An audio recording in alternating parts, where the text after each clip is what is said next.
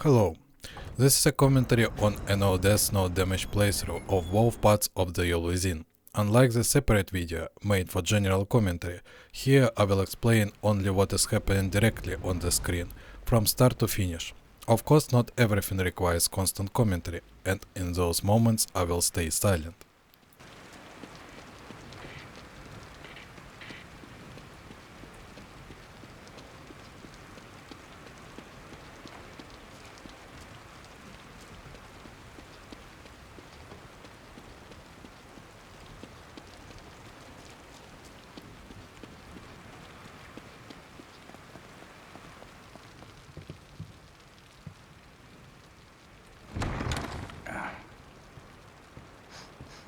Smells like blood. All right, stay sharp.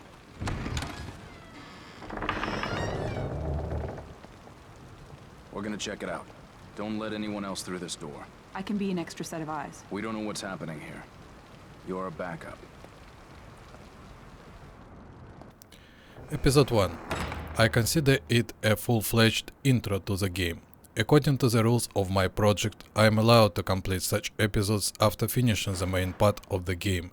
I will explain these rules in more detail in a special video called Commentary, a link to which I will of course leave. Someone alive in here.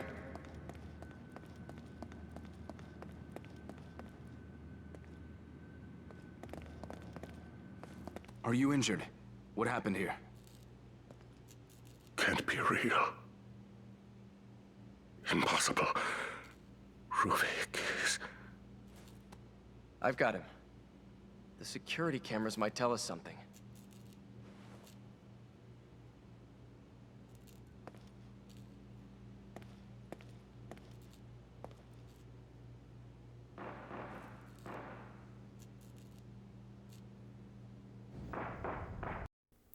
The episode is completely linear. There is no way to do something different or change the course of future events. Here you are either alive and doing the same actions over and over, or you are dead because you made a mistake in monotonous repetitive actions. I know that the sadist can be killed. He drops a decent amount of green gel. But the process is long and the slightest miscalculation immediately leads to death. I will never do this. So for me the first episode is always the same.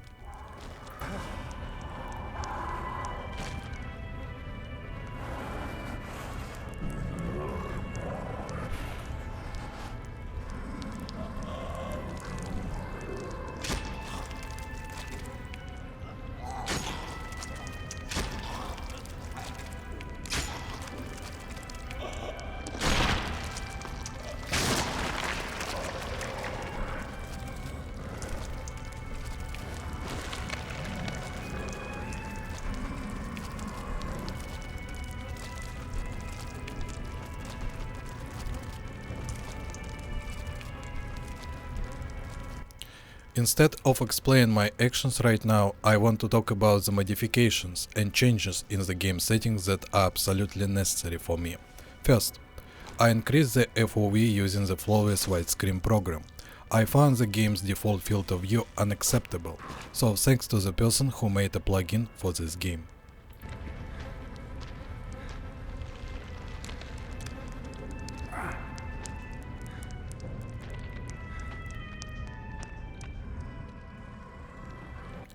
Second, I completely removed the special graphical effects using the in-game console command skip glare.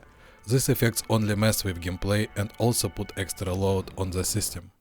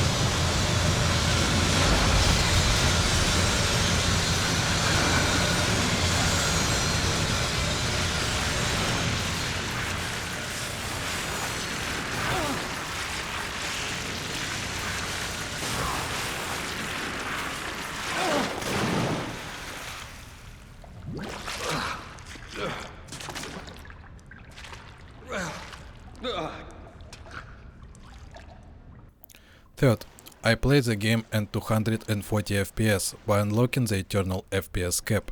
In several places this broke the game, but in those moments you can always return to the original 30 FPS. I will talk about this in more detail later, using specific examples. High FPS is not cheating, I am stating the obvious, but just in case. The higher the FPS, the more convenient it is for a person to control the game and the better they can learn to play. Low FPS slows down progress and creates unnecessary, sometimes insurmountable barriers.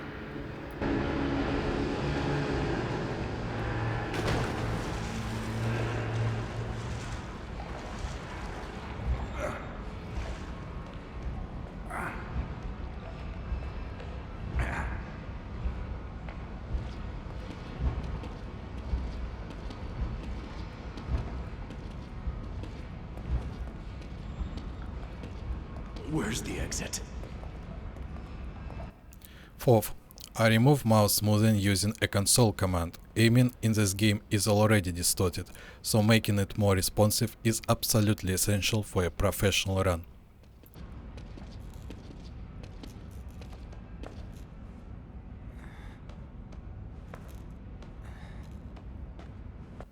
Fifth, I removed all music from the game. In many games this is necessary for me, because background music interferes with immersion in the training process and is distracting.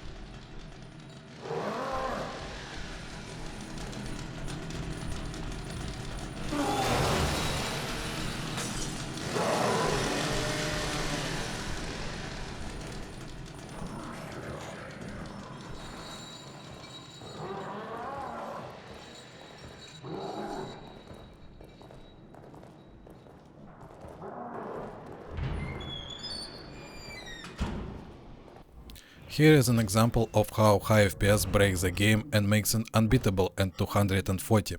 Even at 60 FPS there is a chance to die because the Sadis catches up with Sebastian. The game was designed for 30 FPS and only later, with patches, was the 60 FPS option added. There will be another chase later in the game where it will also be necessary to return to 30 FPS.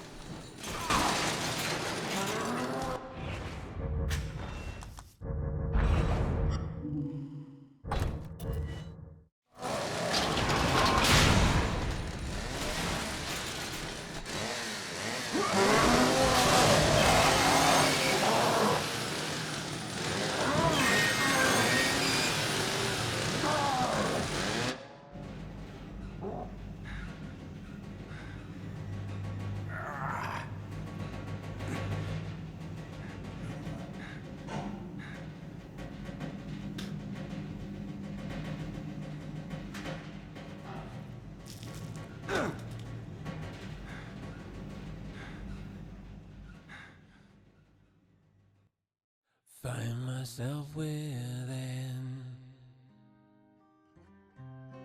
Darkness twisting me around. There is nothing I can do.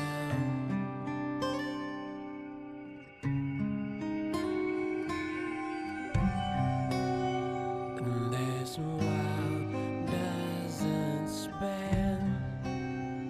It just turns itself around and around. The night chokes tight in the noose.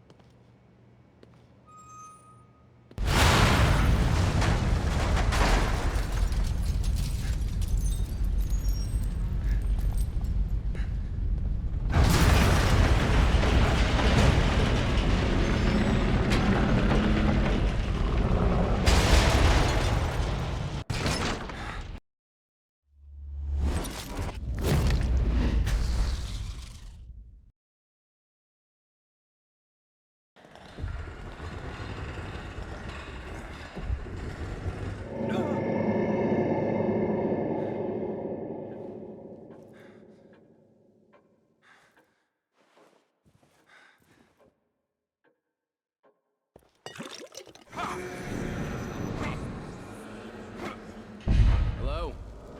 Anybody there?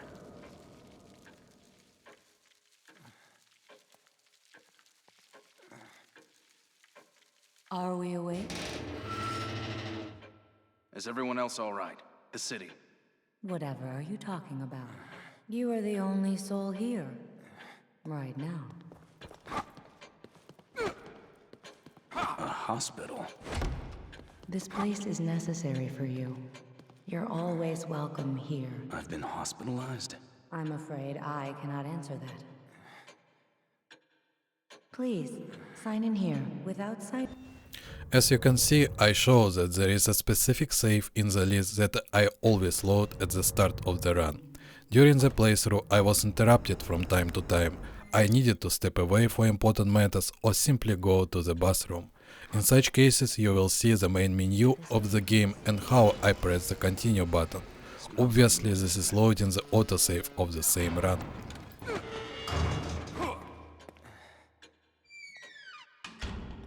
You are all right. Please, relax. Please, have a seat.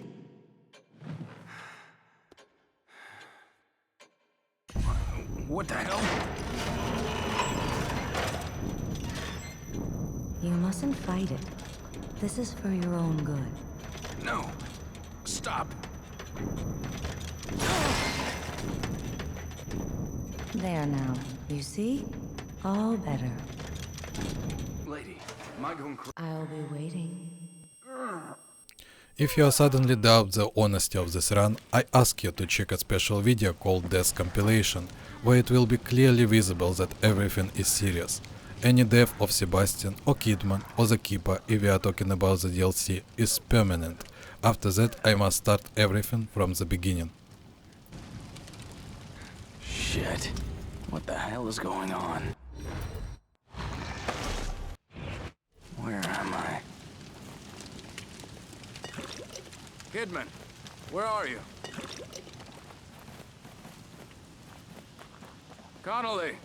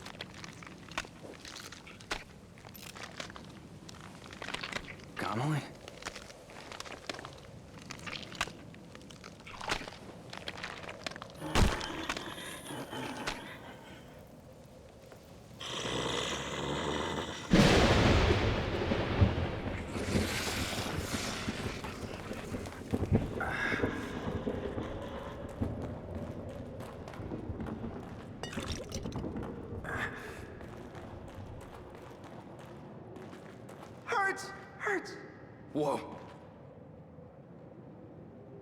Were you warning me about this? You are Leslie, right? I'm a police officer. Maybe I should help you. Should help you. Shit. How am I gonna get you to a hospital? Hospital. Hospital. Hospital. Hospital. Hospital! What the fuck?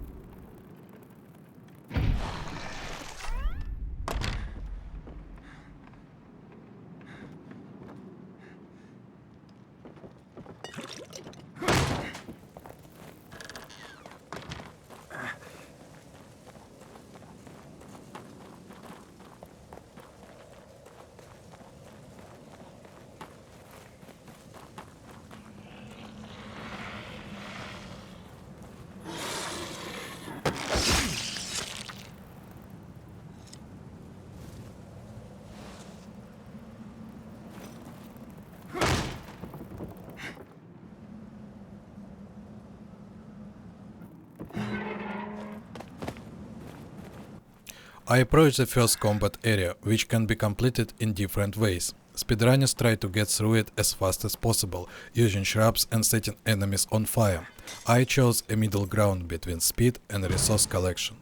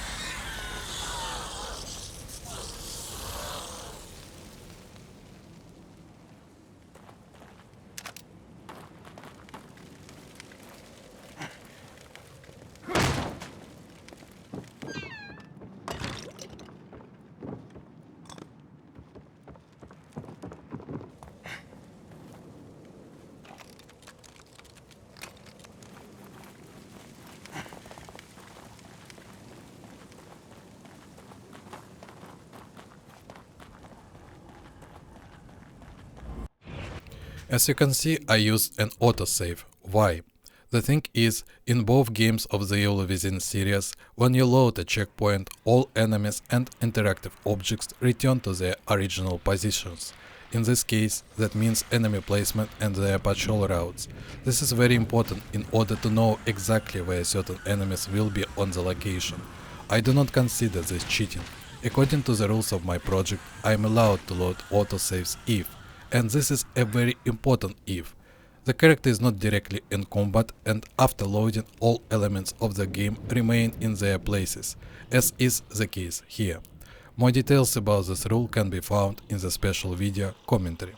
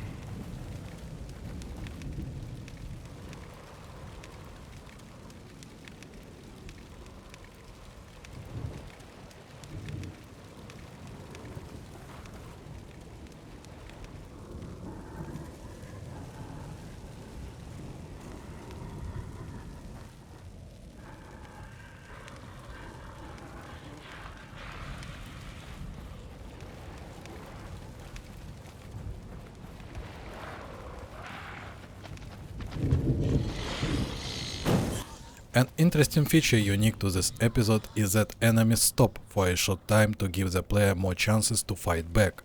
This episode is a tutorial, an introduction to the Haunted, a great touch of game design from the development team.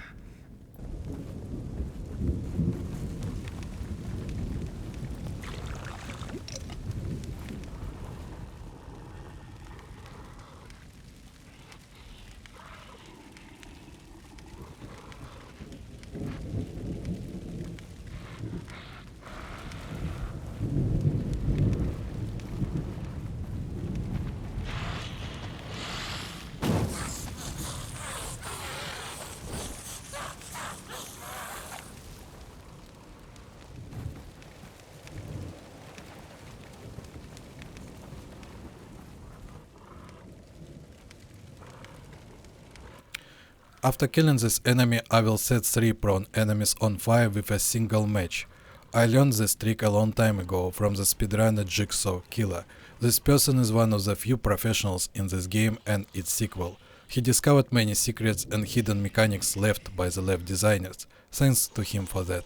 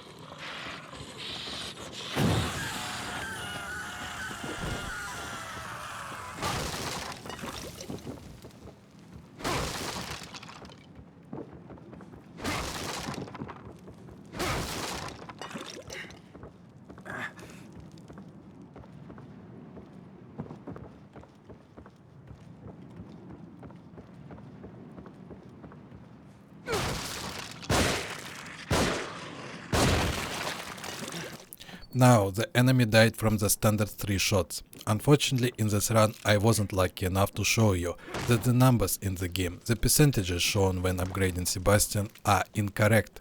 The fact is that even with 0% critical hit, you can kill an enemy with a single headshot, meaning you can deal critical damage. Later, when I upgrade the handgun's critical chance to 50%, it will not be a true 50%. Sometimes enemies will die in groups and other times none at all. To really understand this, it's probably best to launch the game yourself and test it. I emphasize this only because when shooting with the revolver, you can trigger certain fast attack animations from enemies.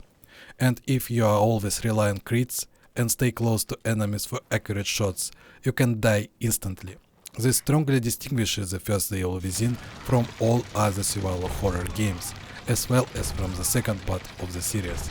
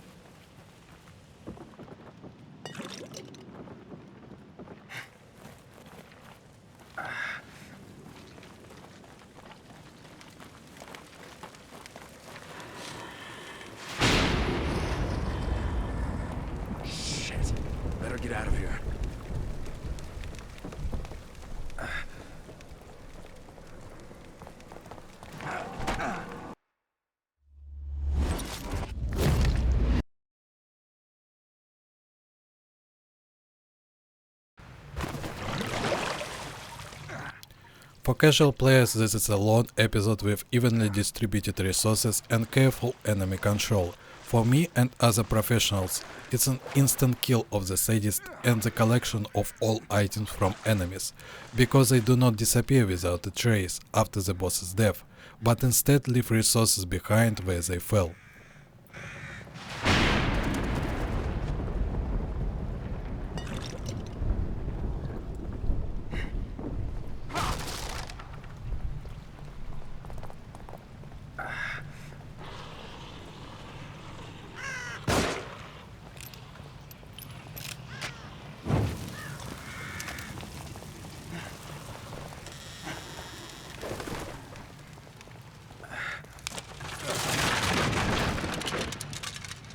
Shit.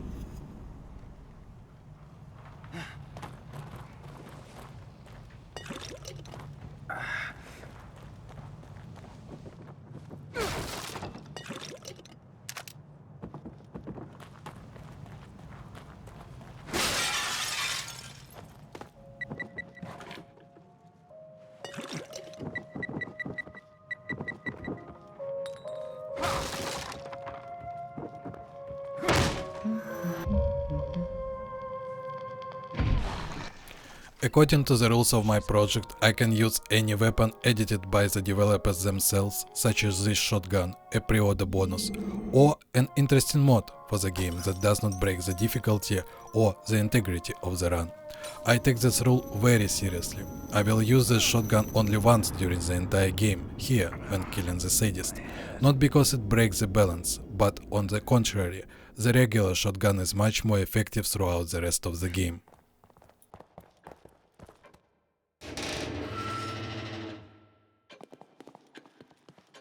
You should find this useful.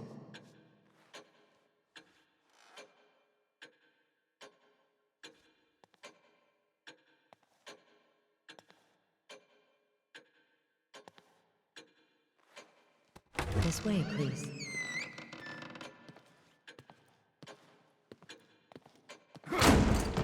Where are you taking me? You don't talk much.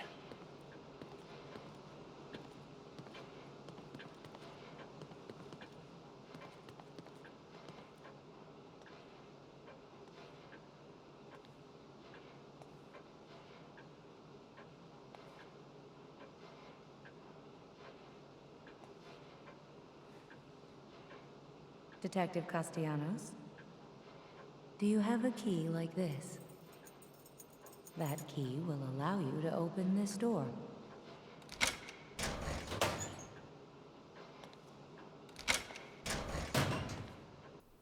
I will touch on the topic of loot from saves several times during this playthrough. Right now I got the best possible outcome, explosive bolts and a jar of gel.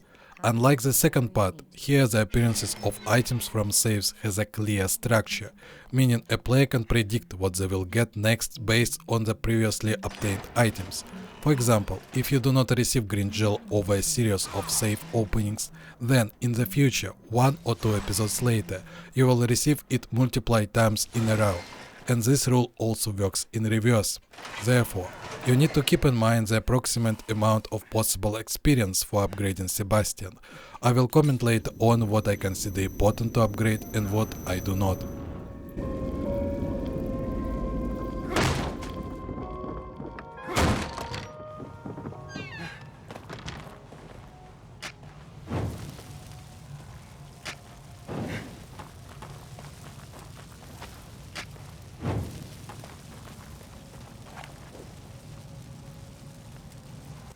I activate the trap myself so that I can quickly clear the path for Jimenez later. Of course, I know about the speedrun strategy of completely skipping Jimenez here, but I do not need that. I want to collect experience from enemies and pick up items around the area, not finish the episode in a couple of minutes.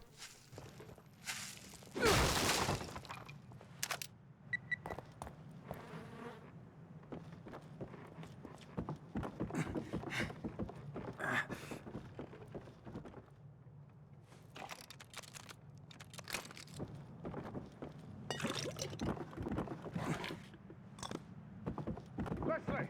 Over here! Oh, God. Who's there? No, don't shoot. I'm not one of them. I'm a doctor. Marcelo Jimenez. You were in the ambulance before it crashed, right? Yes, we're lucky to be alive. Have you seen anyone else? My patient Leslie. I saw him running up ahead, but... But? Come this way. Quietly, mind you. Have a look for yourself. Those things chased me all the way into the village. Me too. They're all over the place. Leslie went through that gate. Good Lord. There are too many to shoot our way through. One of us could try to lure them away while the other gets the gate open. You're the one with the gun. If you say so.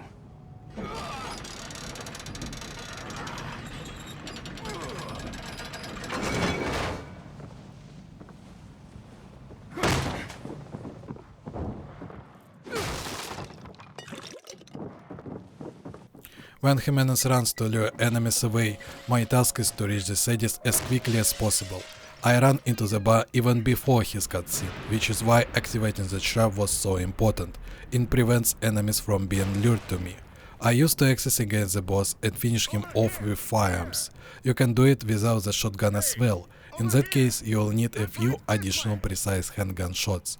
But you absolutely cannot lose the two axes.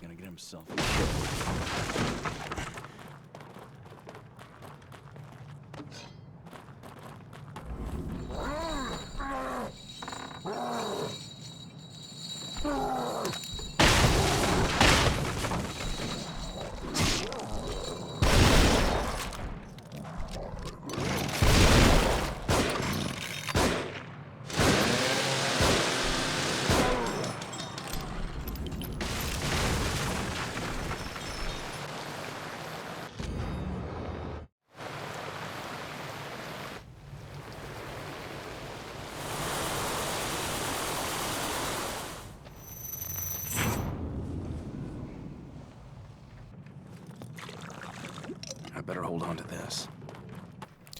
After that comes a full area clear. I want to emphasize that unlike object hopping, which was discovered by speedrunners to skip cutscenes or instantly move through an episode, this strategy with the Sadist was originally intended by the game designers.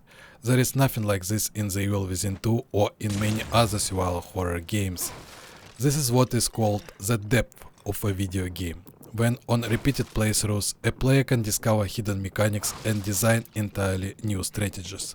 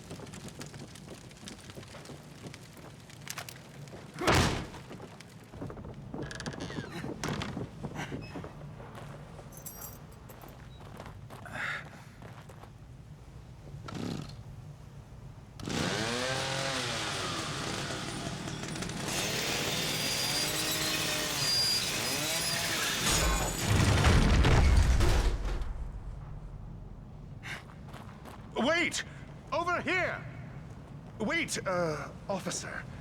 You must take me with you. Detective Castellanos. Leslie should be just ahead. It is imperative that we find him.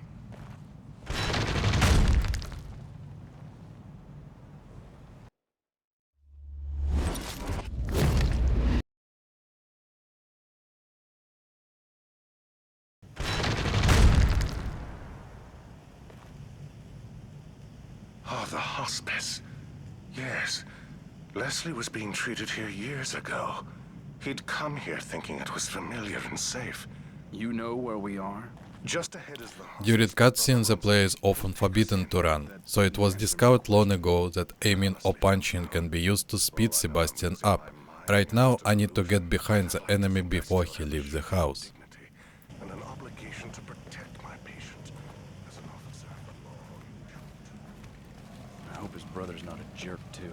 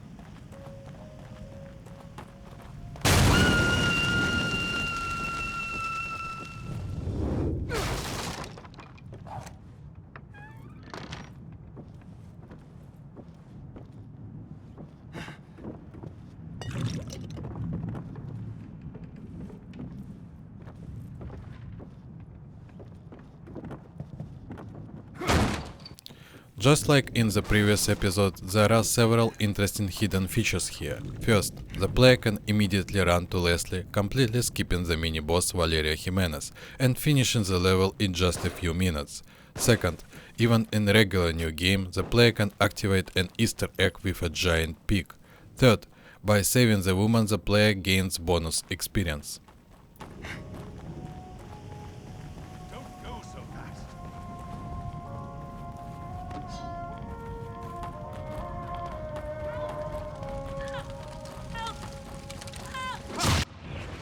This is the second moment where high FPS completely breaks a gameplay element.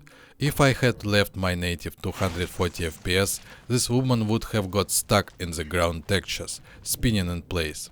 By the way, you can see that I initially have 30 FPS set in the options, but of course that's not actually true. This is how one of the mini modifications for the game works. It removes even the slightest stuttering and makes the game perfectly smooth at high FPS. The problem is that if you change the FPS in the settings, this fix resets. It can only be restored by fully restarting the game. That's another reason why I sometimes interrupted the recording.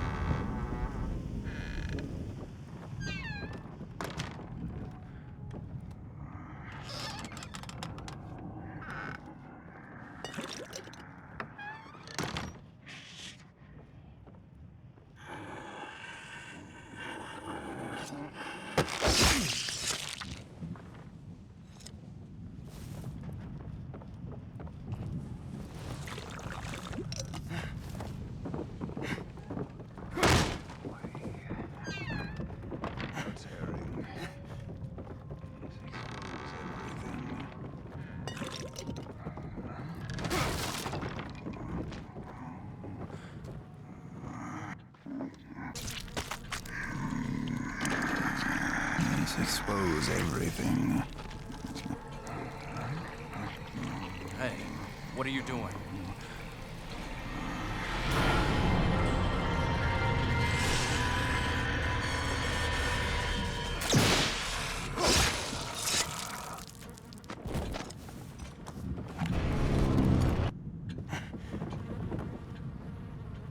How could he have done that to Valerio? Impossible. Couldn't be Ruvik.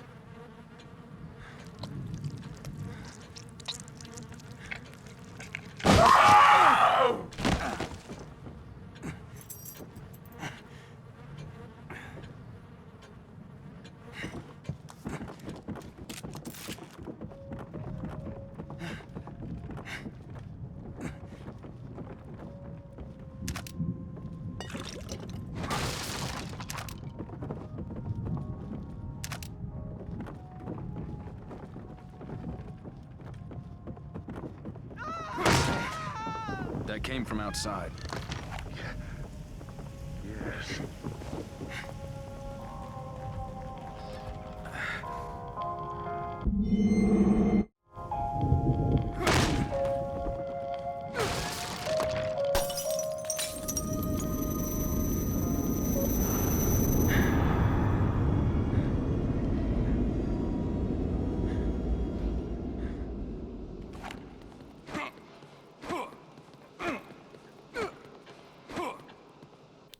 To open safes from a long distance, you need to aim at them. Whenever this was intentionally designed by the developers or just happened on its own, I do not know.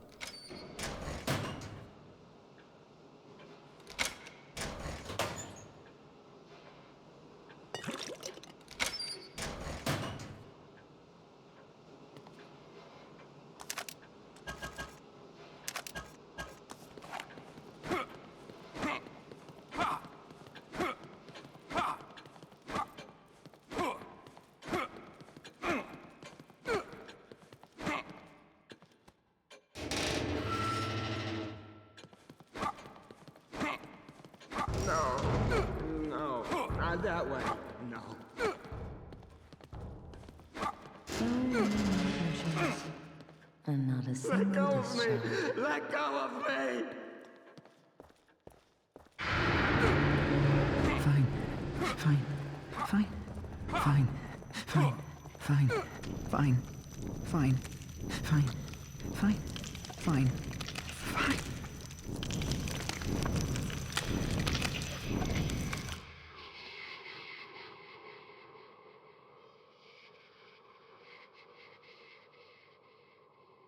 You don't look well at all. Do take care of yourself. Now, about upgrades. Explosive bolts are the main weapon against single strong enemies, such as the Sadist or the Keeper in episode 7. Right now I am upgrading them to level 3, which will be enough for the final fight in this episode. Critical handgun damage is the most important thing in the game. If you constantly land headshots, you can comfortably deal with any haunted all the way to the end of the game. Next come accuracy, fire rate and additional revolver ammo capacity, because the handgun in this game is too good. So good that it breaks the game's balance. I'll talk about this problem later.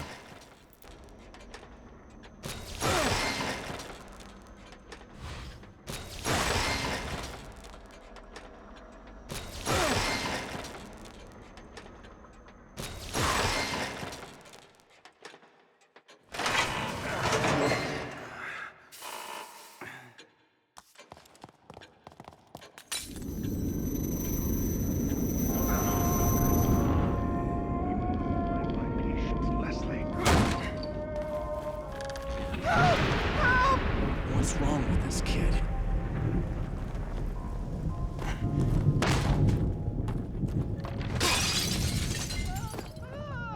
He's gone down there.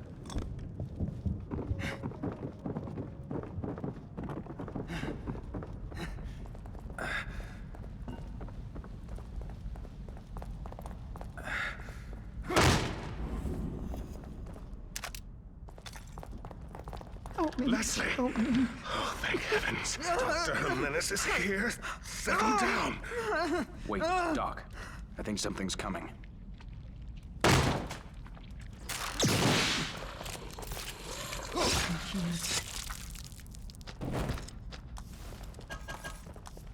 This place is a death trap. Is there anywhere safe at all? I think that's unlikely. Can't get out. Can't get out. We must be going this way. Can't get away. Can't get away.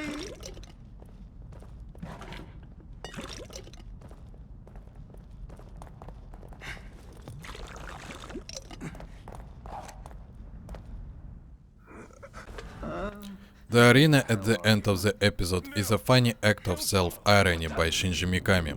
Sadly, many professional journalists and reviewers of this game never understood it.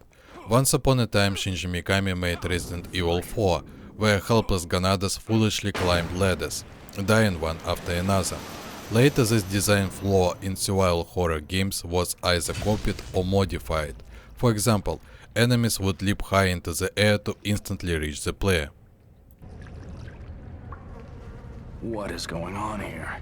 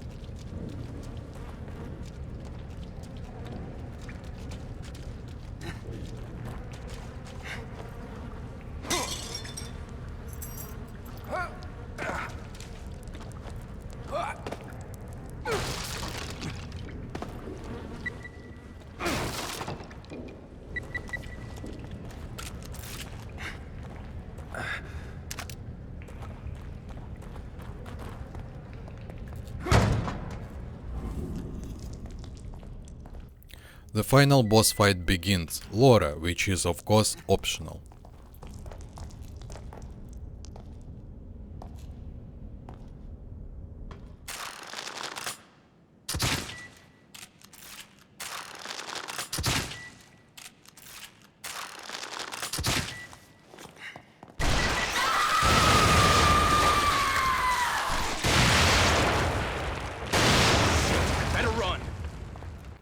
And that's it, the fight is over. I'll honestly admit that at one point I considered myself the discoverer of this strategy, but I was wrong. I didn't watch speedrunner streams where they also knew about this trick.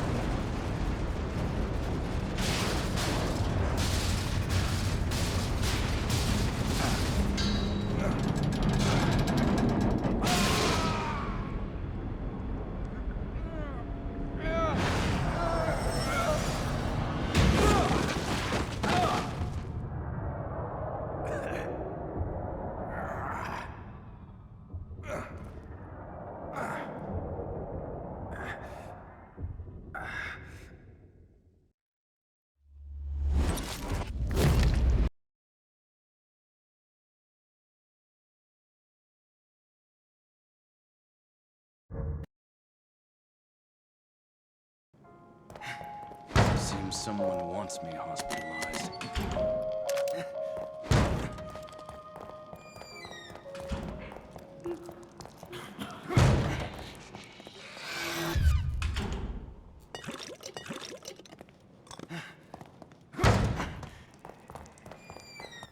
For now, there is nothing much to comment on here. Invisible Haunted appear after being hit by a flashbolt and die from a knife strike.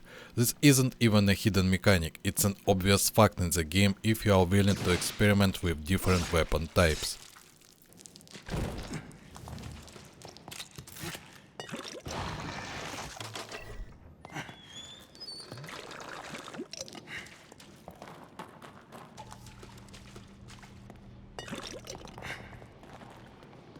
Looks like I have to get down.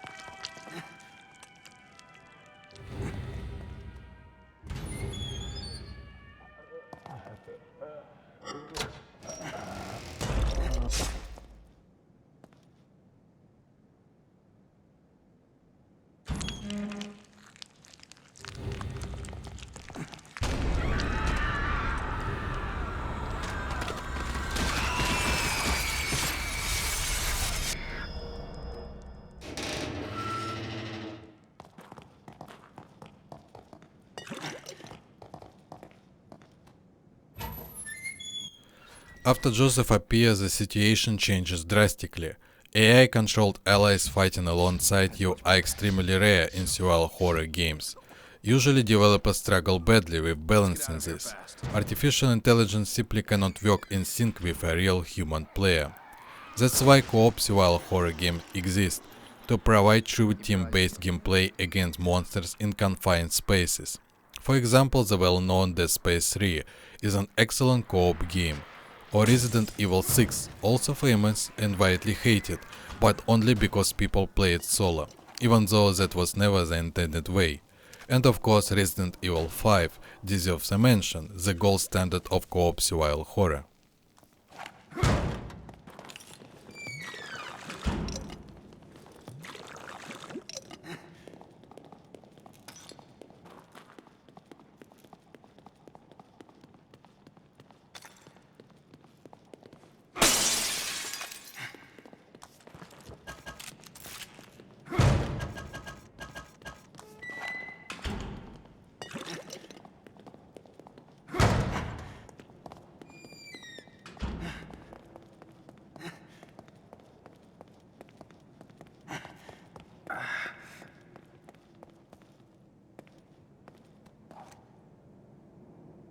This looks pretty sophisticated.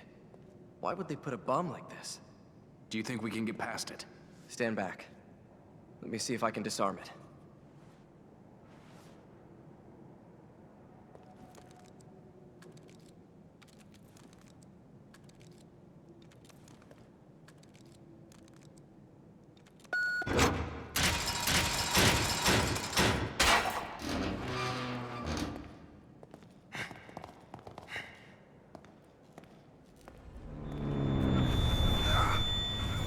Look, let's just get out of here.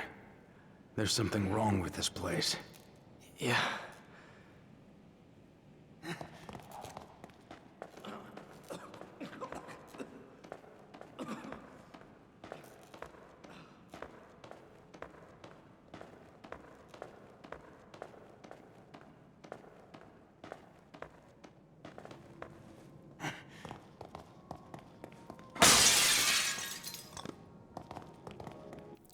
Before the first serious arena fight against the Haunted, I ran into the safe room to upgrade. The first arena is essentially preparation for episode 6. According to the developer's intent, Joseph is supposed to help the player here. In practice, the opposite happens. The main task is to control enemy waves so that Joseph doesn't die from random hits. He helps extremely rarely, simply because his damage is too low compared to the players. His only real advantage is a critical headshot, which he can land with a small percentage chance.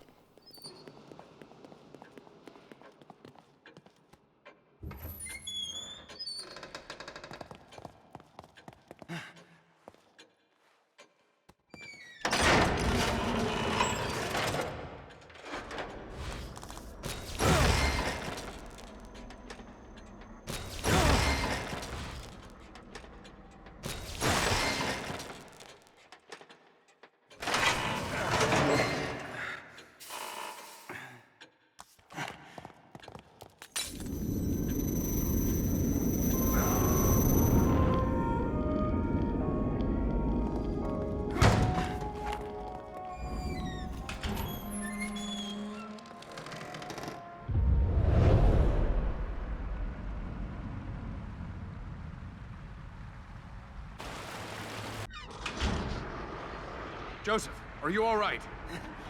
Yeah, I'm fine. Think you'd better get down here. Hold on, I'm coming. Shit, let's hurry it up. Here they come!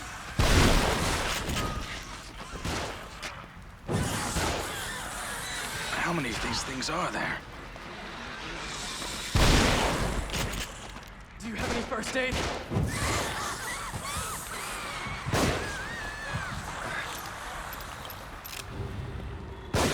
Watch out! They've got dynamite! Come on!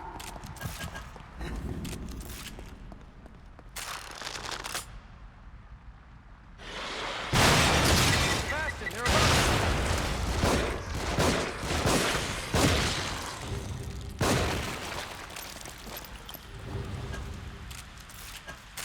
Find cover. They're shooting. Watch out! They've got dynamite!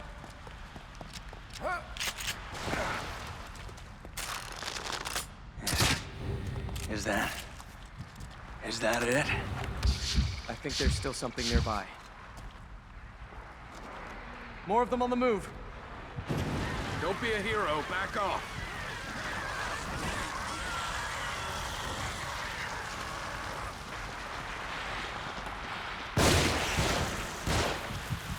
Watch out! They've got dynamite!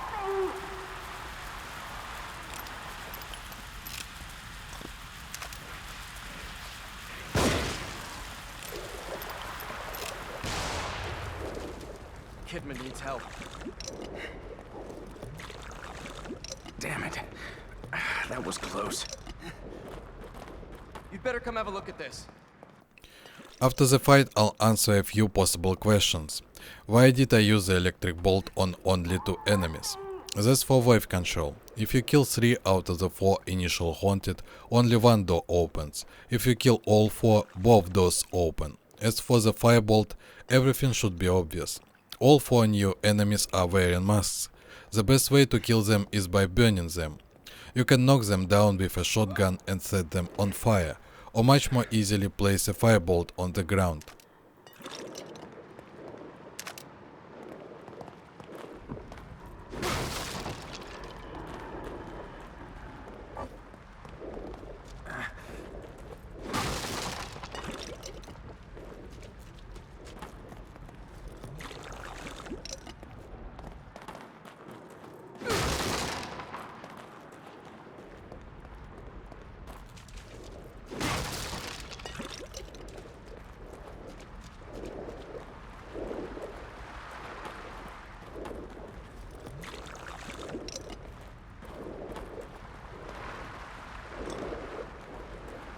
I can't get the thing open. I think there's another control panel around here. We're running out of time. Where do these cables go? I'll go. Tell me what to do.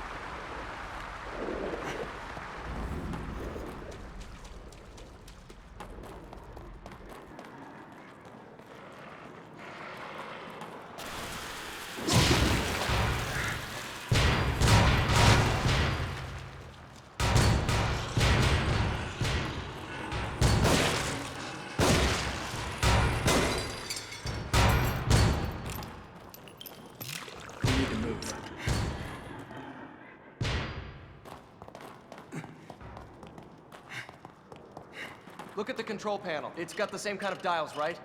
Yeah, a top one and a bottom one. Set the upper...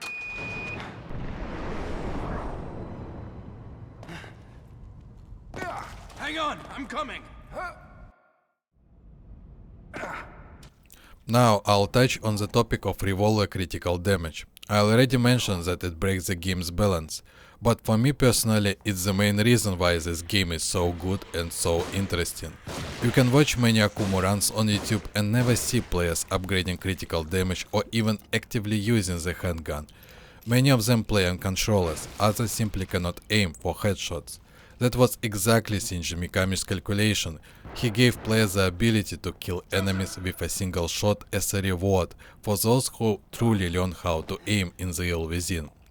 It looks especially impressive when someone aims using gamepad sticks. When enemies drop in groups from your headshots while moving fast and chaotically, you feel like you've genuinely achieved something in this game, like you've actually learned a real skill. Only one other survival horror game in the entire history of the genre managed to deliver a similar feeling. And it came out quite recently. Resident Evil 4 Remake. The developers responsible for that game clearly understood Mikami's aiming philosophy. They implemented it differently, but that only makes it more interesting. It's not surprising that RE4 Remake already has a mod that turns the survival horror into a first-person shooter, while preserving the original balance of the game.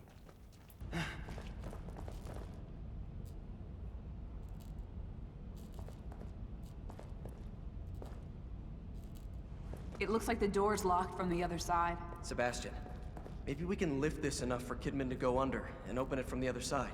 We're counting on you. All right.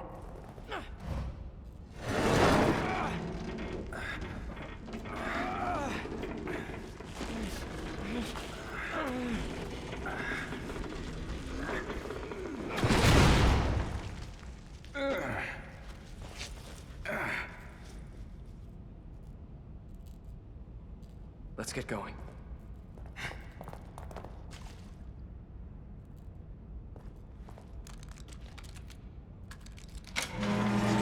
We should go. I'm glad you're both all right. It's odd, though. Why would they catch you instead of just killing you? Maybe he didn't see me as a threat. He?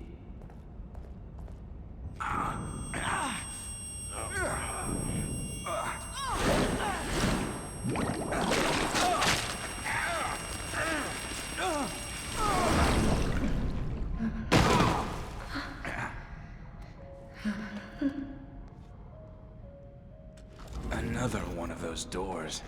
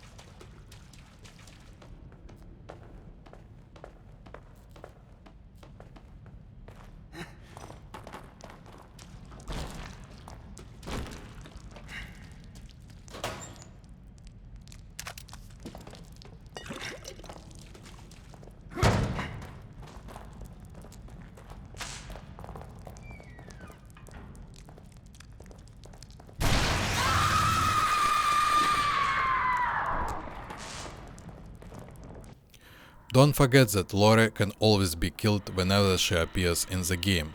In episode 10 this is implemented poorly, because she doesn't drop anything until the players reaches the final arena with her. I didn't do it here because she has too much health to justify the armor cost. A bit later I use matches and fire from traps, standard strategy.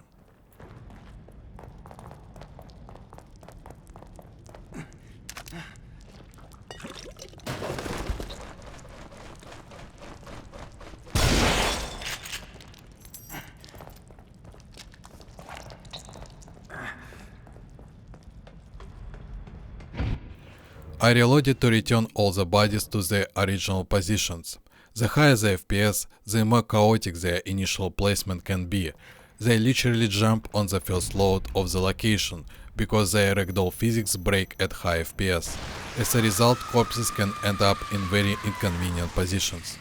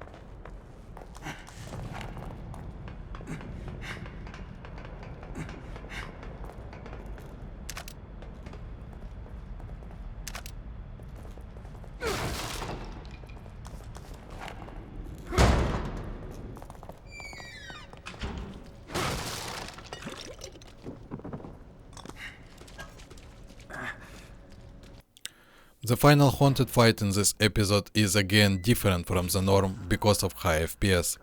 When the bathtubs tip over, there is a chance the enemy gets stuck inside them, but can break free at any moment. If you thought this was cheating, listen again to what I said. For me this fight is always unpredictable, precisely because of these texture sticking issues. I chose not to lower the FPS to 30 here on principle, even if it could potentially kill the run. This is a golden rule of my project. I can modify games and fix developer shortcomings. I can look for and use workarounds to get rid of bugs and glitches during runs. But I cannot manipulate the game to make it easier for myself. Comfort and simplicity are two very different things. When you are comfortable, you can grow and improve your skill. When things are simply easy, you degrade. What in the hell?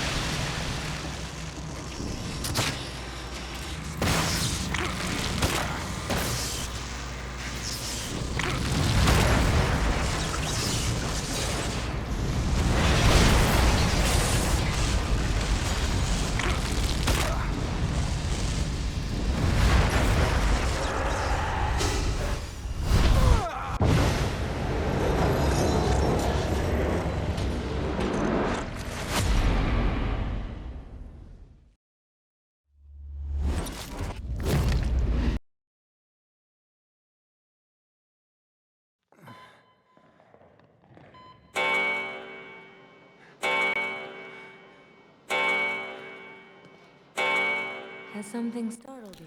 Episode 6. In my opinion, this is the most interesting and difficult episode in the game. Only episode 10 can compare to it. Essentially, to understand the entire game, you only need to complete 3 episodes, 6, 9 and 10. I don't consider episode 2 viable because I dislike stealth in survival horror games.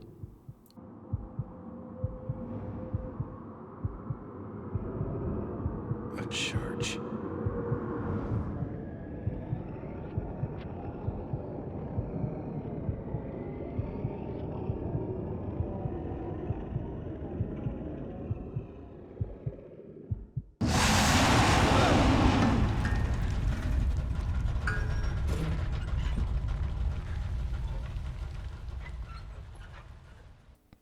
This verdict about 3 available episodes may sound wild, especially considering that I praised and will continue to praise this game in a separate video, but here you need to understand my terminology.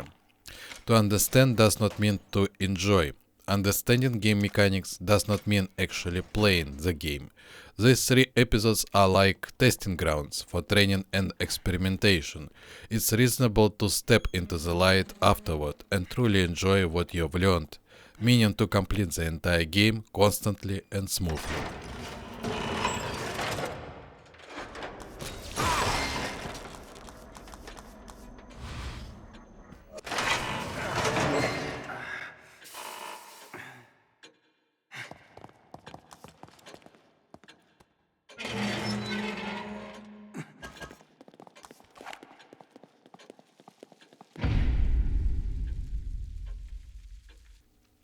While I'm heading towards the game's main arena, I want to explain my strategy.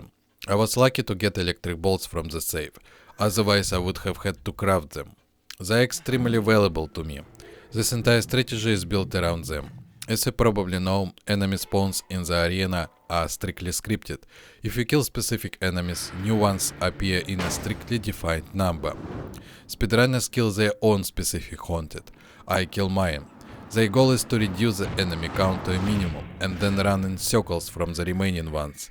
My goal is different, to find a balance between enjoying precise shooting and conserving resources. My only real problem with this arena is enemies getting stuck on the ceiling. This happens not only because of high FPS, but also due to AI confusion. It doesn't understand whether Sebastian is in front of it or behind it. Because of this, unpleasant situations can arise where enemies drop from the ceiling already running at full speed towards the player, or sometimes attack instantly. If you move correctly and constantly control enemy movement using the shotgun and bolts, everything stabilizes.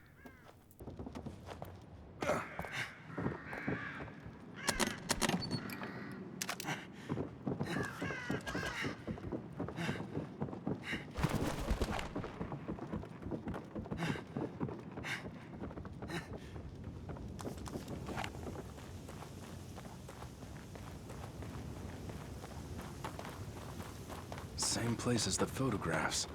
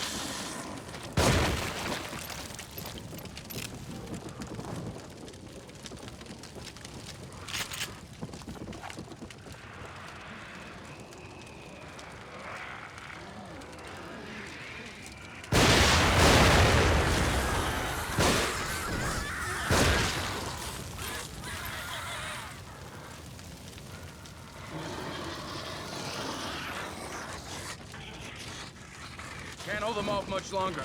Another moment. Keep me coming.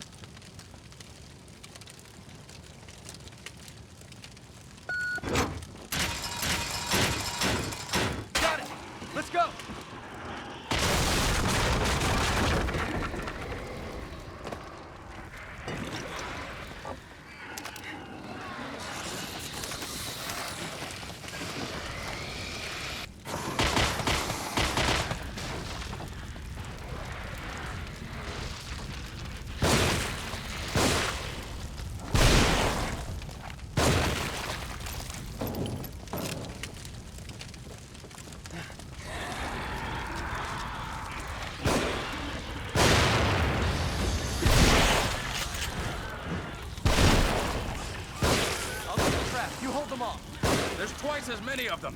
If you've got time to complain.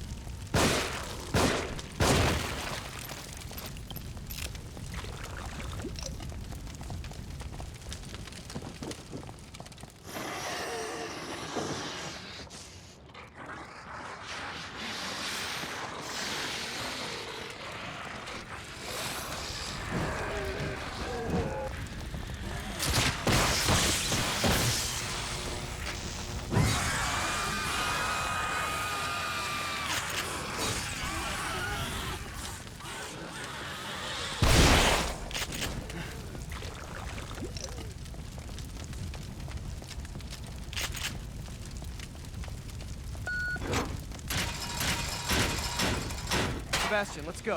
Looks like we're out.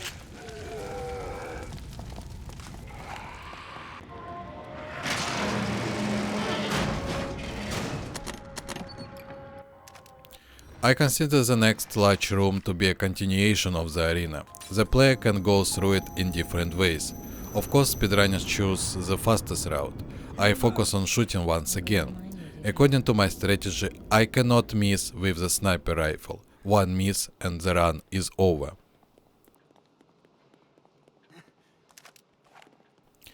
By now it should be obvious that in survival horror games, shooting and accuracy are the most important aspects for me.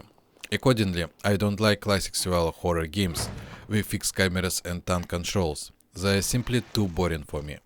A strange position, isn't it? Why do I even play survival horror if I could focus on online shooters like Apex Legends, Valorant or the Finals? If I value accuracy so much, why don't I go where I supposedly belong? The short answer is, it's too late. I am already too old. I have a different life. When I was younger, I lived far from online shooter service. My ping could exceed 300 and there was nothing I could do about it. Now, the Permadeath project has become my present and my future in the video game ecosystem. But yes, in an alternative universe, you can imagine me as a professional player on a Valorant, Apex Legends or the Finals team.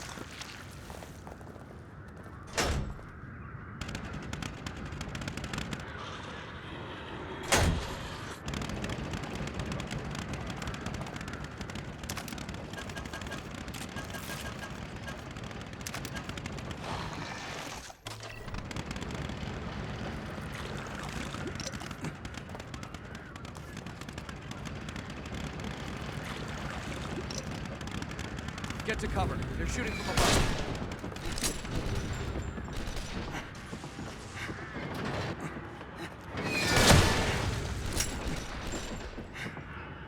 We'll have to take them all out before we can get in. Now we can get through without getting skewered. We won't stand a chance if we don't take out those other guns.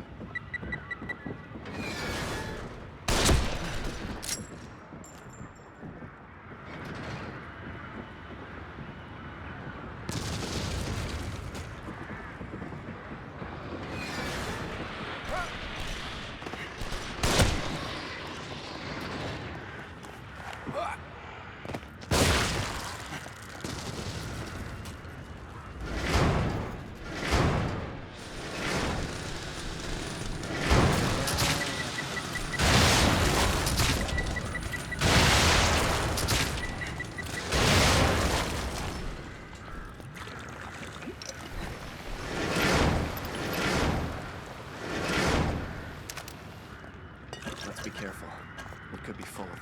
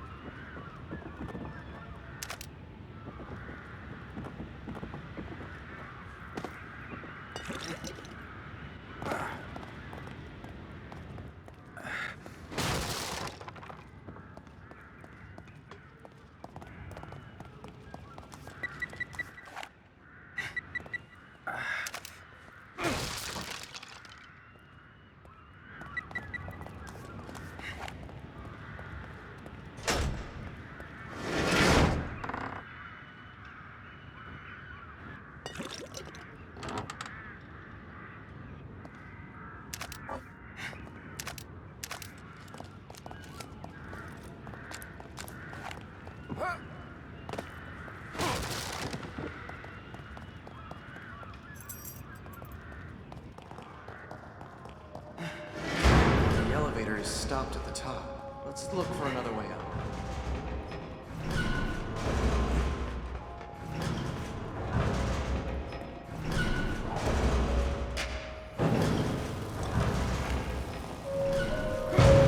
This is what the holdup was.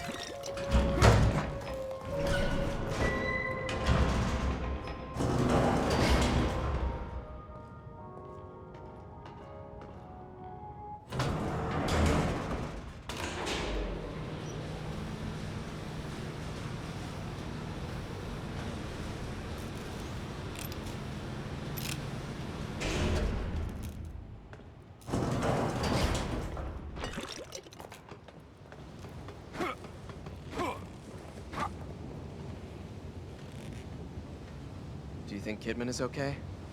I don't like that they used her as bait. Almost like someone's toying with us.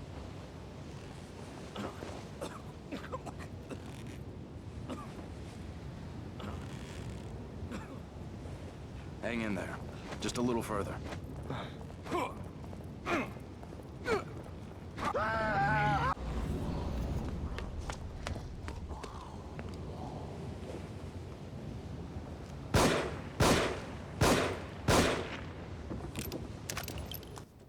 This example shows just how random long-distance handgun shooting can be. Sometimes enemies can be killed instantly with just 2 shots. Now, I fully copy the speedrun strategy. I consider it the most rational and correct one. According to it, the player needs to kill only one, the first enemy, then stand at the start of the breach and wait, because the other haunted won't attack Sebastian. My execution here turned out a bit differently, but overall it makes no real difference. You should have just let them. Huh?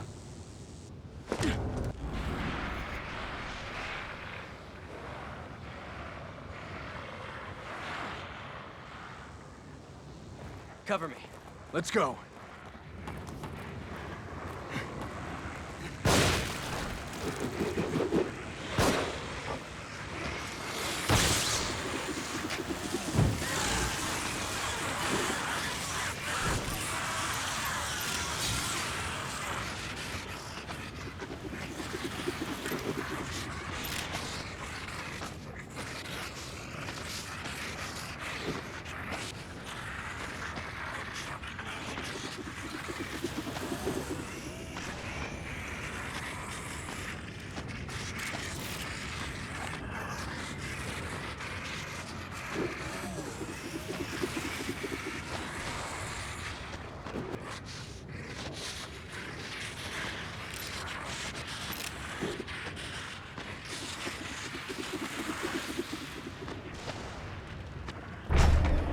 Hurry, this way.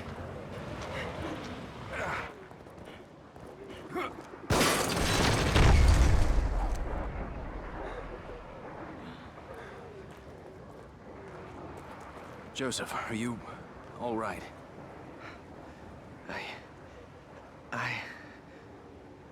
Yeah. From here on, everything is linear and clear.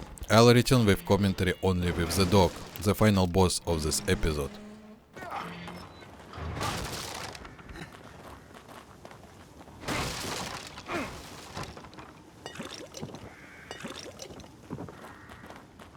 This looks like some kind of a marketplace. It looks deserted, just like everywhere else. We ought to keep moving.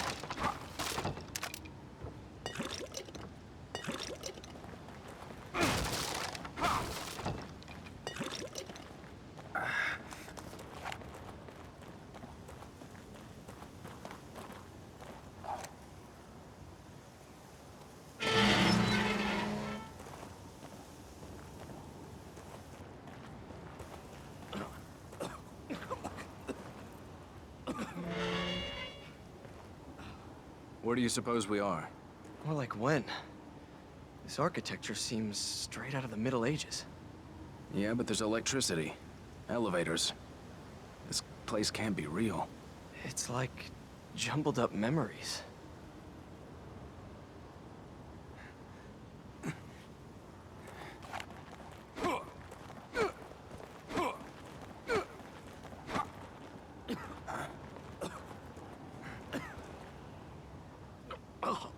I'm counting on you.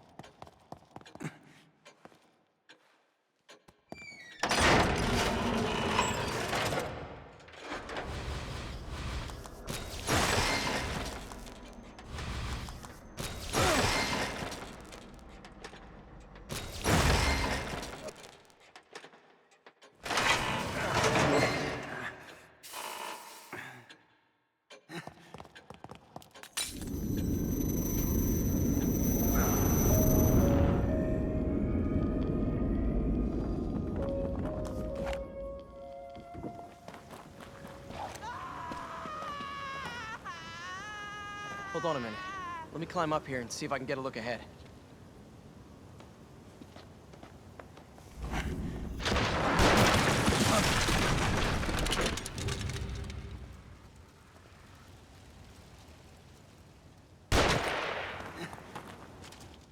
Find cover. They're shooting.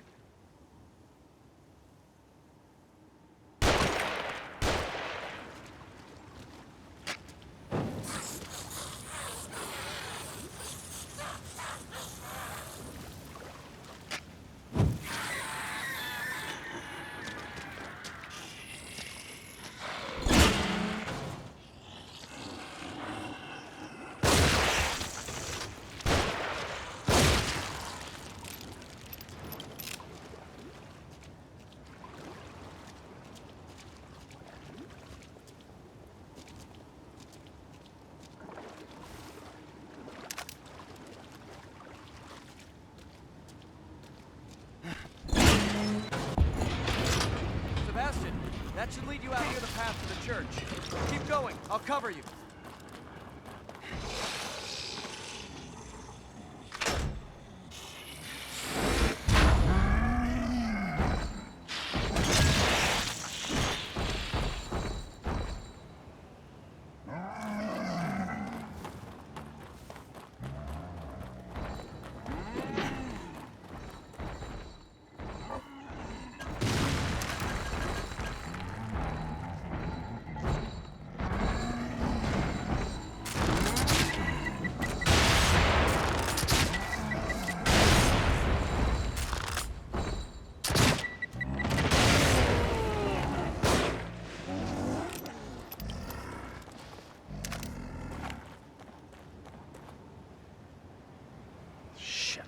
Dead end?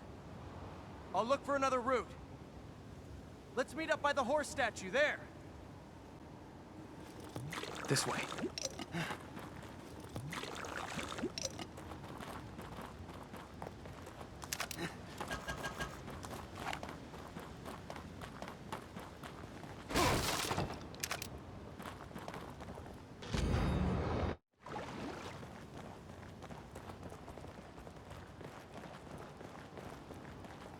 Wait, there was something about a horse in that house back there. Let me see what I wrote.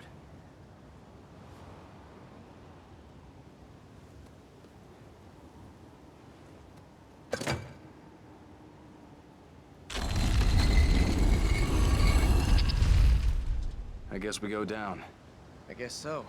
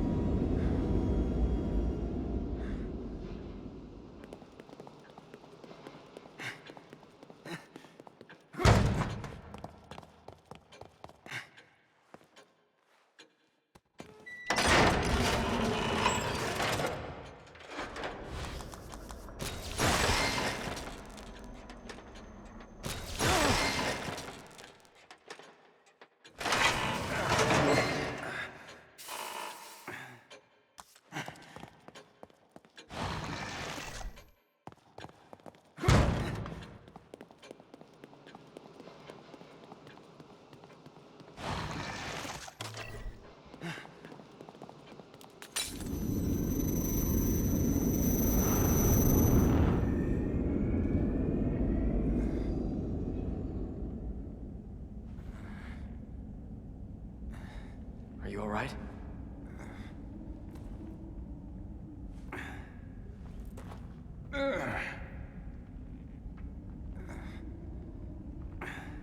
You don't need to worry about me.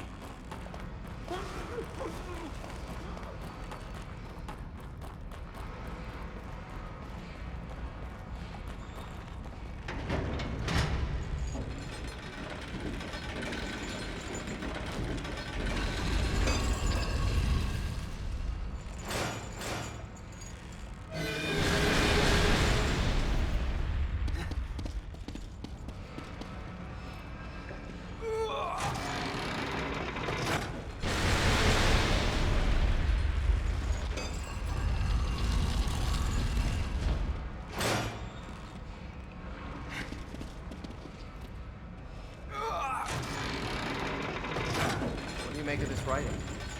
Doesn't mean anything to me, should it? Hold on a second. I jotted something down earlier.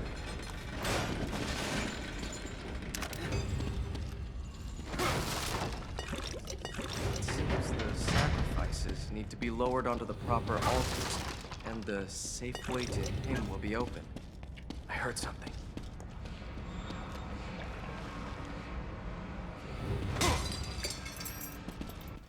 My strategy is a hybrid of speedrunning and my own reasoning about what's right for me.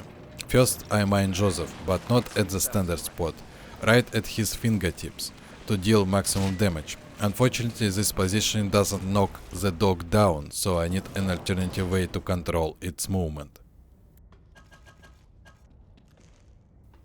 Previously, this was another explosive bullet near it, plus several sniper rifle shots to finish it off. But I died several times from random explosive ball shrapnel, so I found a different method. I need to move away from it, and an electric bolt works perfectly for that. Skipping the dog's attack cutscene is mandatory, otherwise the bolt won't detonate. Reloading after the fight is essential too, because it returns the dog to its original position, meaning I always know exactly where it will be.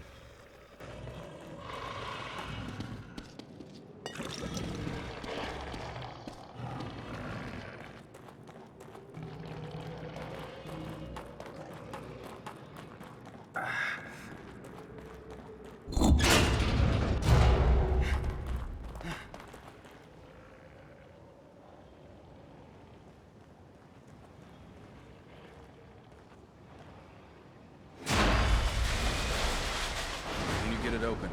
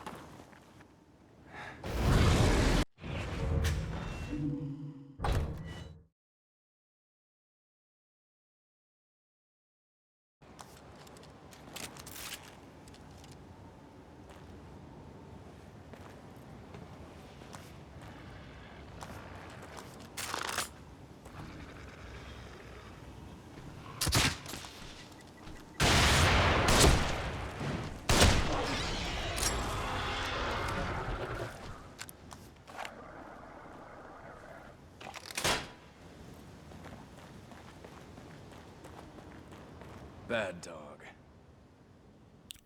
By the way, if you load an autosave, it blocks Joseph. He won't throw the bottle if the dog is still alive. To shoot quickly with the sniper rifle, you need to instantly switch to another weapon and then back to the sniper. In my case, that's our keys 1 and 4, handgun and sniper rifle.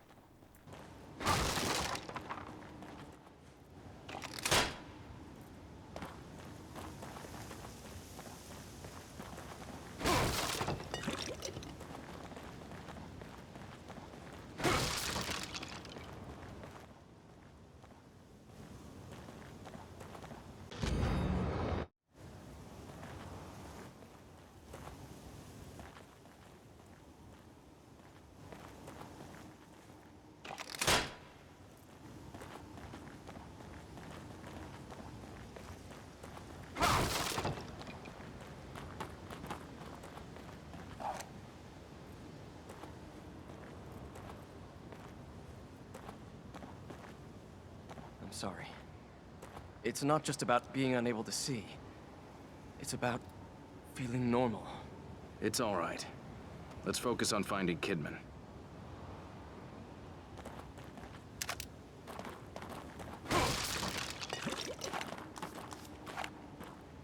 Jeez, Joseph. All that for a pair of glasses.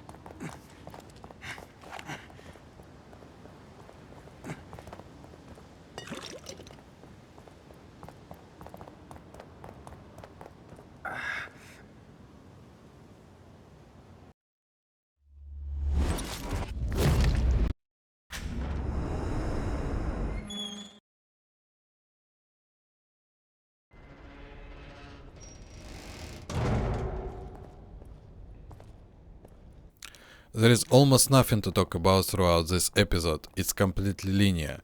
There is one trick which I'll explain a little bit later. That sounded close. It's all right, I'm here. Nothing is gonna get you. Get you, get you, get you, get you, get you, get you. You have to stay with me. There's no other way.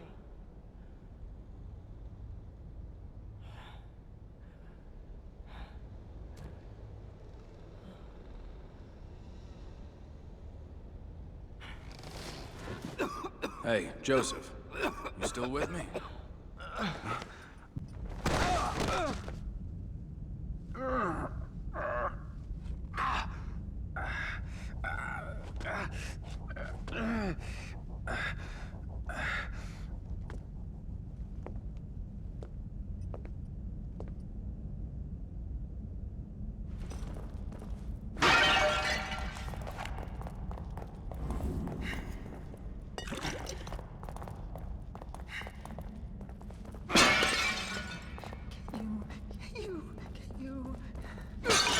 searching for my partners.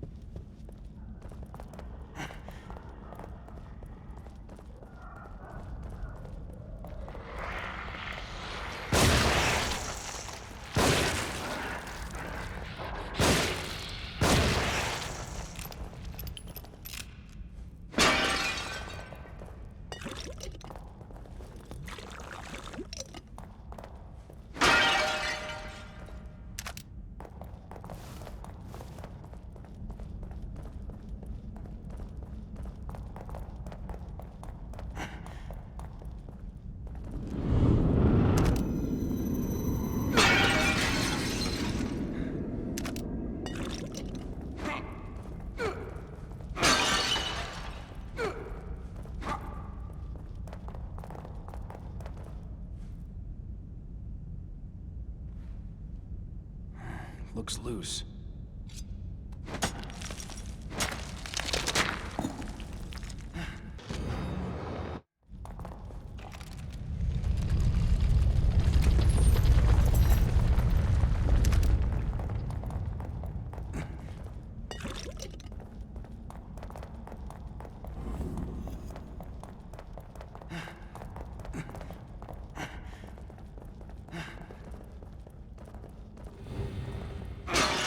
Oh shit.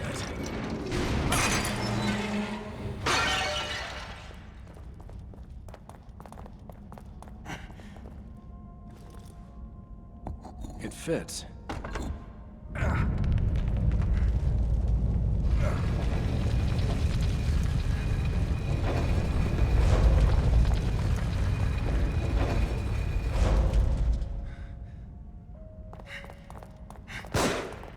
This trick is an instant valve turn. It's done using the handgun reload, and only the handgun.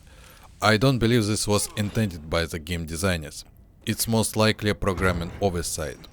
To instantly turn the valve, you need to stand in position to press the interaction button, start reloading the pistol, and then immediately press the valve interaction button.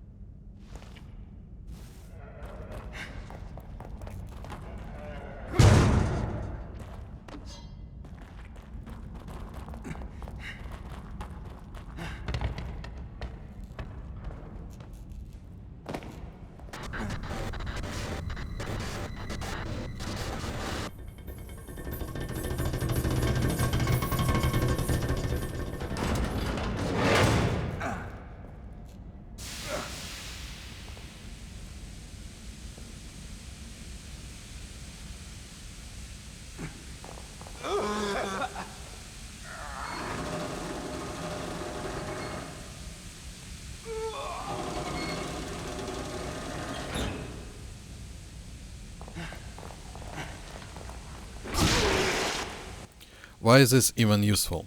Besides saving time, which is the main reason speedrunners discover it and use it, it helps during the fight with the Keeper.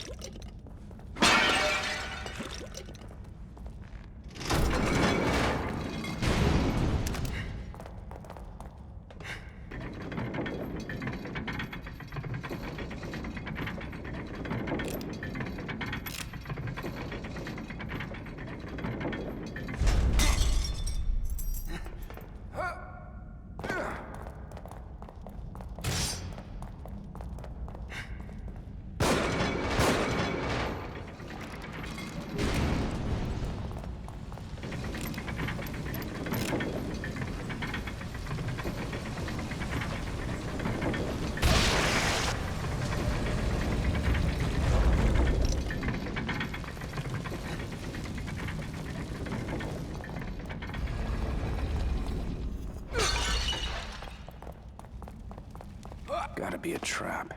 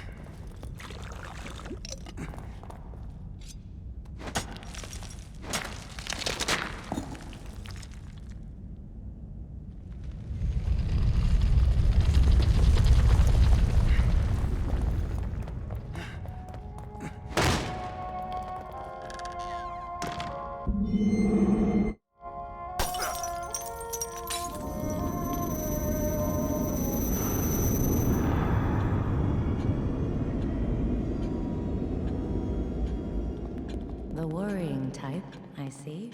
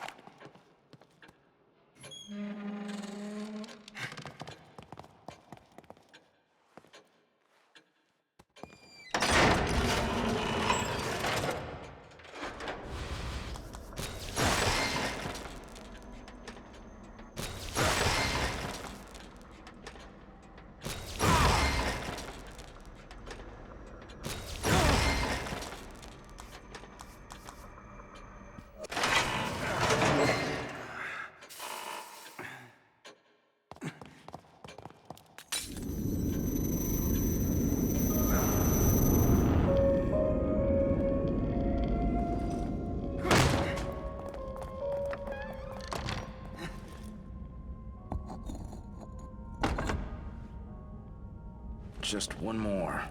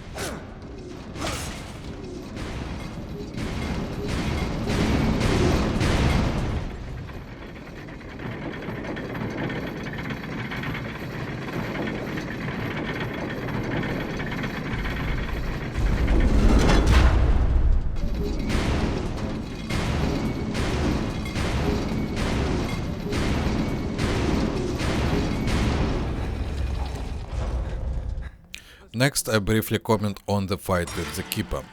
The Keeper dies from a single fully upgraded explosive bolt.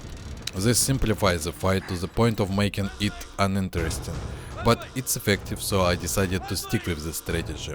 I don't consider the Keeper a well-designed enemy from a gameplay perspective. The fact that he keeps coming back to life doesn't solve the problem, it makes it worse. The Keeper is simply boring. He's a primitive reference to the Silent Hill series. The Elysian is an action survival horror game, so any boss should have a lot of health, tank the player or aggressively rush them, like the sadist Laura or the dog did earlier. Otherwise it's hollow content with nothing inside.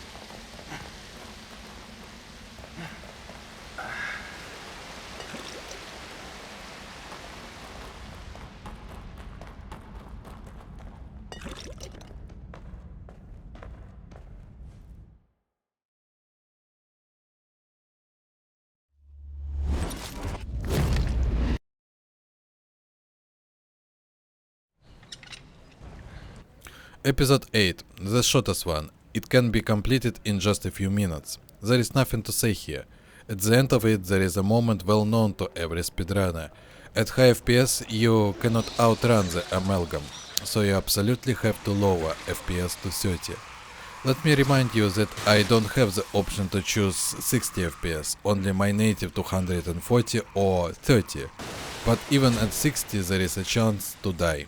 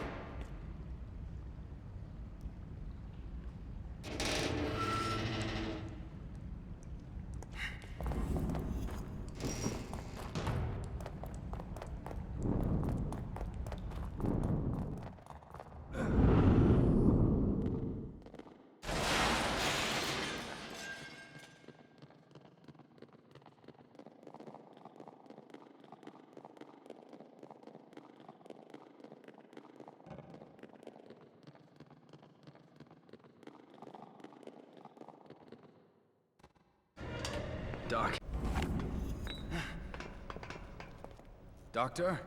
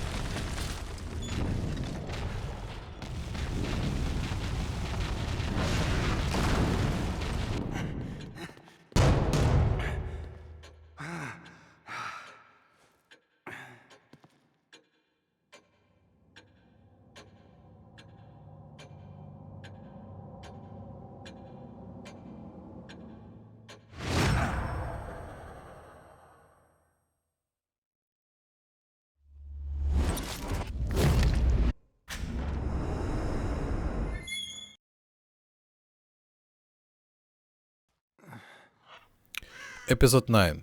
Naturally, there is a lot to talk about here. When I listened to people's opinions about this episode online, I was surprised by how casual and shallow their thinking was, even among those who praise the game. None of them thought about what exactly triggers Ruvik's appearance in the mansion, or about the timings of his appearances. In other words, about situation control.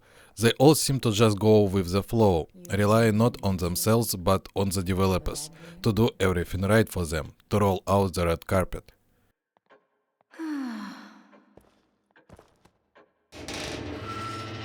Let go of me! Let go of me! Memories are vague things indeed. It can be easy at times for memories to be distorted by others. That is why they must be cherished.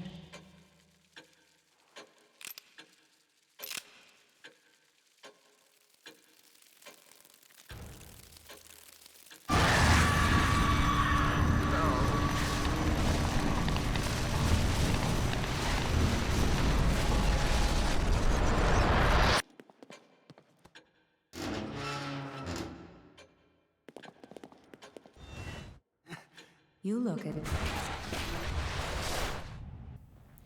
Only one group of people earned my admiration and respect: speedrunners. Partly I adopted ideas from them, and partly I figured things out on my own.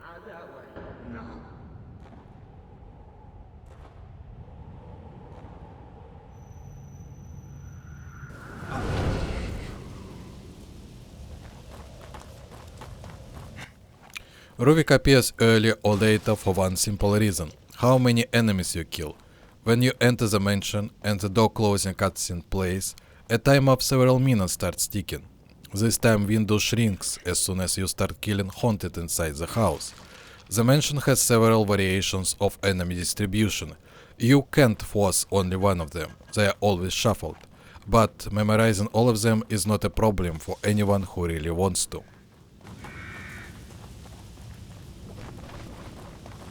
Wait, I've seen that house somewhere. I've never been here before, but...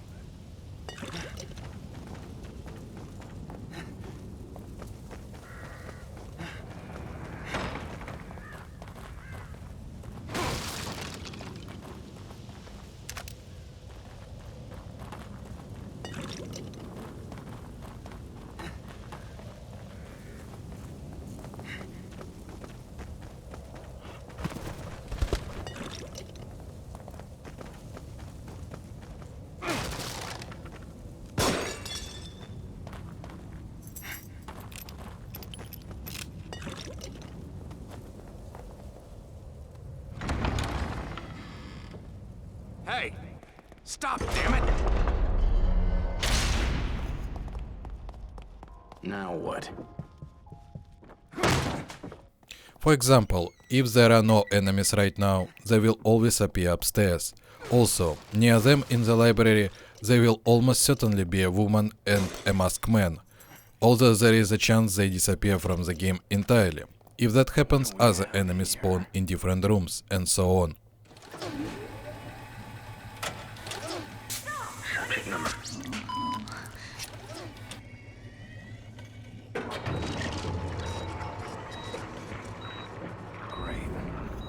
just set in motion. Is this... what did you call it?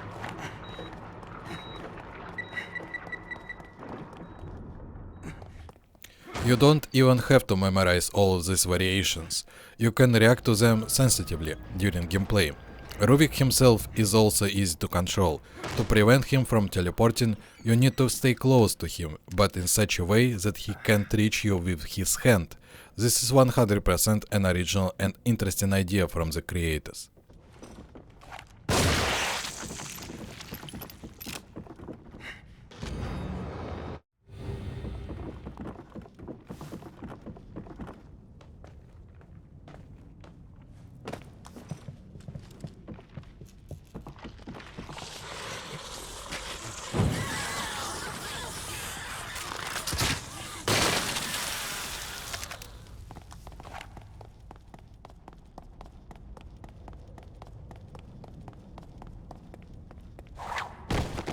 Shit!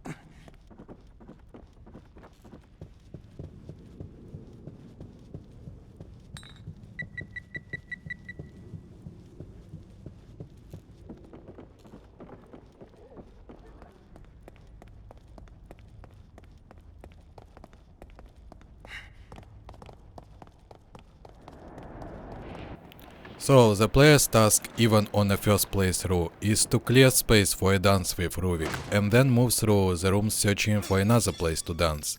The design is amusing, but it can also cause serious confusion. I agree that with this kind of pacing, it's impossible to slowly explore the content. I also understand people who claim that the developers themselves didn't really understand what they were doing. That's actually true. According to one interview with John Johannes, he admitted that he was responsible specifically for this episode as its designer. Everything else was done by other people. This was his first job as a game designer and as the director of a small episode. He started working on it back when The Evil Within was still a horror game about historical Spain. There was no STEM machine and no sci-fi storyline yet. Every time the story changed, the design of this level changed as well. Ruvik chasing you is also part of the sci-fi nonsense that was piled on during the later stages of development. Many YouTube reviewers don't know this detail and blame Shinji Mikami, but he has nothing to do with it.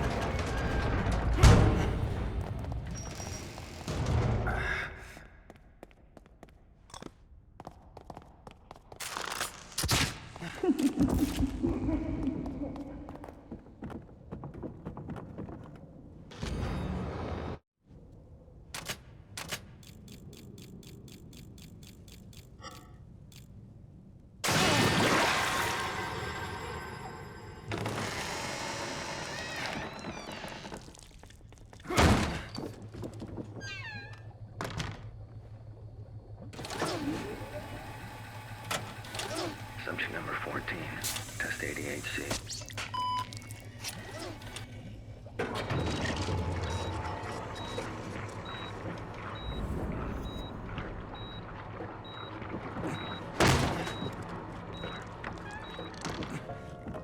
The hospital has not received...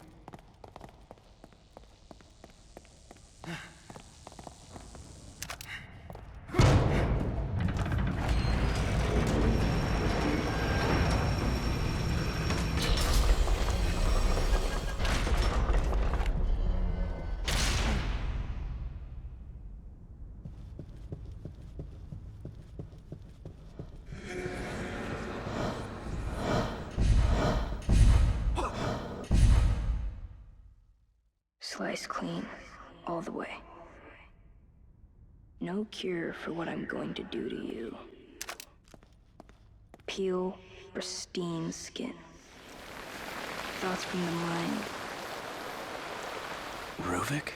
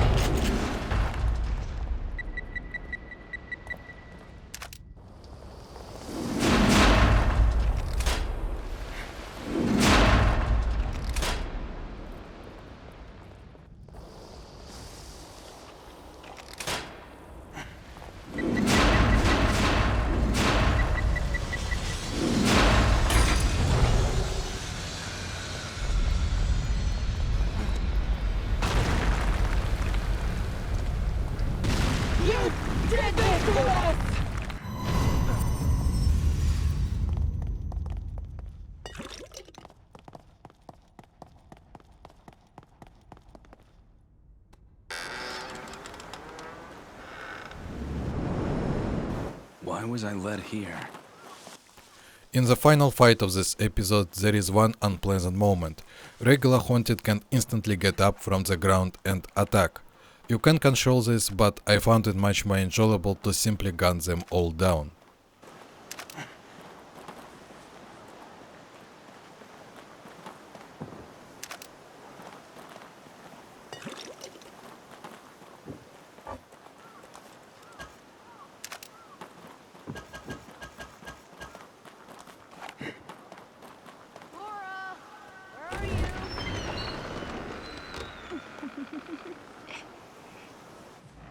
I know you're in here. I can hear you breathing.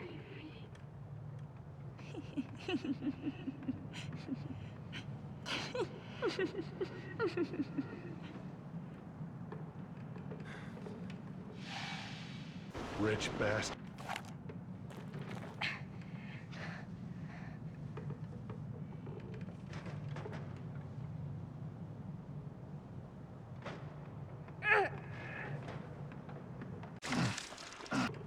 What the?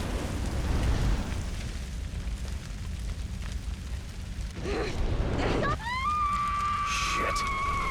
Better get out of here.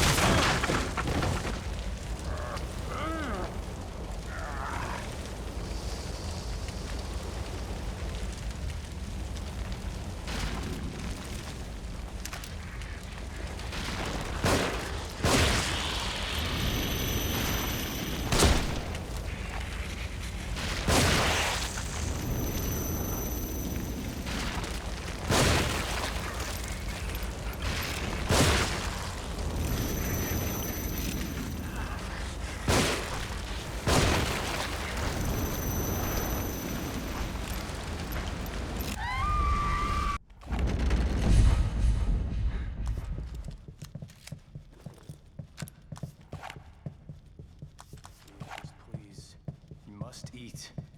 You've got to keep your strength up. My children.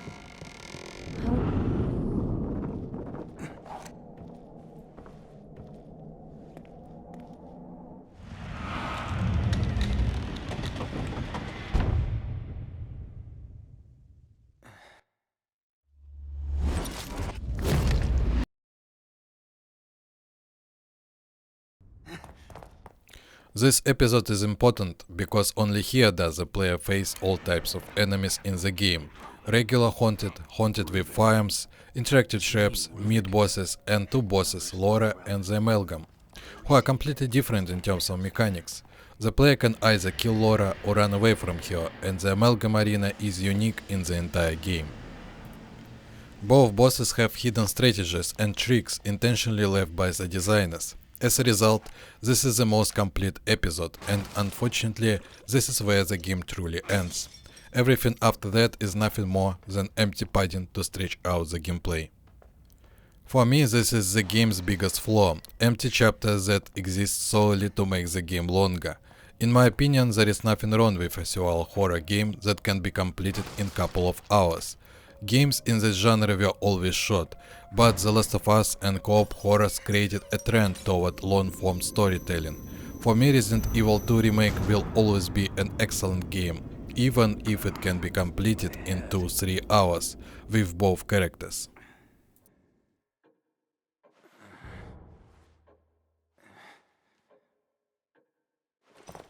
Who is that guy next door?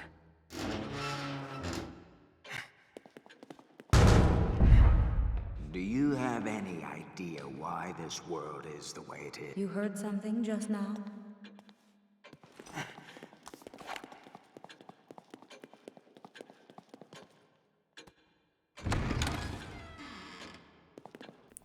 This is the last time I'll talk about upgrades in this game. I already mentioned that a player should ideally keep track of how much experience they have now and how much they can get later, so they can always upgrade what their strategy requires. Otherwise, you might face a gel shortage simply because it didn't drop from a save when you need it. That's exactly why, even with a decent reserve of green gel, I don't spend it now. I upgraded only what was necessary for this episode. This is the true beauty of the game's design. You can have a huge amount of money and spend it on everything, as if you won the lottery, only to lose it all and end up poor. Or you can invest only in what will help you earn more later, while saving the rest for a rainy day. All of this was destroyed in The Evil Within 2, but I'll talk about that in more detail there, during commentary.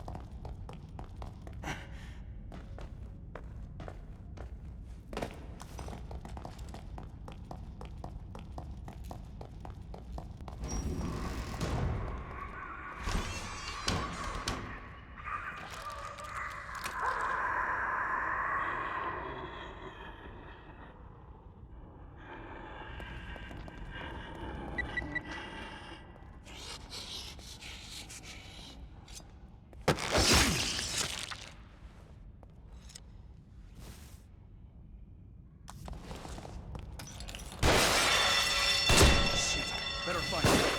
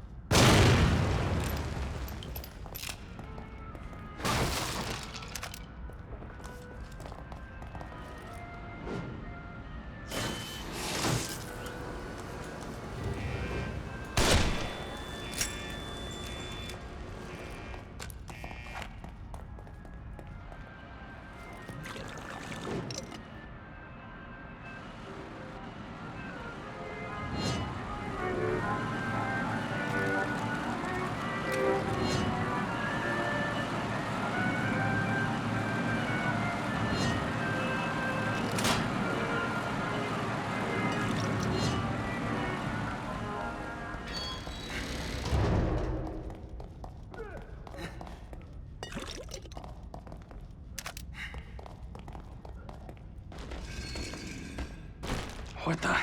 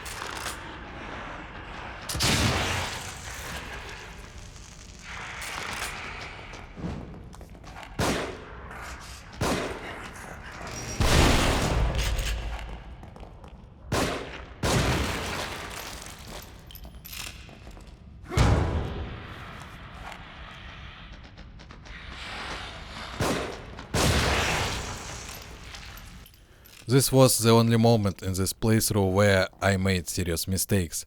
My accuracy was bad and my strategy was poorly executed.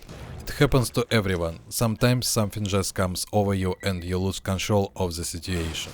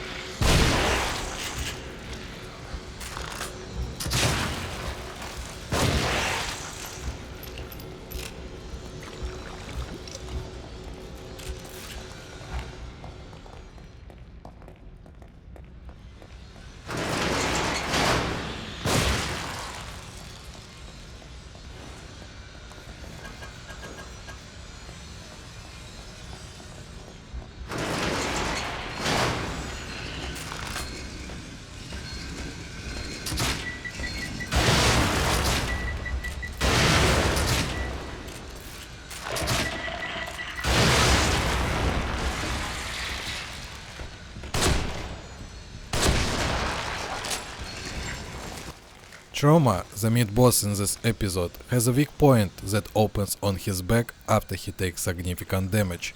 The designers gave him an enormous amount of health to force players to run, dodge his attacks, and eventually hit that weak point. You could say I didn't care about the designer's original intent at all. I used bolts incorrectly. It would have been smarter to use them when the critical point on his back was exposed, near the end of the fight, not at the beginning. I didn't think about dodging at all. I just stood still and shot him, wasting far more resources. You can call that a mistake, but what difference does it make if it allowed me to continue the game calmly afterward?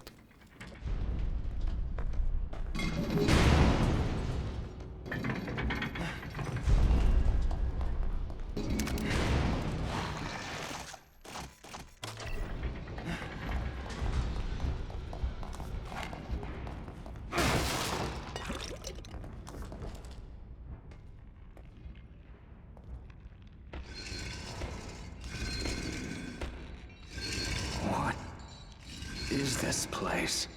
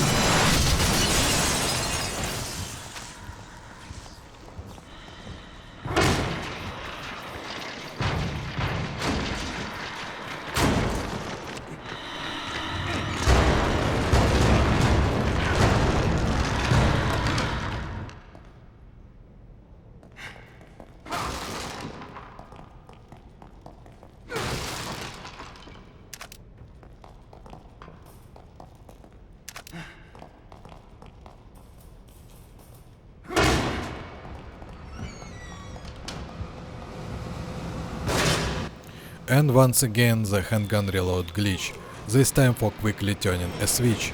It shortened the waiting time by just a few seconds, but I found it interesting to activate it every time, because it's extra practice for fast button inputs.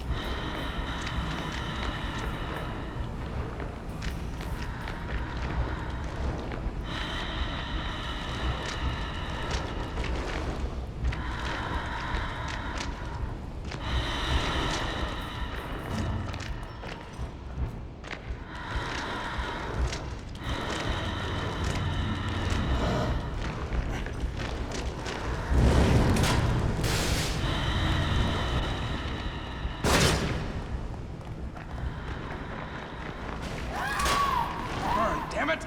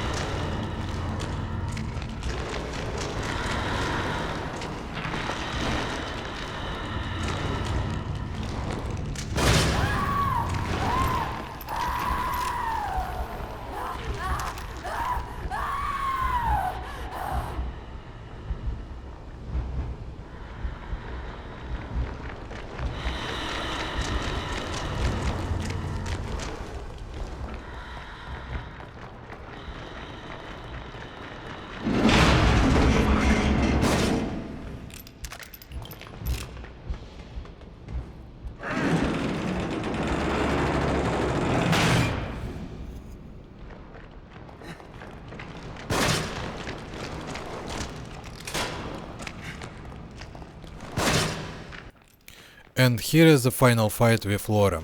I jump down and immediately activate either a glitch or a deeply hidden mechanic, infinite fire from the pipes. The discoverer of this trick was the speedrunner Jigsaw Killer, who simply experimented with everything here. As you can see, the fire is real.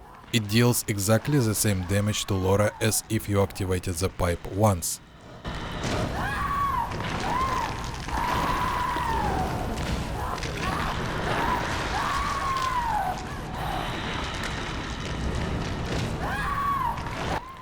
Then comes the FPS problem. The higher the FPS, the more often Laura can pass through the fire without taking damage, because the frame rate is so high that her hitbox slips through the flames.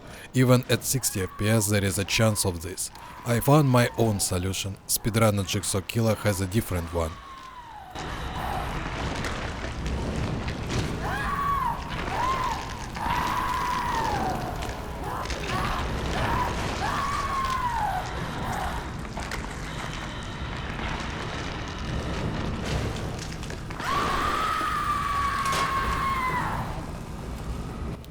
There is another detail. You can turn this fire off while keeping the visual effect. As far as I remember from the speedrunner's video, you need to use an explosive bolt to do this. Essentially, each pipe has an on-off switch that reacts to input like a button. The harpoon keeps this button permanently pressed.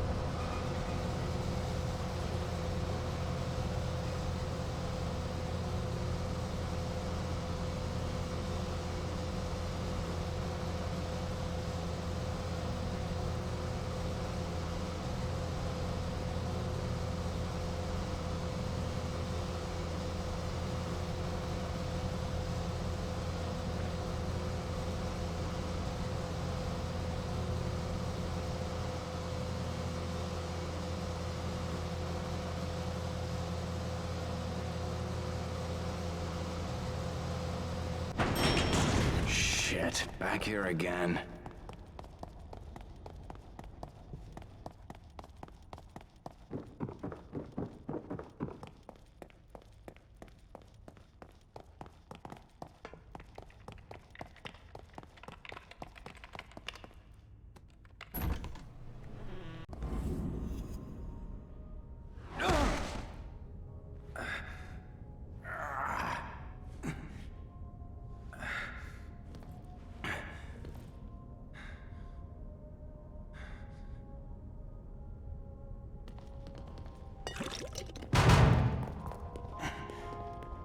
Hey!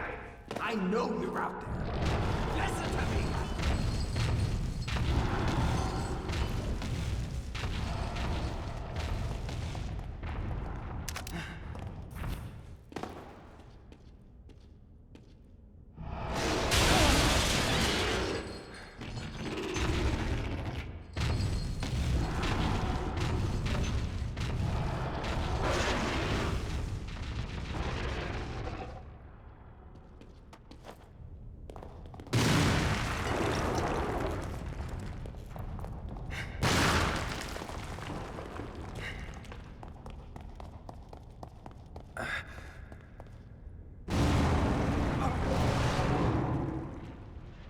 God damn it!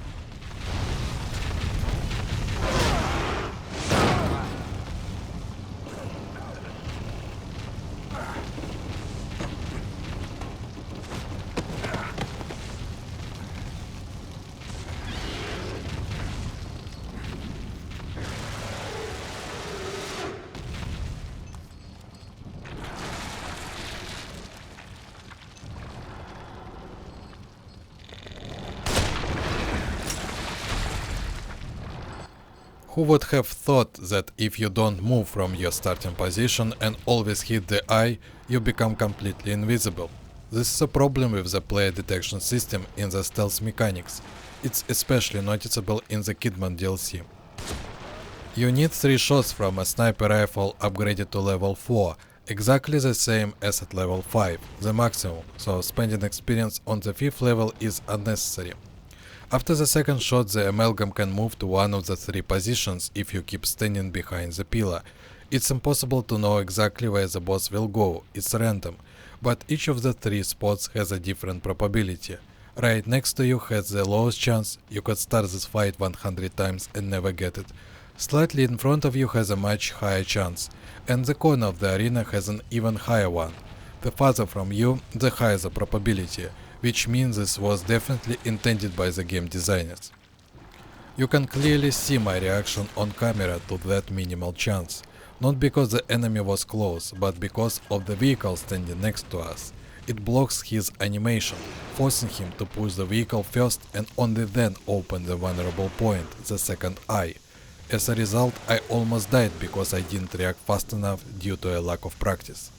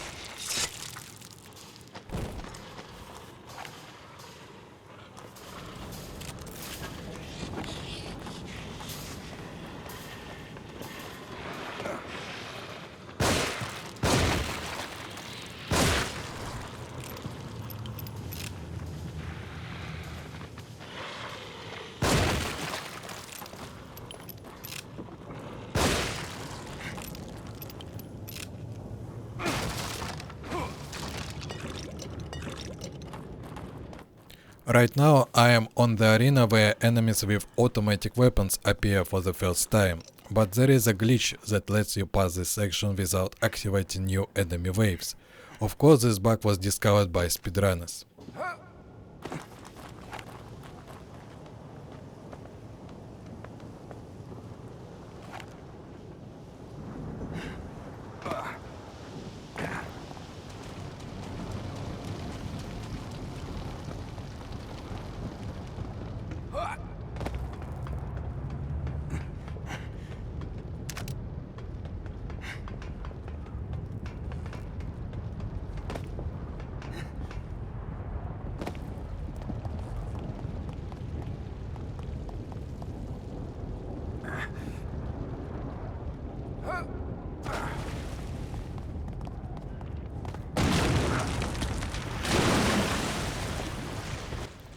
Next come the water monsters, and everything would be fine if not for my 240 FPS.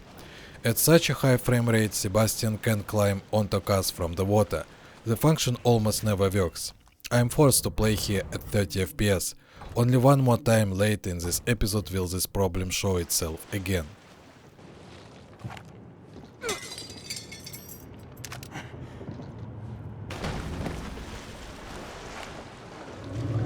Oh shit.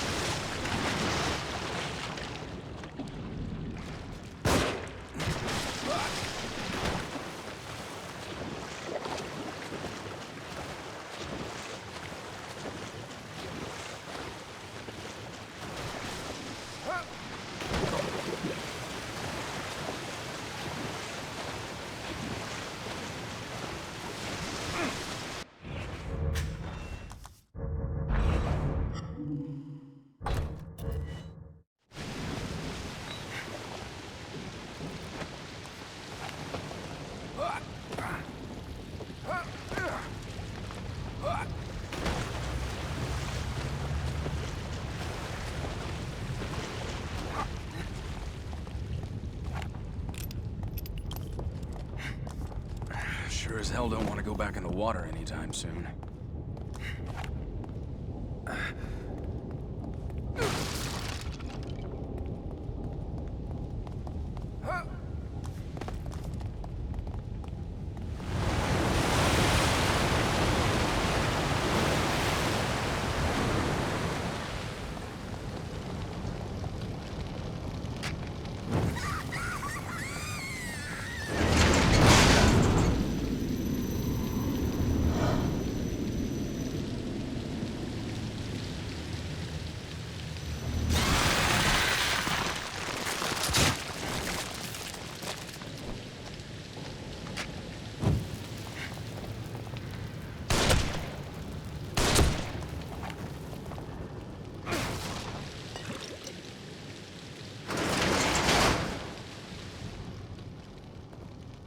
Some kind of fake?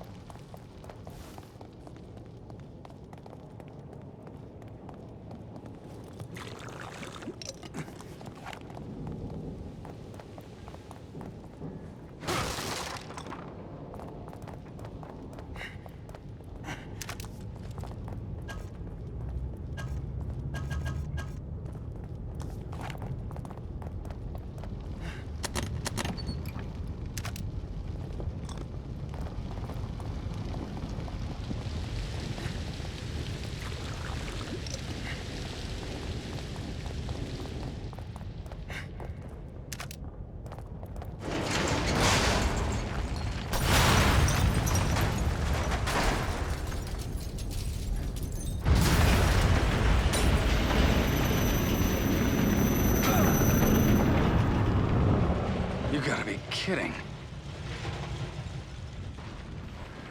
This place is filthy. Is this his doing? Detective, Are you all right? you do realize there would be no one to replace me.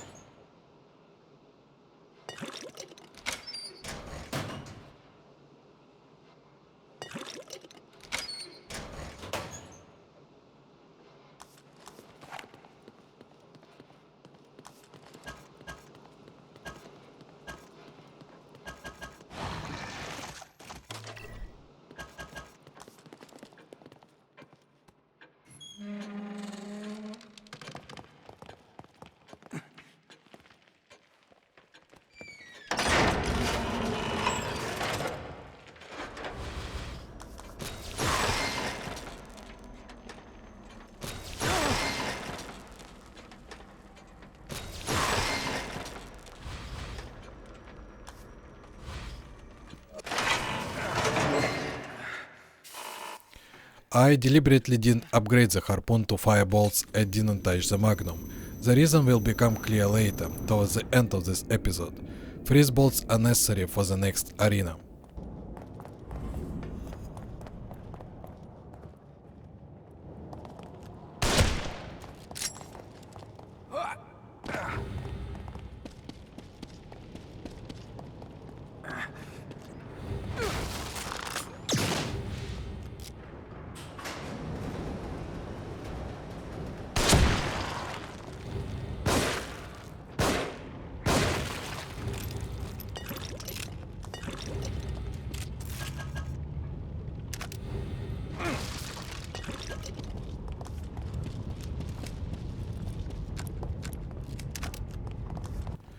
Unlike the Evil Within 2, freeze bolts here don't require additional shots, the enemy shot on their own after a couple of seconds. I got enough of these bolts from saves to spam all the haunted coming out of the gates. Sometimes an additional enemy wave appears here. I don't know what this is tied to, most likely just randomness.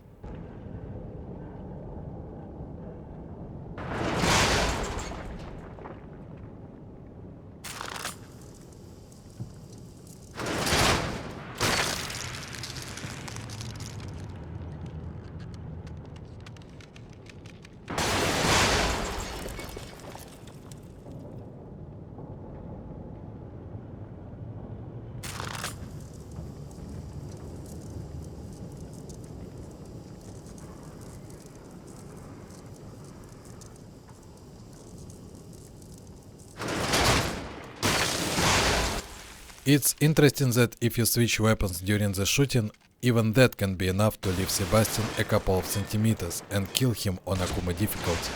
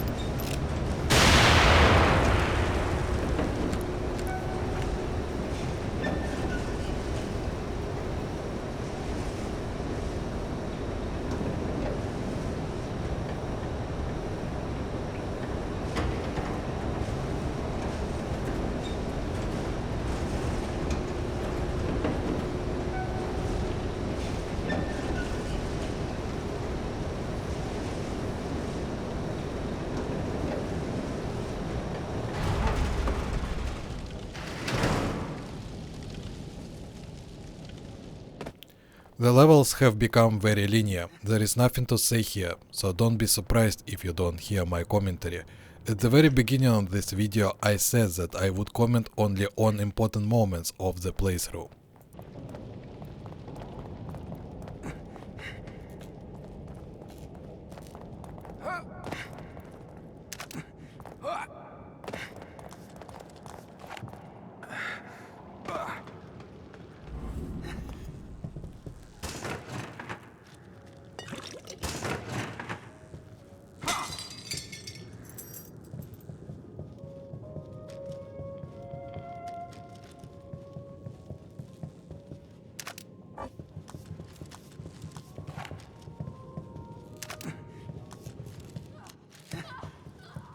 Kidman?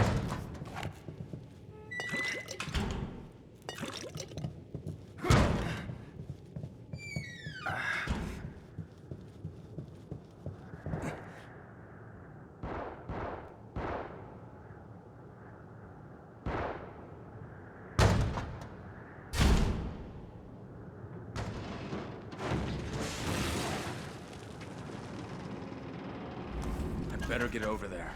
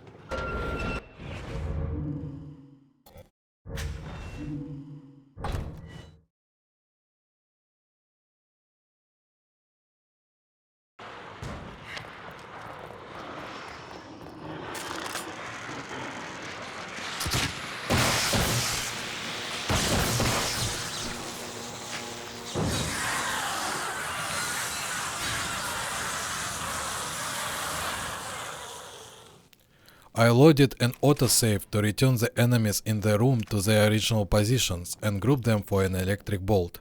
I'll repeat once again that I don't consider this cheating, because it doesn't make the game easier.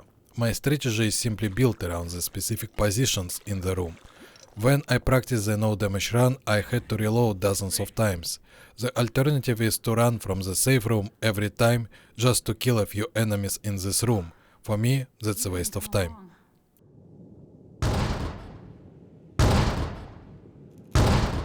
Save it for later. There are probably more of them around. Look out!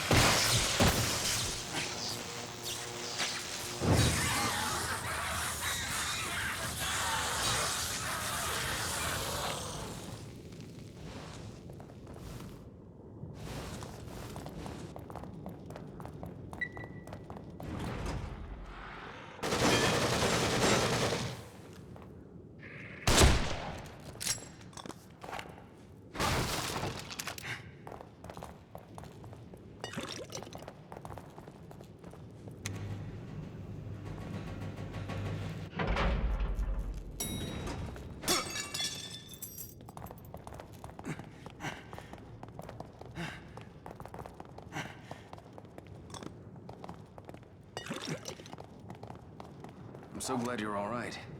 Ever since the church, You were at the church? Yeah, Joseph and I. He's in bad shape, or at least he was when I last saw him. What about the boy from the hospital? Leslie? I found him in a cage. He freaked and ran, though.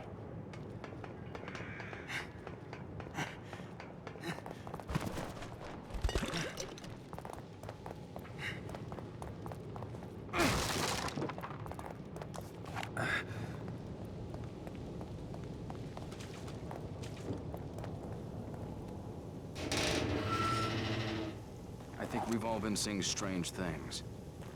Have you been having any nosebleeds, headaches? No. Why? Joseph was. It's like he was turning into one of those things. Maybe it doesn't affect everybody.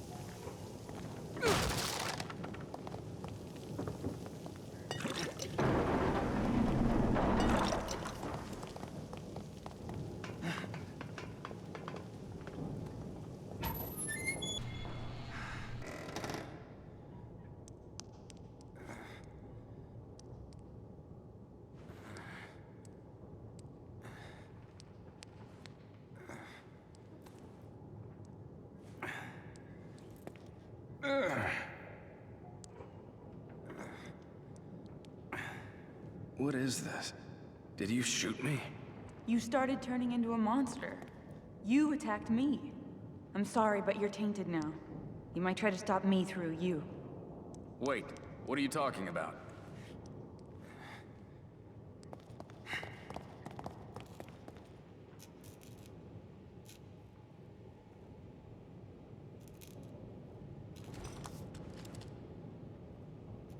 Get it open.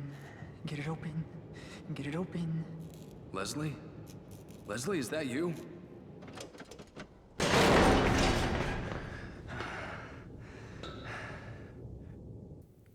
The spinning blades instead of traumas on AKUMU difficulty weren't played there by accident.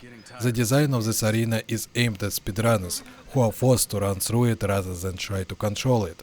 The movement of the blades is completely random, it's pure RNG as gamers say.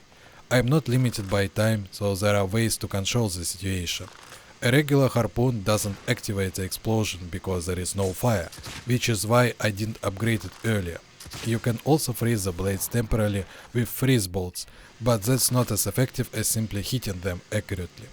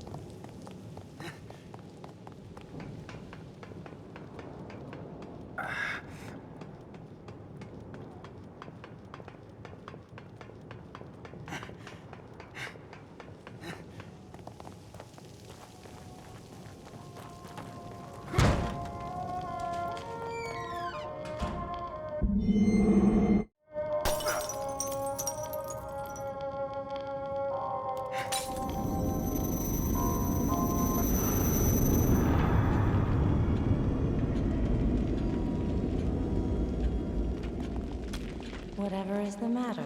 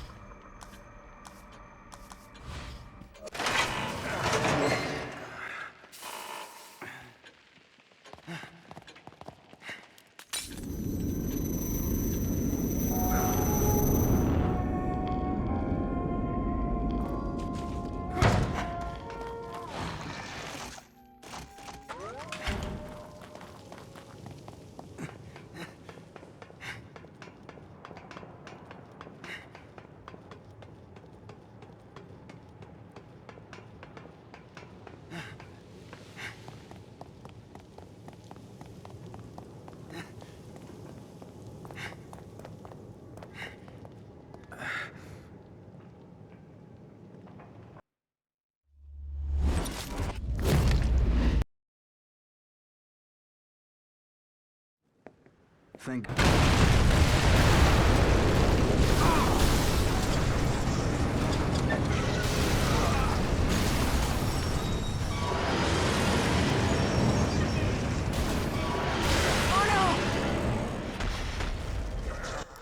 The boss has a unique amount of health. It's not just a health bar like in 99% of video games, including this one for all other enemies. This boss's health depends on his actions. Until he releases larva from his body, the player cannot knock him off the boss. The first time this needs to happen once, afterward it requires 2 times. The trick here lies in the amount of damage per shot, which is why the player is given the magnum in the previous episode. If the player shoots with an upgraded magnum, it instantly activates the larva and doesn't let the boss land attacks. The magnum reduces the boss's health to around 0. You can learn about this simply by experimenting or by watching other people on YouTube, as I did many years ago.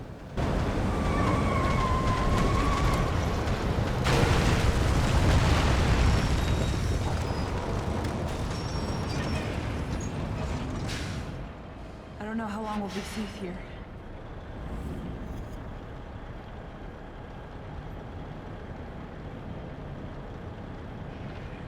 Now what?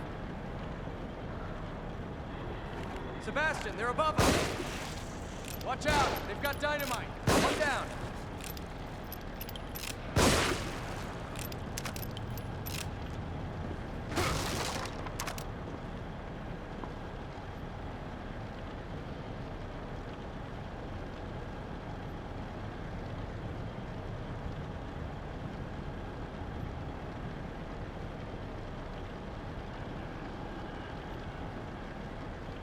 Enemy to the right!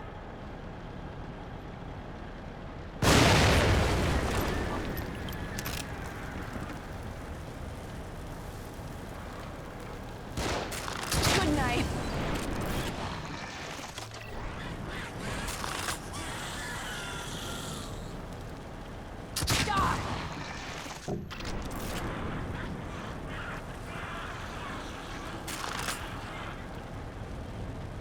You're gone.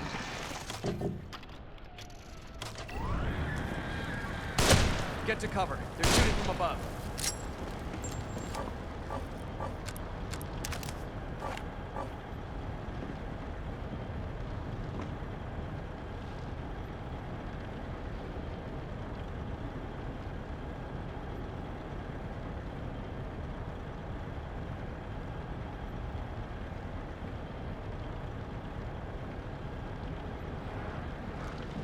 More of them on the move. Don't get rattled. He's down.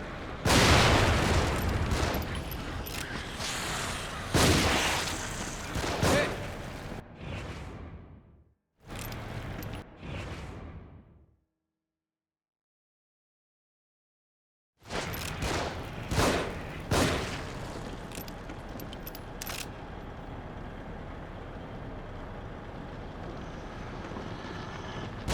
On top of us! There's too many! More of them.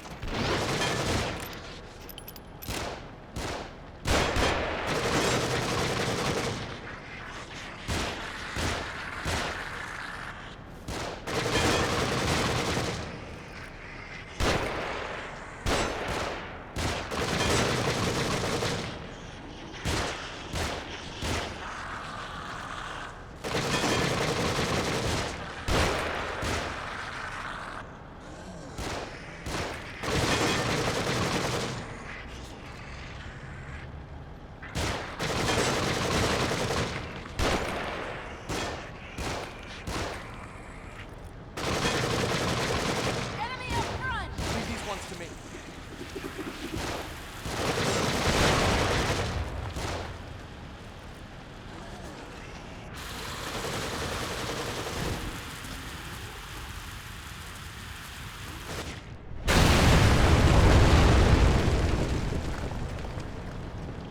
That was a close one.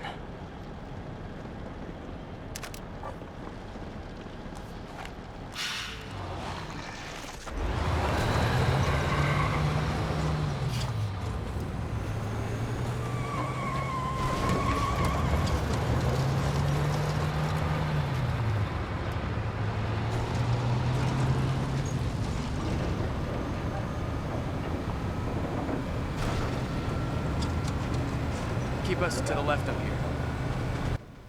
The coolest part of this fight is that if you get a critical hit from the Magnum, it pushes the boss's health into negative values, after which his health restores and he starts hitting with his limbs. Critical damage from the Magnum isn't needed in the game at all, and here it actually hurts you. The game designers are basically messing with the players. The game's lead designer AKUMU explained this specific fight much later after the game's release. She said that Heresy constantly feeds on his own shit through black pipes attached to his mouth, which is why he restores health. Of course there is nothing like this in the Evil Within 2, and that's very bad.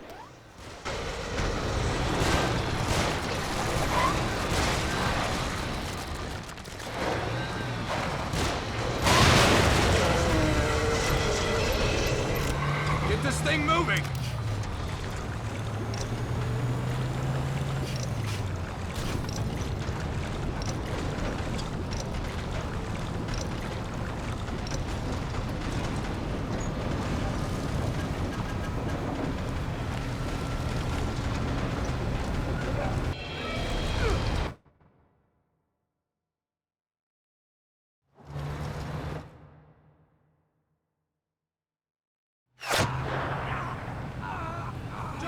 No!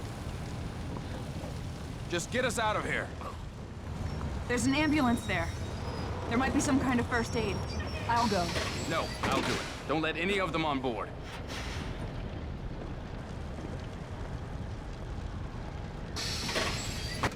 At the end of the episode, Shinji Mikami, who worked on the game for professional gamers and speedrunners, provided an option to completely skip the machine gun section if someone really wants to.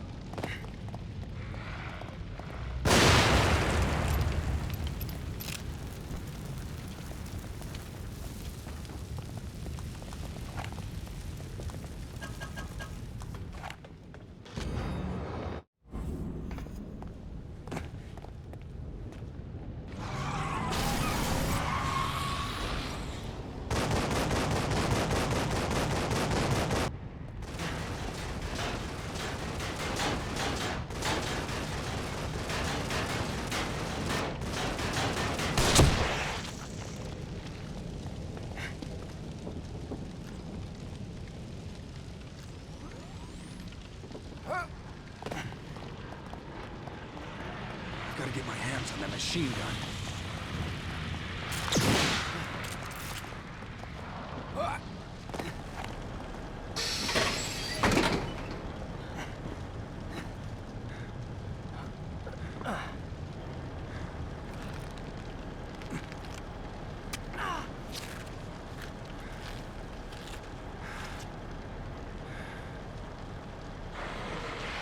Shit.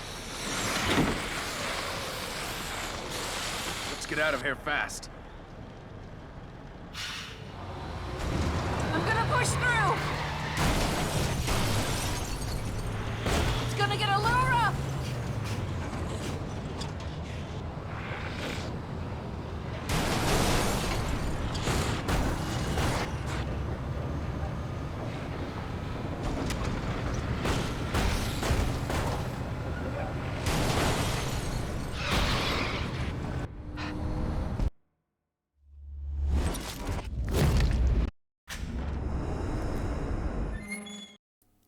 That's it for me. Unfortunately, the finale of this game cannot really be commented on. It's linear and easy to read for a serious player. It's worth saying that almost all survival horror games are like this. They are all understandable without additional explanations. I have one more thought about episode 15, but I'll save it for a separate video on my channel. I'll return when it's time for the DLC for this game.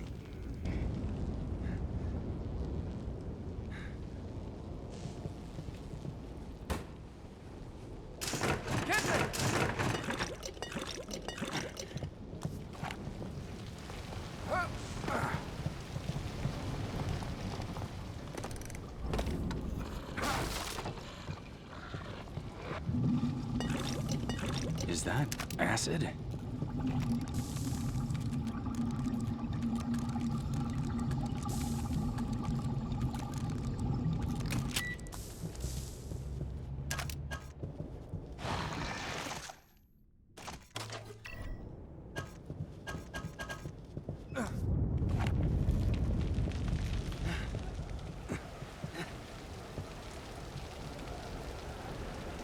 Jesus.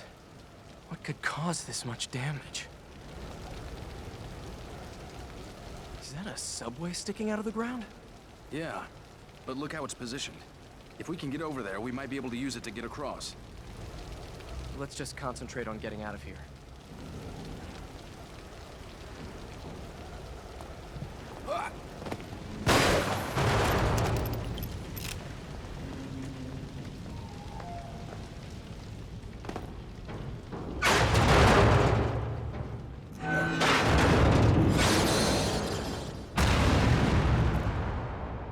No, don't risk it. Hold on. I think I see another way down. I'll meet you on a lower level.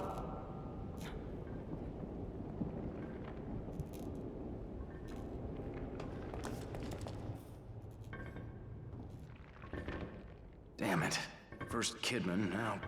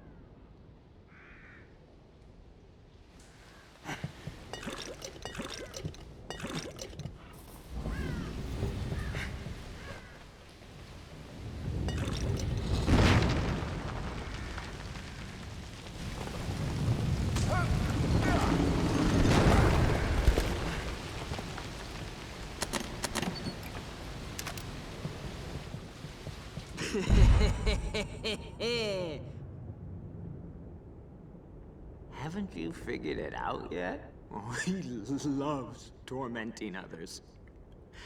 Has to let them know he has the upper hand. Lays out the bait, gets his victim all worked up. His unholy traps. When it was happening to me, I could see what was going on. I could see it, but I couldn't turn back. I had to know. I had to know the truth, and he knew it. Detective Castellanos? Lady, level with me. Am I going crazy? If one wishes to survive, one would do well to consider who they trust.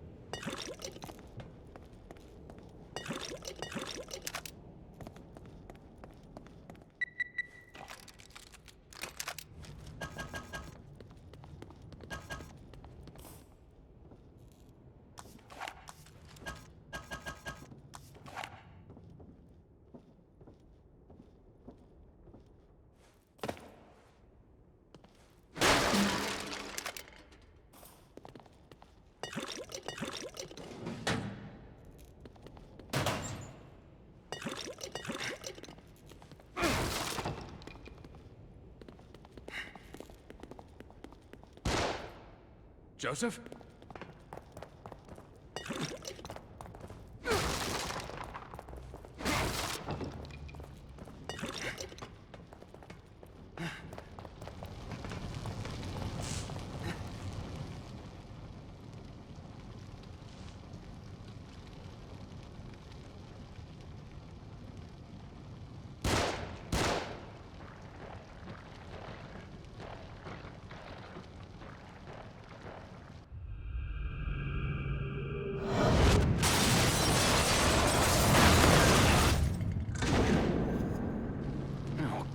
Now what?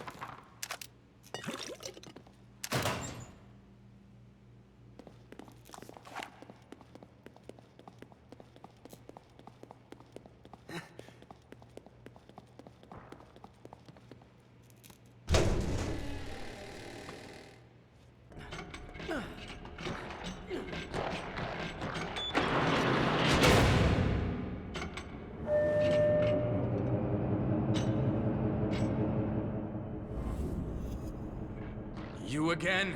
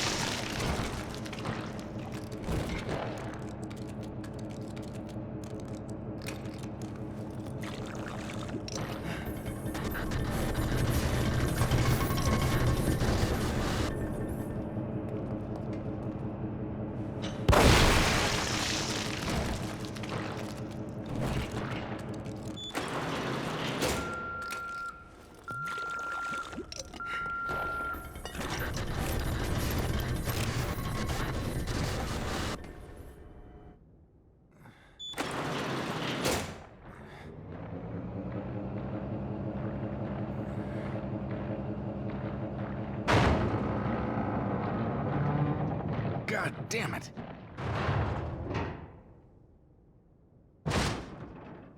Fuck.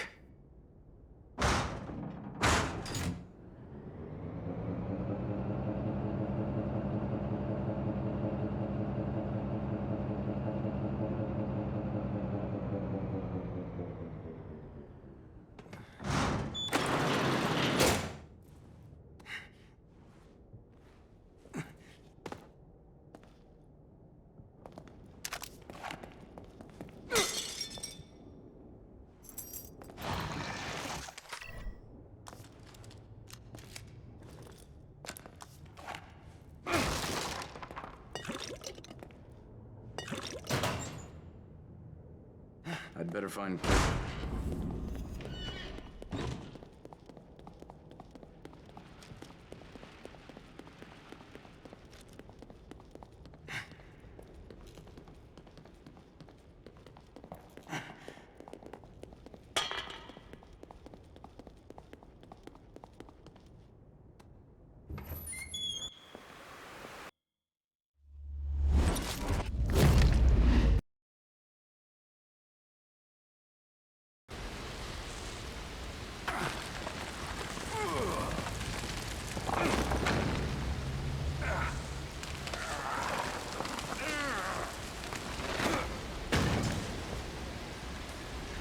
Joseph, you've got to be alive.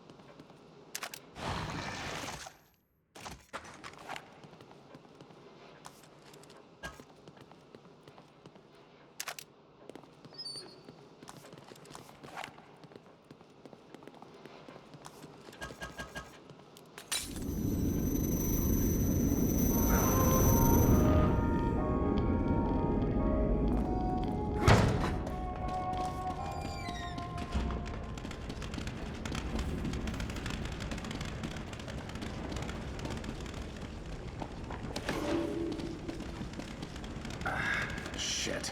This is dead.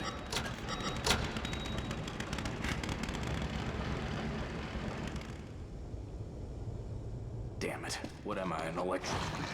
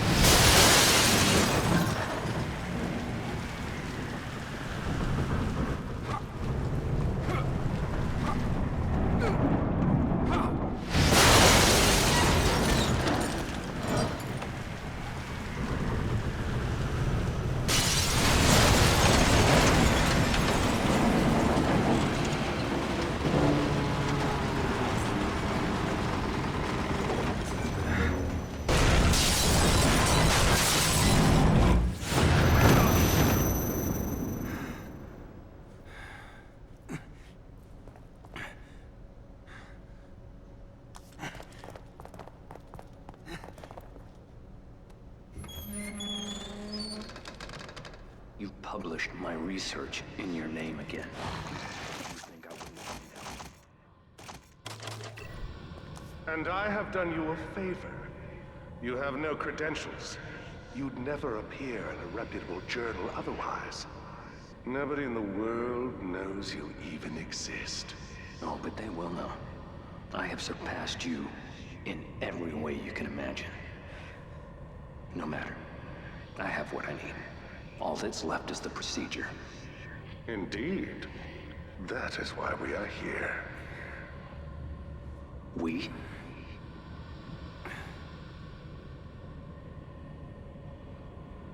You wouldn't dare. You couldn't complete it without me. Precisely.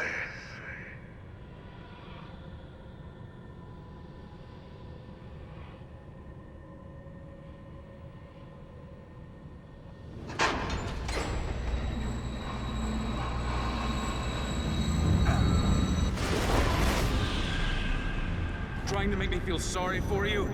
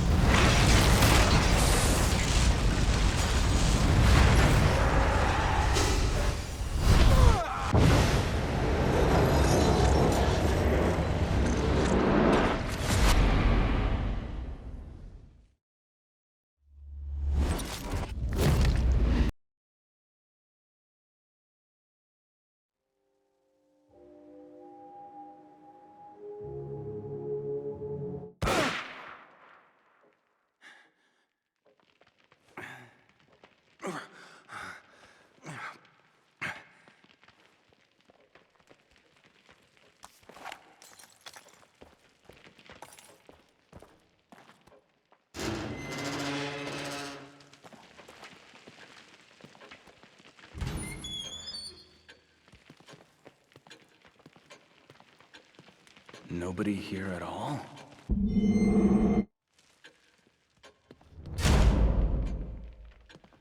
Ruvik? Losing our mind.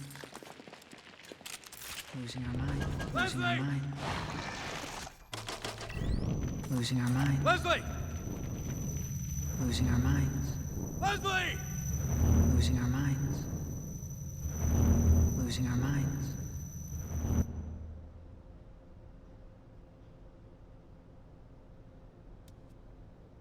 This way.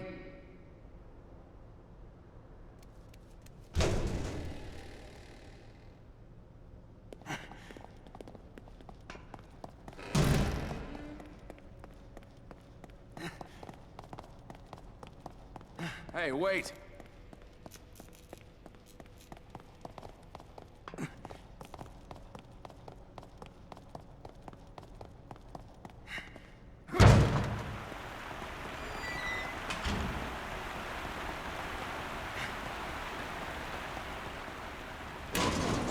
All right, kid, where are you taking me?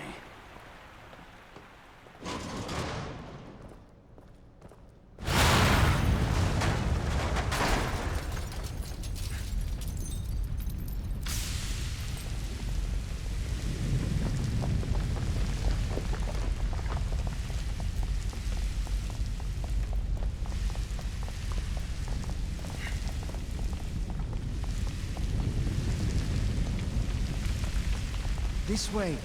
It's going to come down. This way. This way.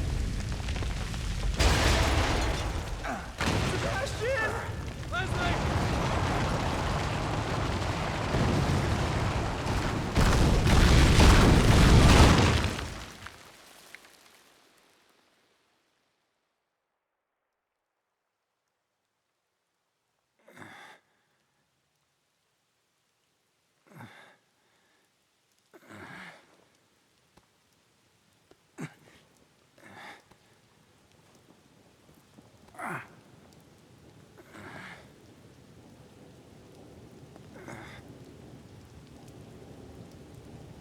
beacon, just like Joseph said.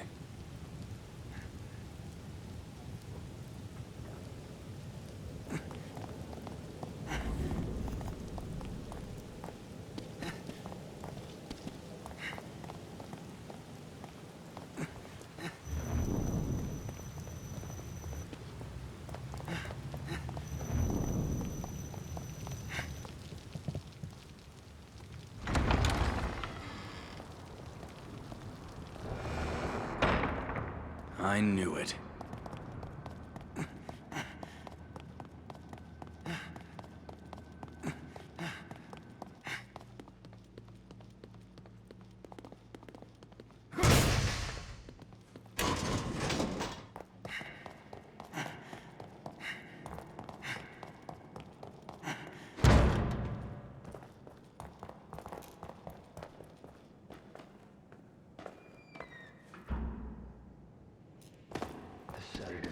On me must have been my home. I was aware of every slice, every severed nerve.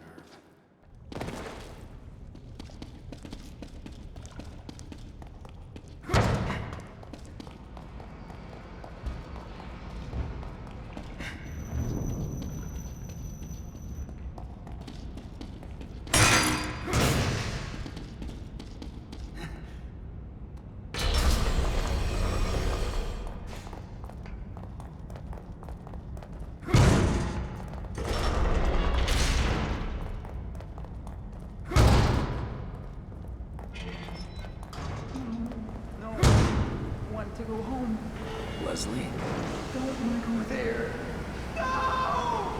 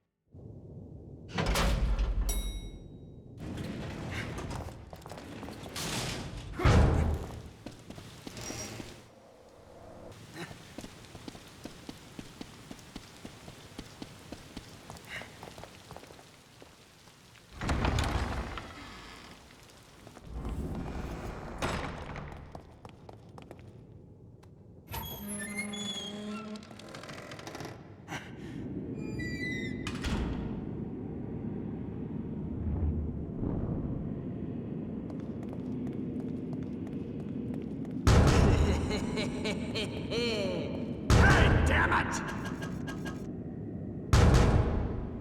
Hey!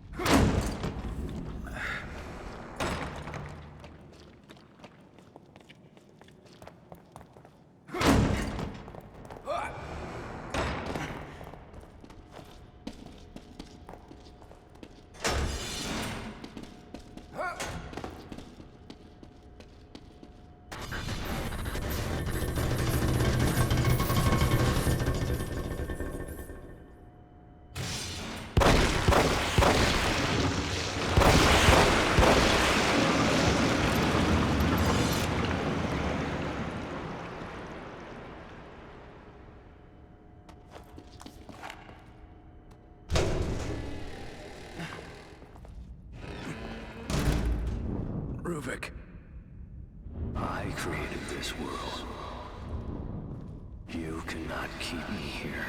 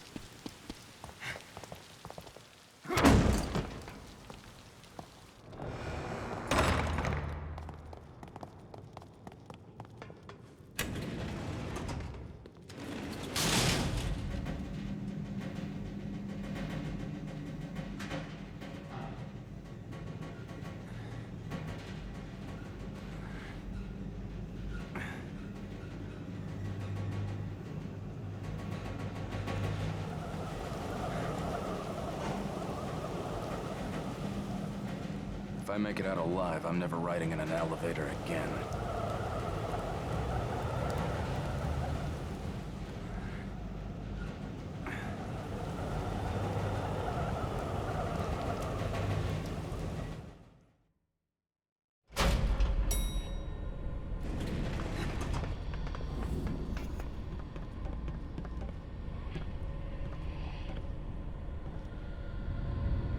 be? Help! Help!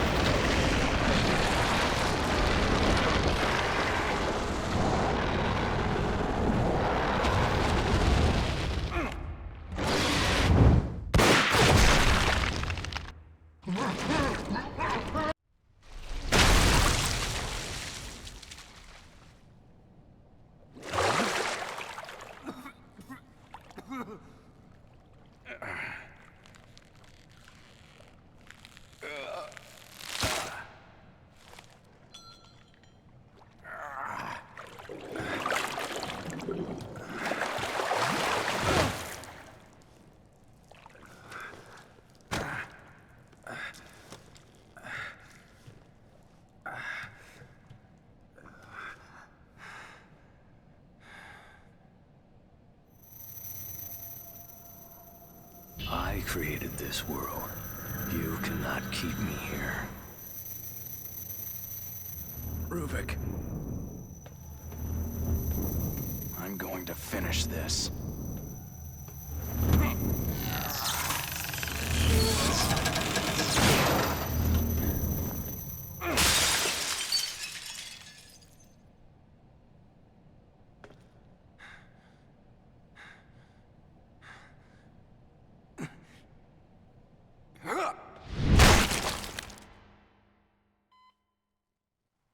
Vital signs, sir.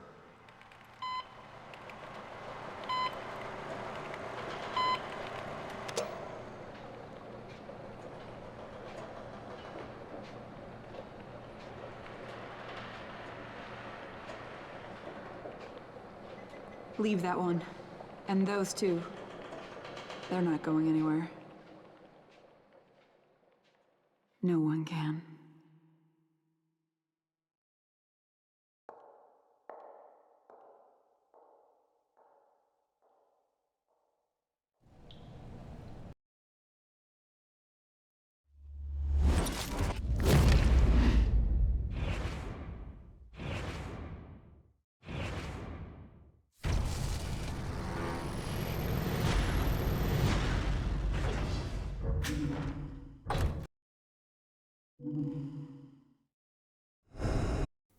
First of all, it's worth explaining my appearance on camera. I recorded this after being sick, a regular cold.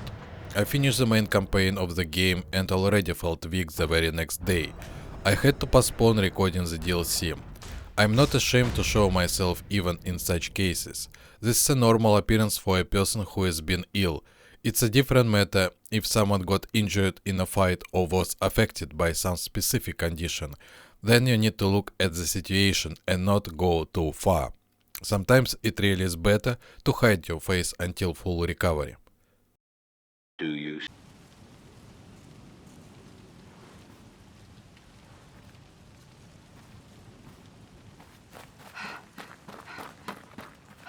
The crash. I wasn't alone. Where is everybody?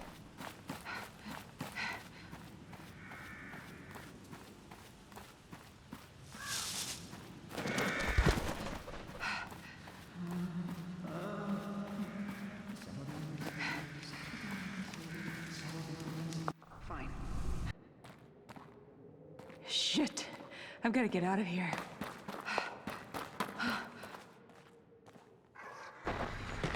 Not like blood. There's no going back! You're a backup.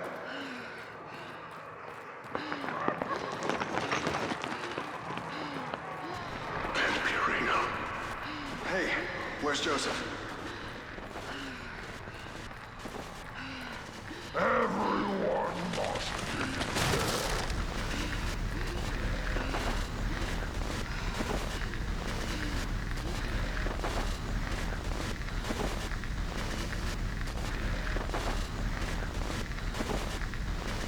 Settle down, Leslie. Leslie.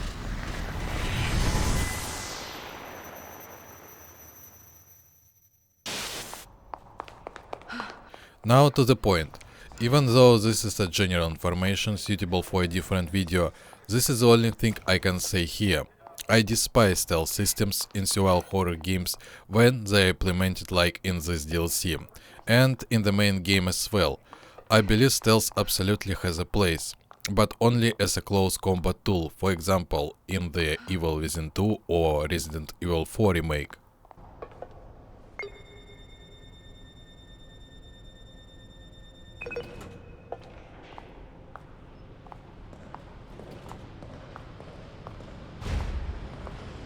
If Jimenez activates the system, you'll be pulled in. Hopefully he doesn't. But as a precaution, we've prepared an infusion to prevent contamination. Like a vaccine? To protect me? More accurately, to hide you. We developed STAT, but there is a ghost in the system. Something we call Ruvik. It means to keep us out. This infusion should protect you to some extent. The person responsible for this DLC, John Johannes, was more interested in fixing story issues and visual design than in improving the gameplay inherited from Shinji Mikami. But he also understood that making an interactive movie wasn't an option. He didn't want to simply copy the original gameplay concept, so he came up with an idea that was obviously not originally his, a stealth horror with the occasional ability to use weapons. Everything will be arranged. But their consequences of little value. In regards to your mission, they're expendable.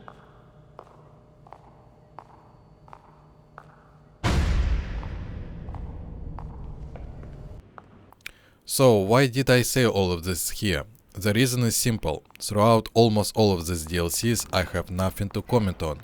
Kidman's story is like riding in a rail car on tracks in one direction. Sometimes scary monsters appear in your path and you either hide until they leave or aim at them and shoot. The Keeper's story is a DLC made by different people, and thanks to them the first person mod appeared, fully realized later in the Evil Within 2. Playing through that DLC is like working out at a fitness club, a series of physical exercises and then you go home. These DLCs have no replayability whatsoever. To replay them, I literally have to force myself, because it's part of my project at the time of recording. I had no choice. In the future, when it's time to return to the no damage category, I'll only be playing the main The Evil Within campaign without the DLC. That's something worth clarifying. Hey! Help!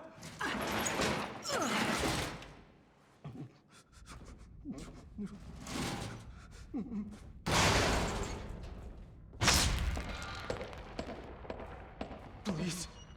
No. No!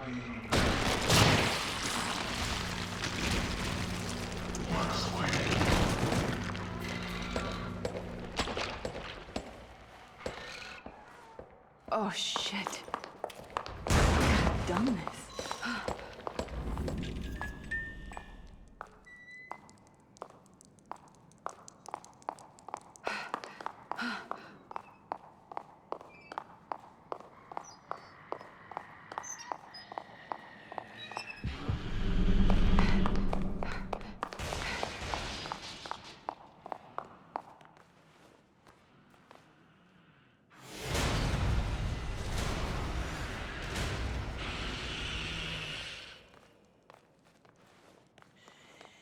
Come here.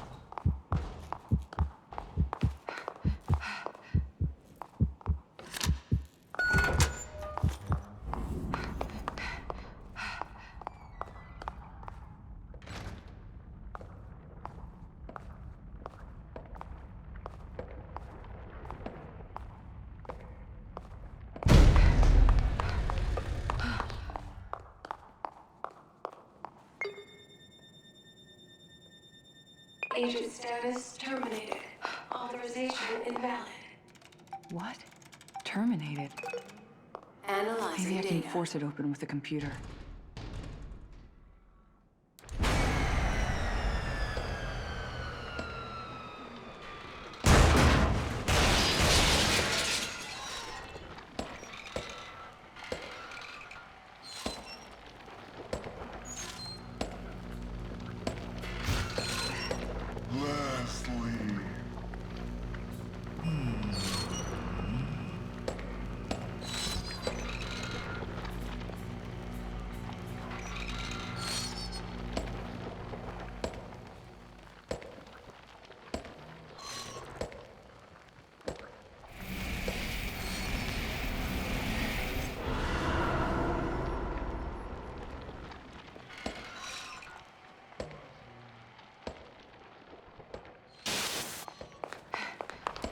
That thing used its light.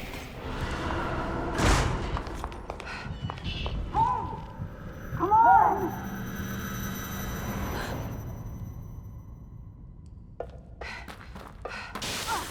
Is the system? This is from before. Leslie, is he really here?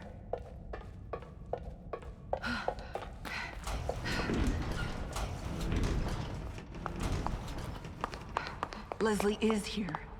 Okay, I gotta get to him before anything else does.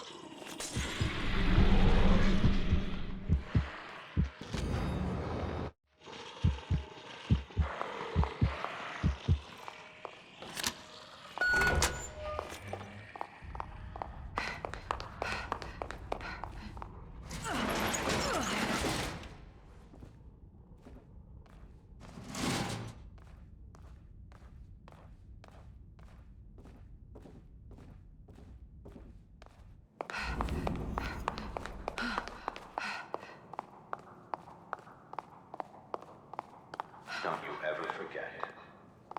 You're one of us now.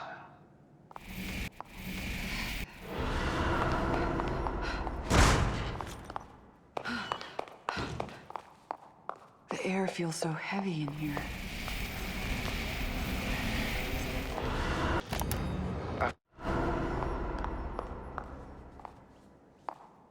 This is...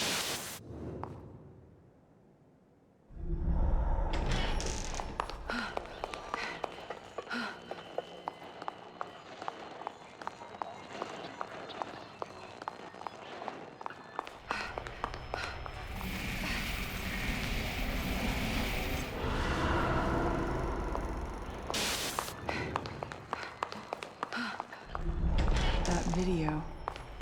I remember they showed me that when I was brought here.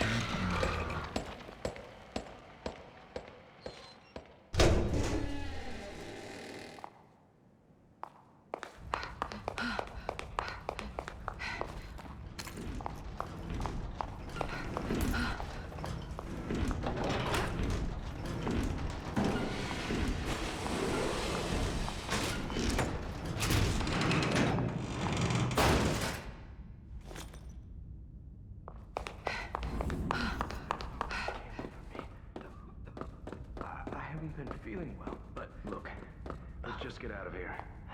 There's something wrong with this place. That's where Leslie was before. And now those two, where are they headed?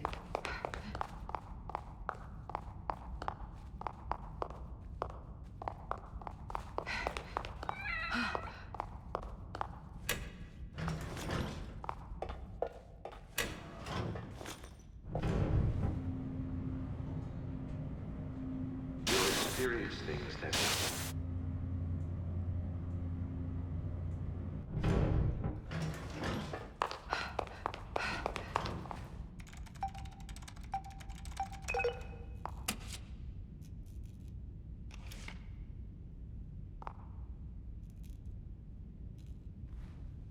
Please guide subject construct facial, hand, and neural profile.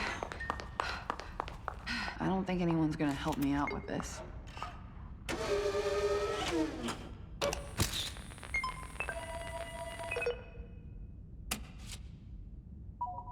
Facial profile constructed. Matches deactivated account, Julie Kidman. Reinstating profile.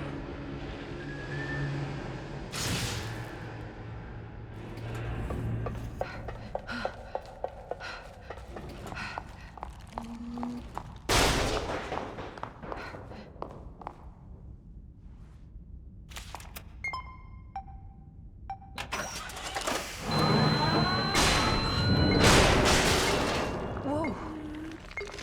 Scanning. Please stay still until procedure is complete.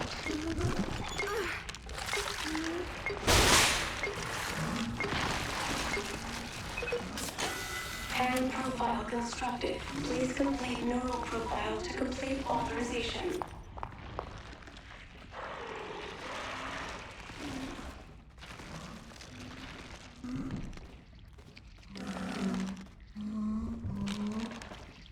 Maybe it's...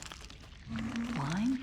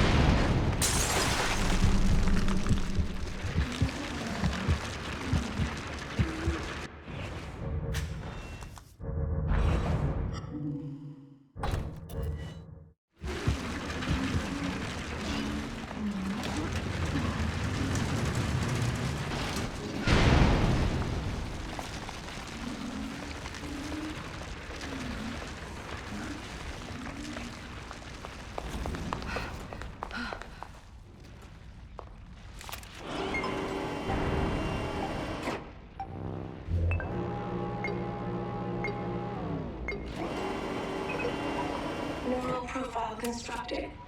Profile matches terminated agent Julie Kidman. Termination reason, insubordination. Profile reinstated, but data sent to Central Mobius for analysis. Insubordination? That doesn't make any sense. Whatever. I should be able to open those doors now.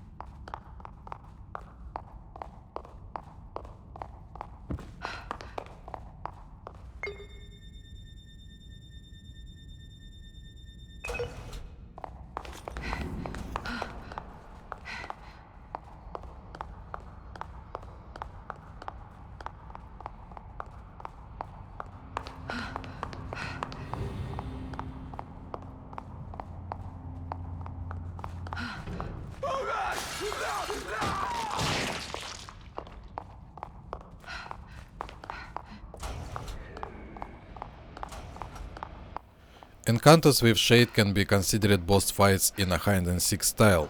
This is Alien Isolation gameplay, copied outright. And just like there, you can find glitches that help you hide from the enemy without any problems. The director and stealth designer John Johannes didn't have the strength or time to design a real AI, one that actually tries to find you based on gathered data. Here, just like in the Elysian 2, the enemy always knows where you are, it sees you, but it cannot attack you until you provoke it, until you remove the attack restriction.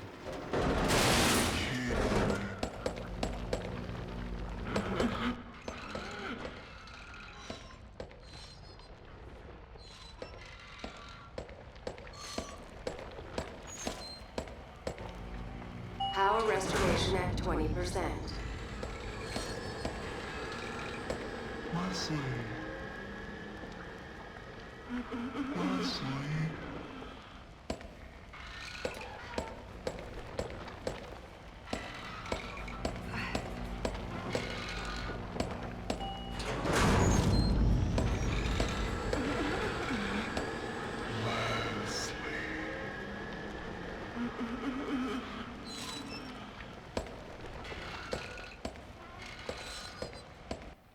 By standing on the right spots and taking the right positions behind cover, I became invulnerable to Shade.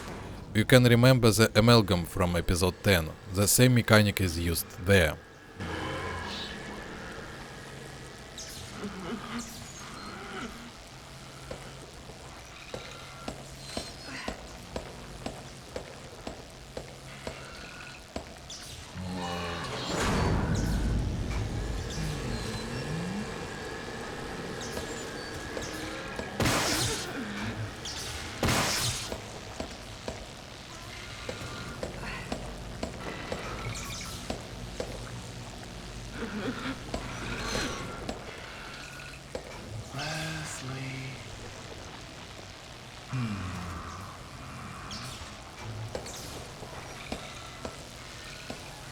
Power is now restored.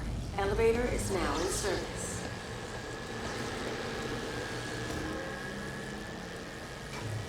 Thank you for waiting. Leslie.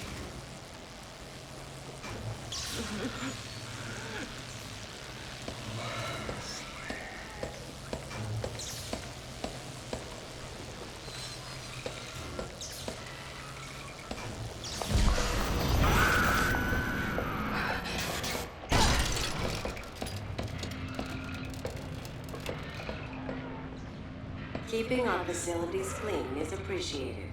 Our workplace is a fine place because of your support.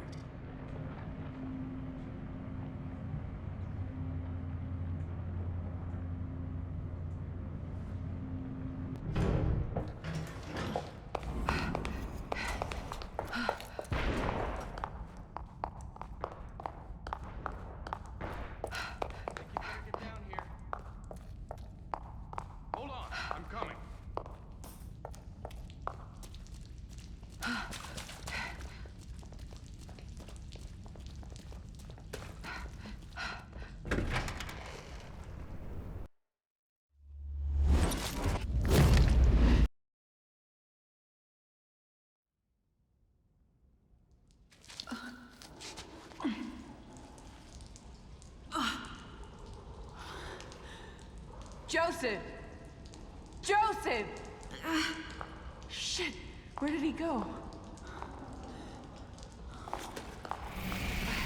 Well, he'll just have to fend for himself. Gotta keep on track. Find Leslie.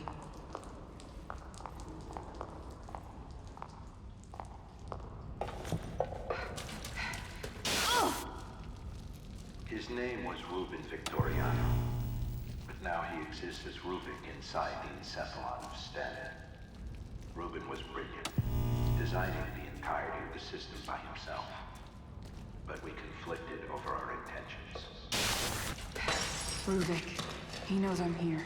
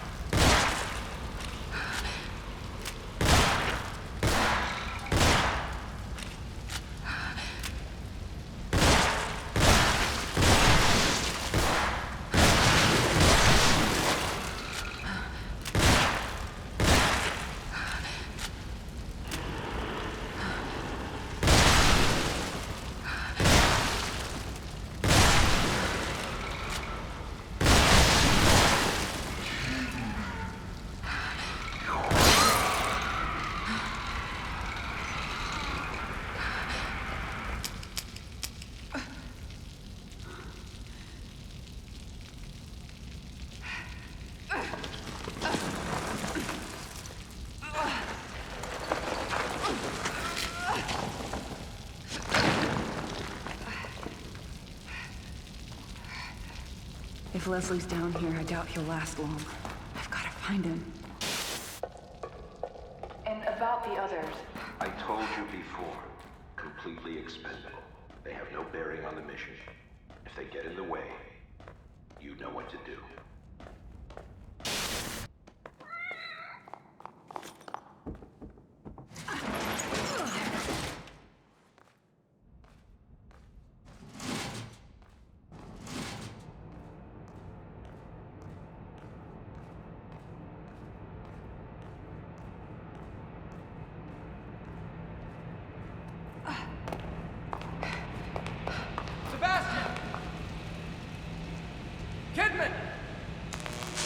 Joseph, wait!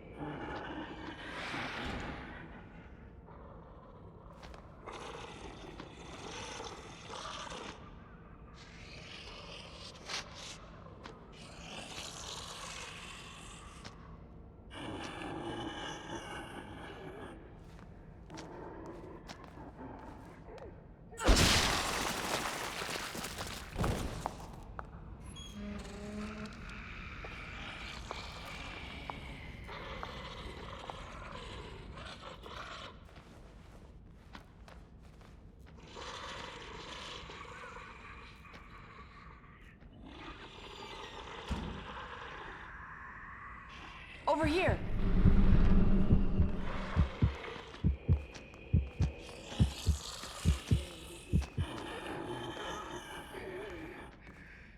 Come here!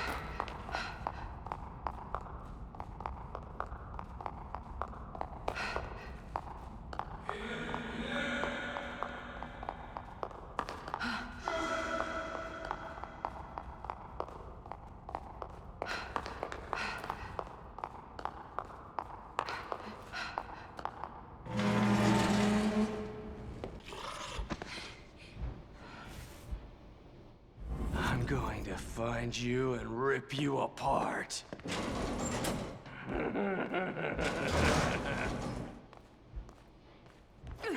Ow! Fuck you, Kidman!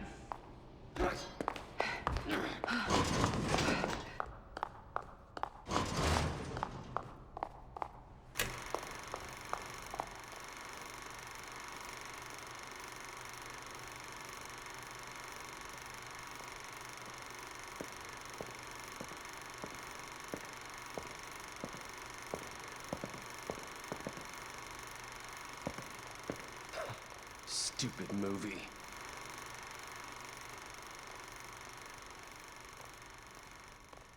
Oh, shit!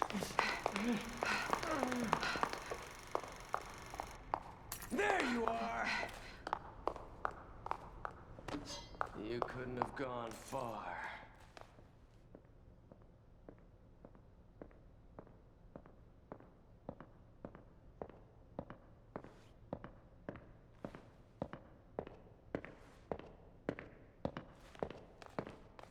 There you are!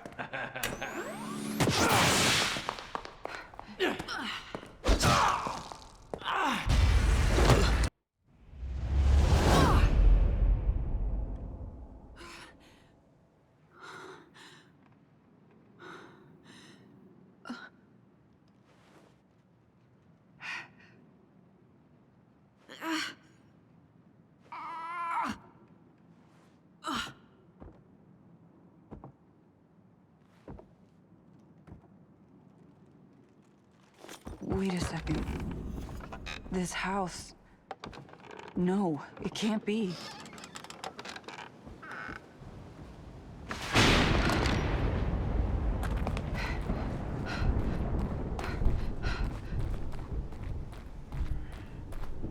Leslie! Leslie, stop!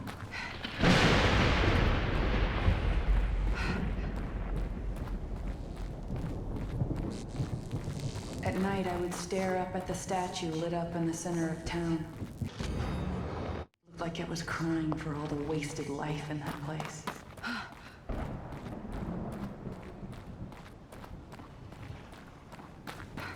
A piece of my past. STEM must be creating this.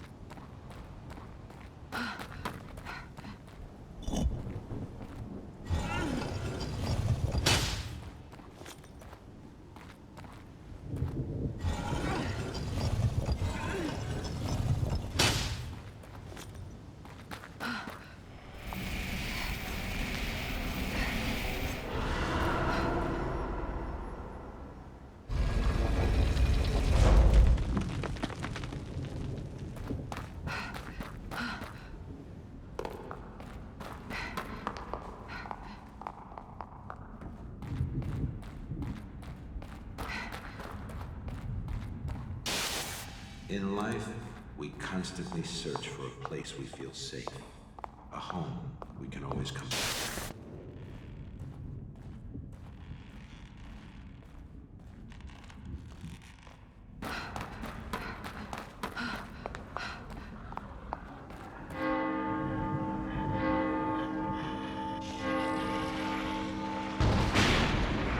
The bell. They're drawn to it. Please let it be Leslie.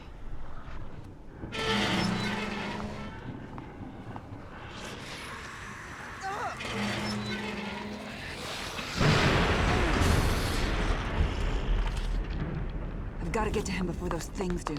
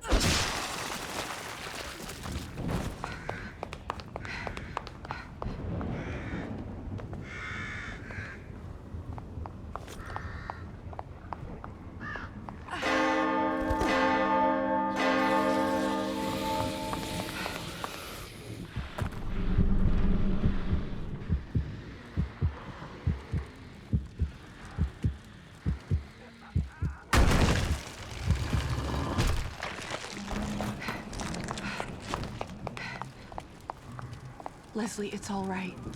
It's safe now. You can let me in. Safe? It's safe now?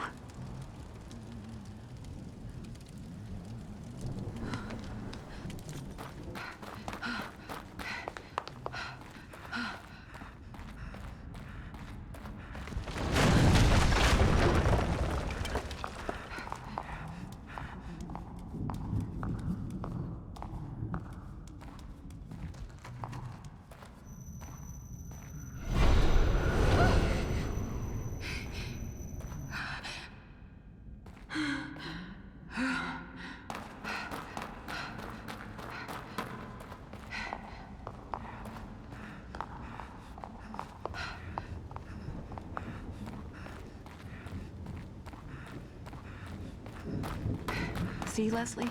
We're almost there. Just a little further.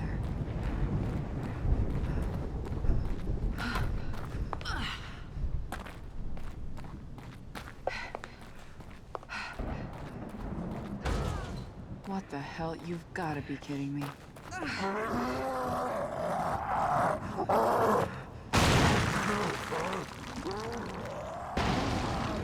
Shit.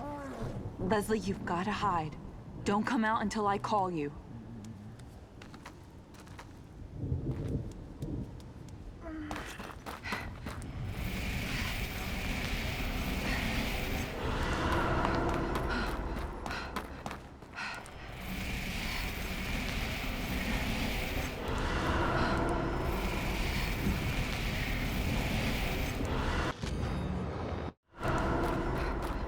I guess you could say I started young. I would sneak into the graveyard, steal the statues, and I wanted people to think they were cursed. But every morning they were back in the place. I had enough. When I knew I could survive on my own, I left and told myself I would never come back.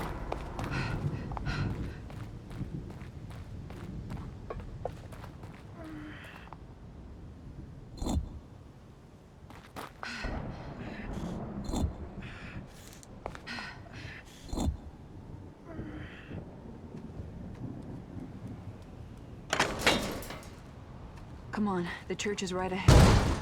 It should be a little safer in there.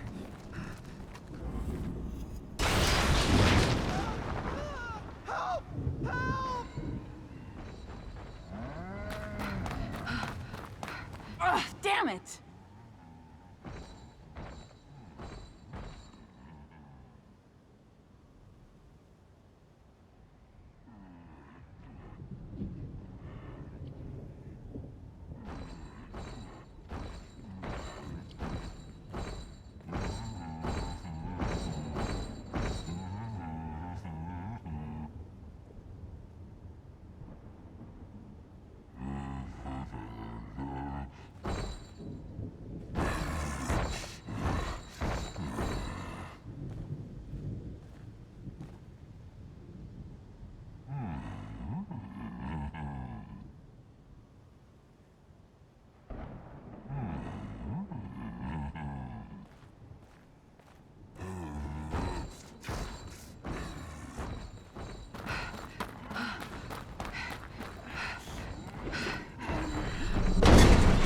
We should go.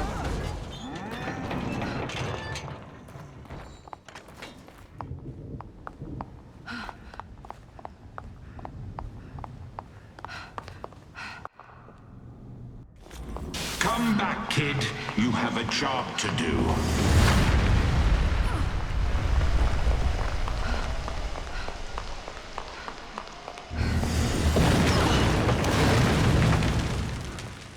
Enough games.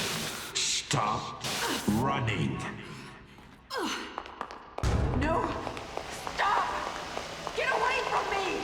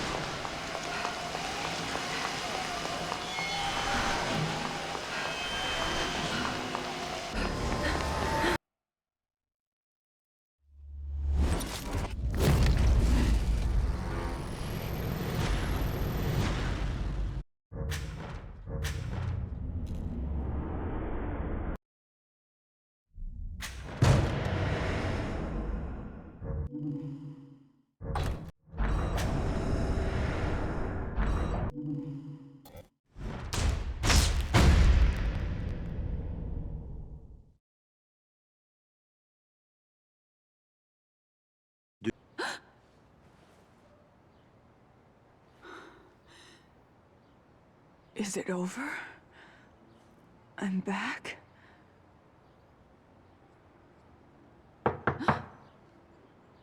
Agent Kidman?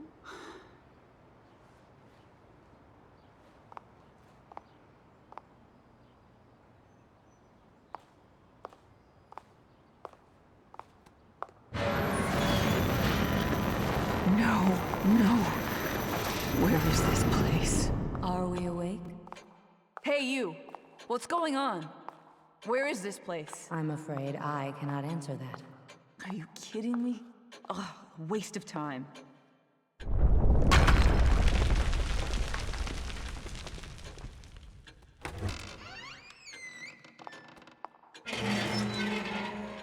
We must have. No. But if Ruvik leaves with him, there must be some way to stop him.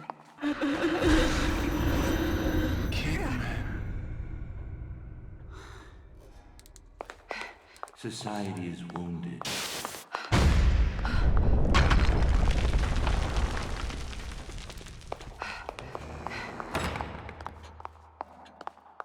Hey! I know you're out there. Do you have any... Who's that?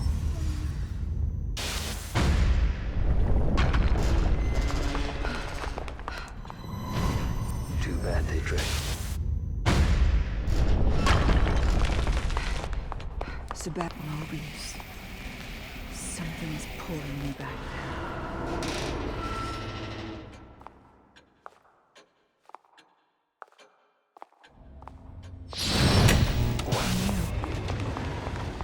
I knew what Leslie was capable of. Damn it, why would they hide that from me?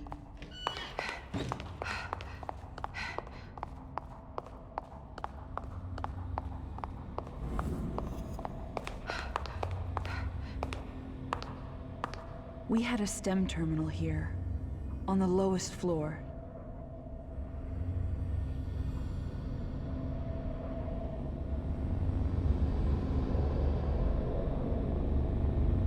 If Leslie's in here with me, he's probably headed there. And that may be my way out of here.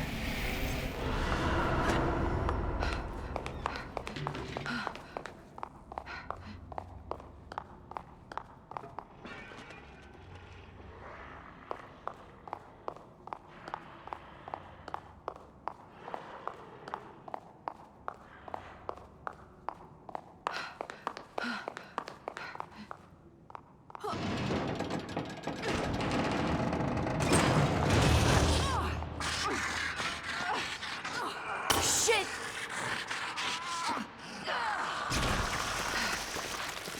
No! I can barely see anything in here. Chemical lights. Better than nothing, I guess.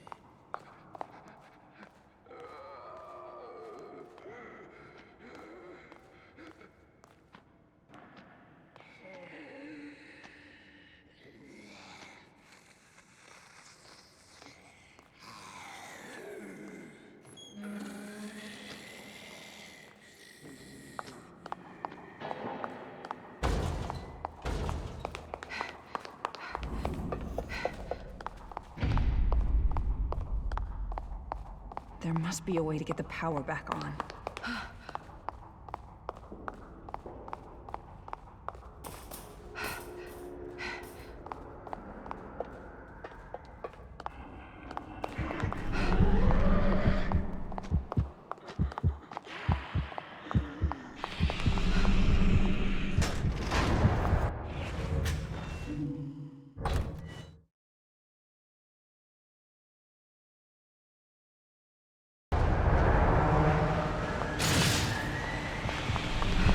Auxiliary power has been activated.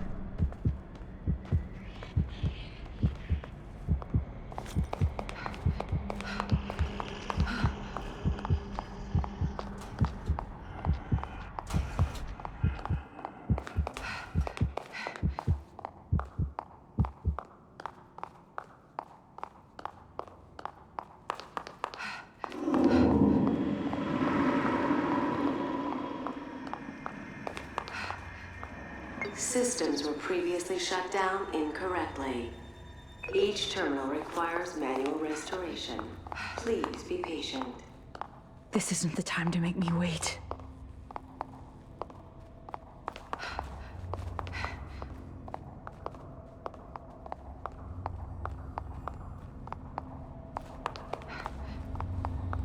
I'll go through you.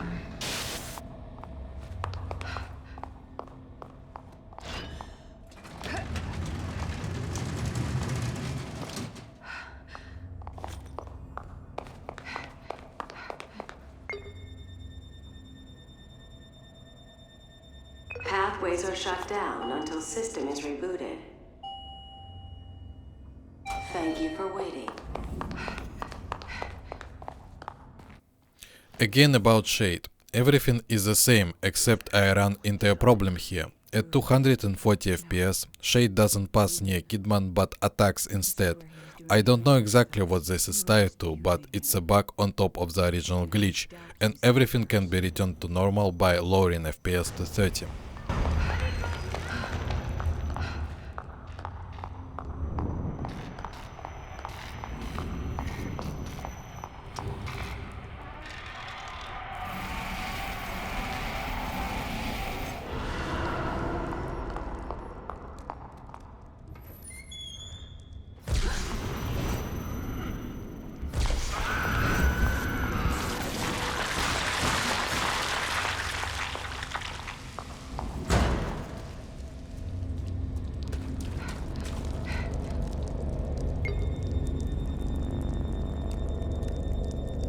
Restoring security clearance. This may take a few moments. I don't have time for this.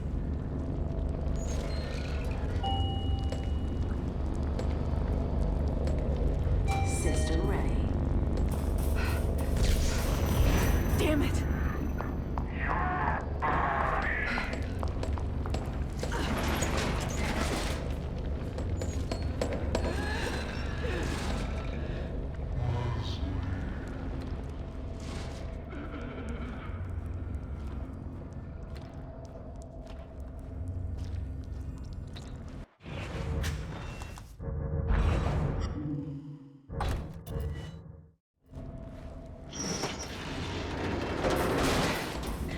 Oh shit, it's back.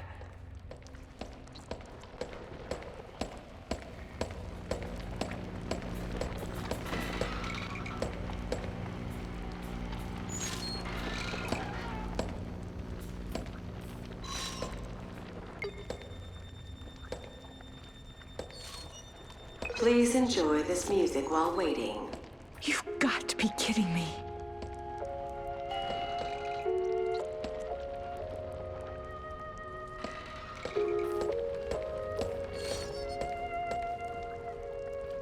Come on.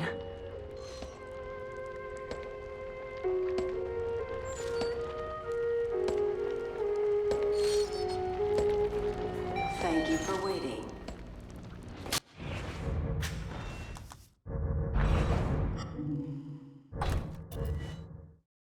Have a productive workday. Guess I'm all right for now.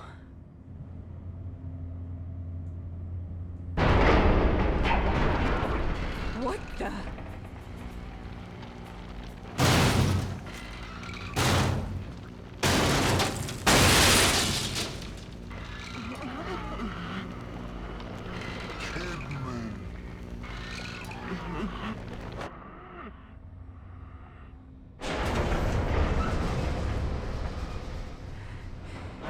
Is it gone?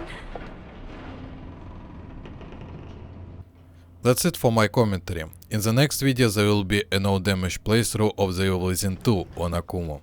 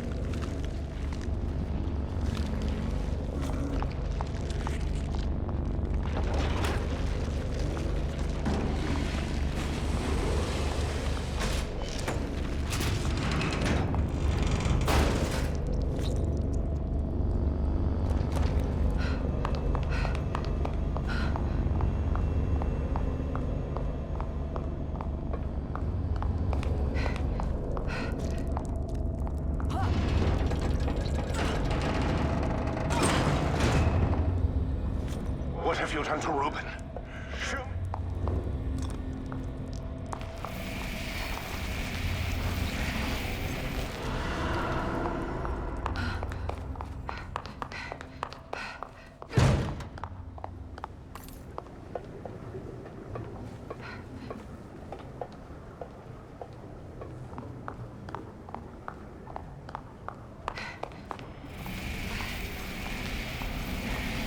This is despicable. This whole project, from the beginning, it was about deceit.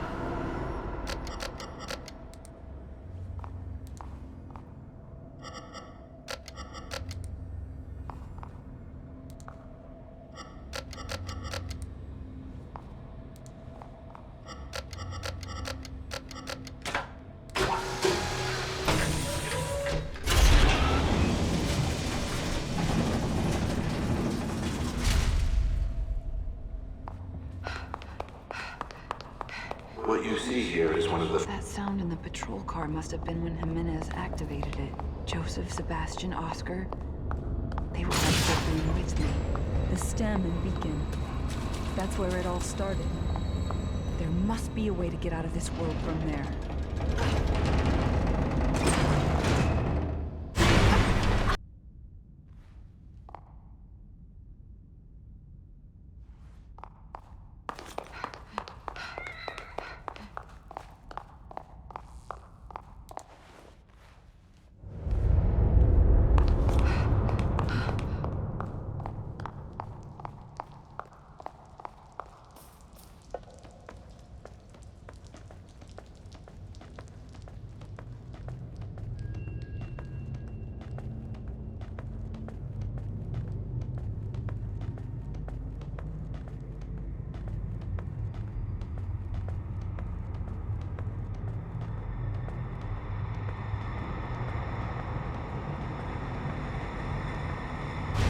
You were assigned to your team for a reason.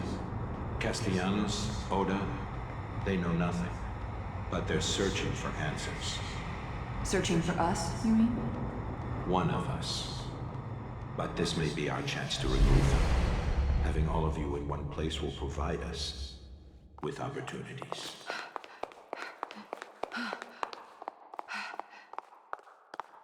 Listen. The police department. Why am I here?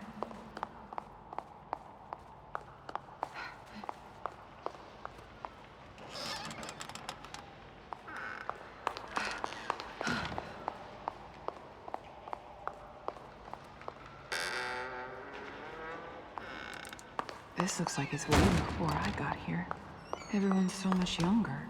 But Sebastian's profile didn't say he was married. Let alone a child. His daughter, then his wife? One right after the other? No wonder he always seemed so closed off.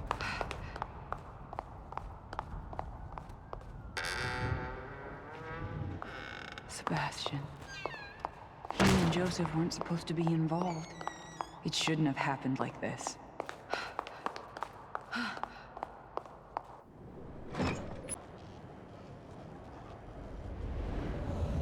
Beacon.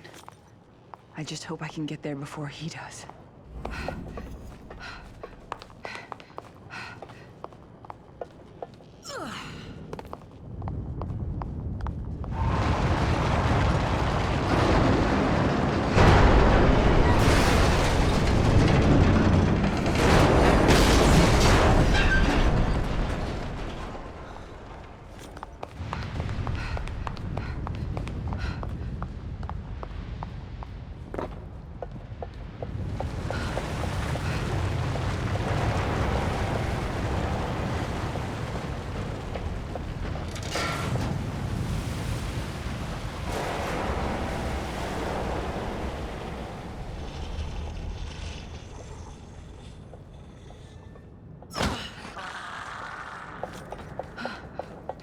Well, he's not coming.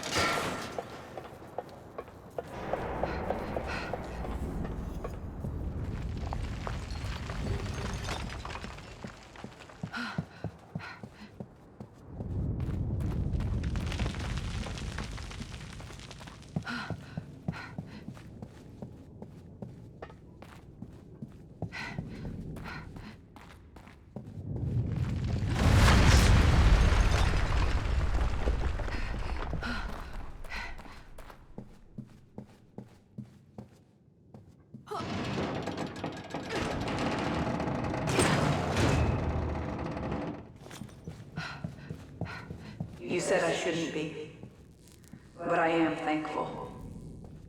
I don't know what would have happened to me if you hadn't brought me in. The mark.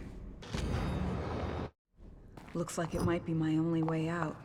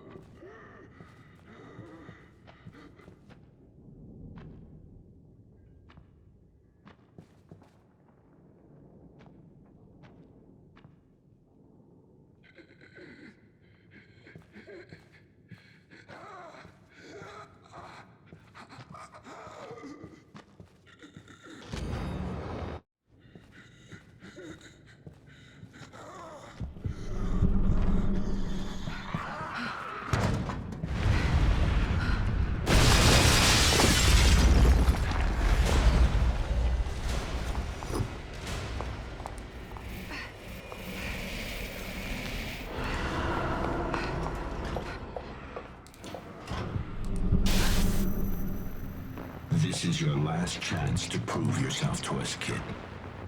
Don't let us down. Bring the boy to us. Stop it! Get out of my head!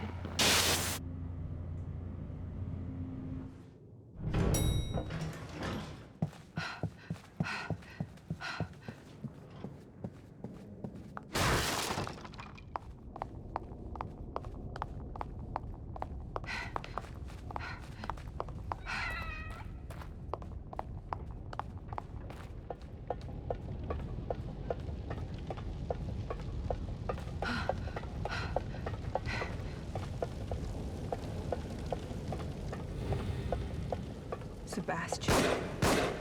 And Joseph, too.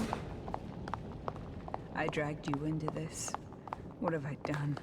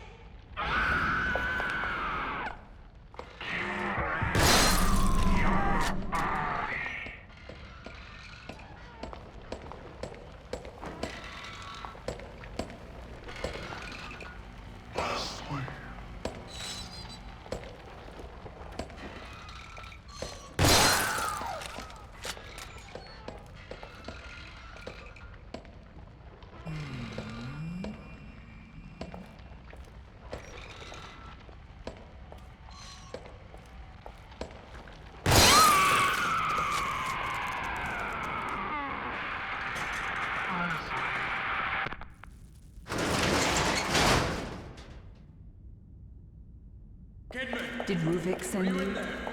Well, I hope he gets the meth, Sebastian.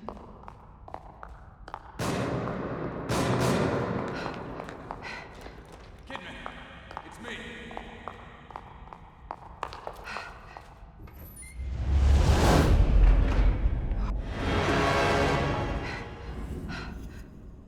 You can do anything to stop this? Stop, damn it! You don't understand! We don't need your excuses, kid. You run because you're weak. You're afraid of us. Whoa, what the fuck is that?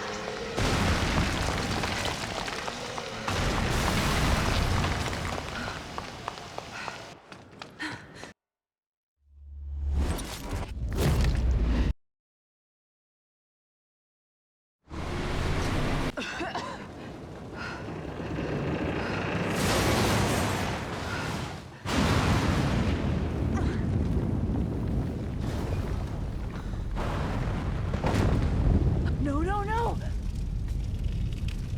Damn it! Fuck!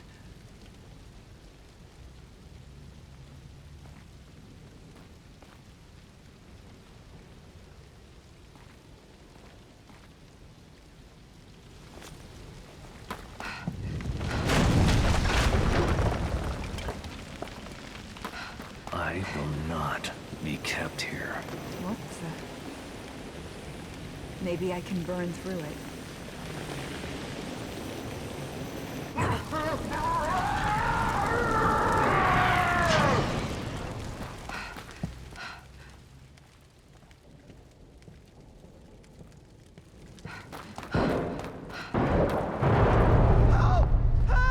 Leslie!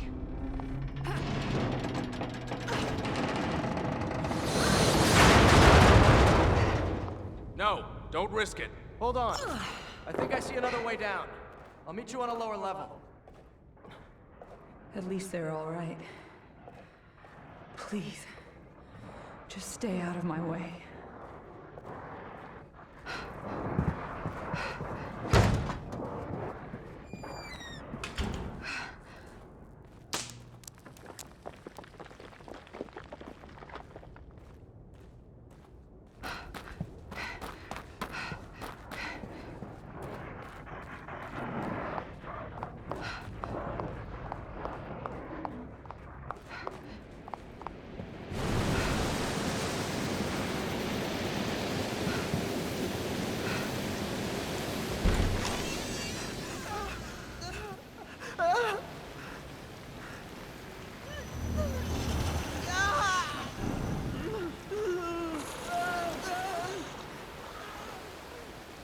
Ruvik's trying to take control of him. Maybe I can stop him. Hey!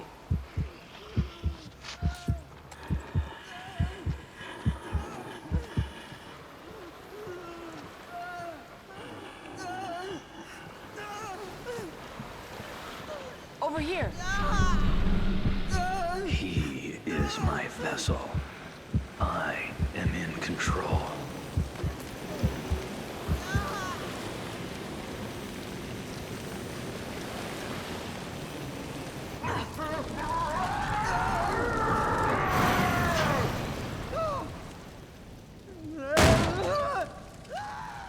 It works. Holy shit.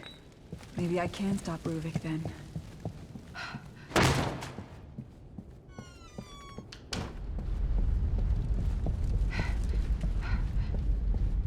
Leslie! Leslie, where are you?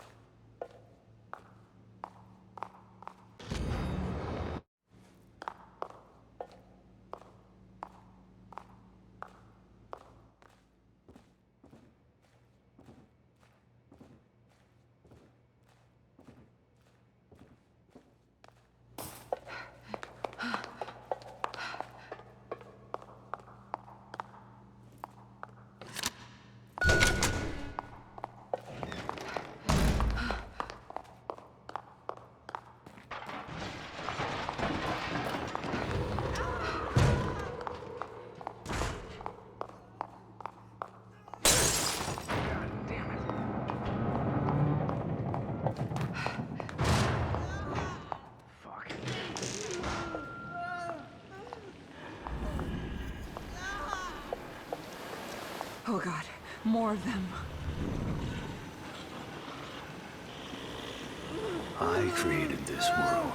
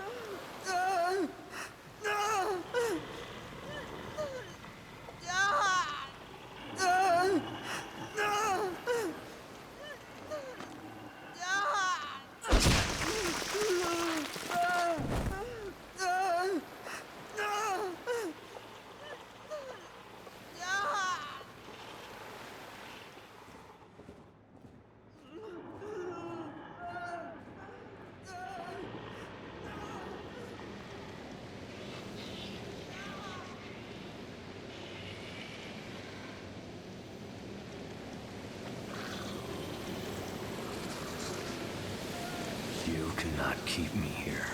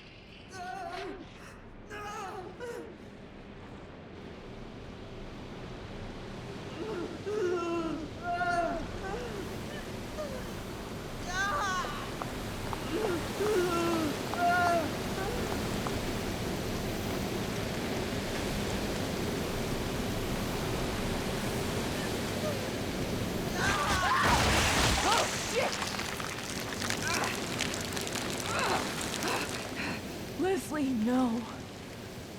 Please don't.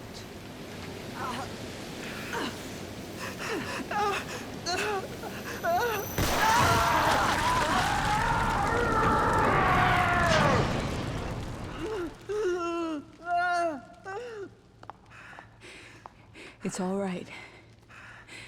Everything's gonna be fine. I hope.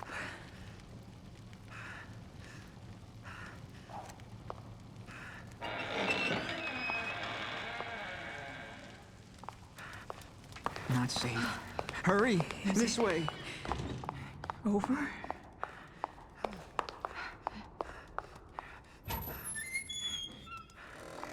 I hope that bastard doesn't come back. For your sake, Leslie.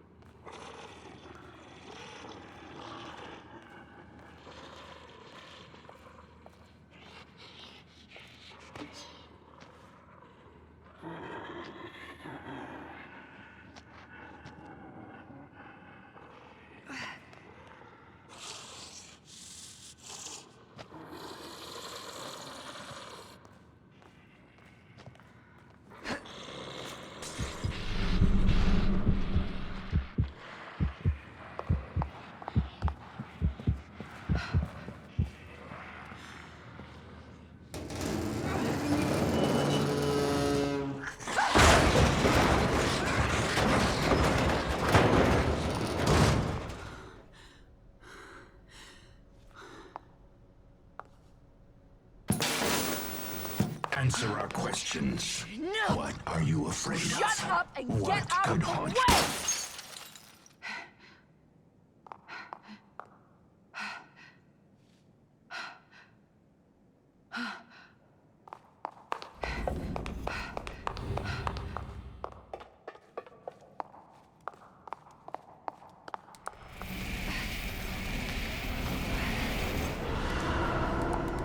The patients are dying when... Ruvik. He was in STEM all along. Well, he's not gonna get me.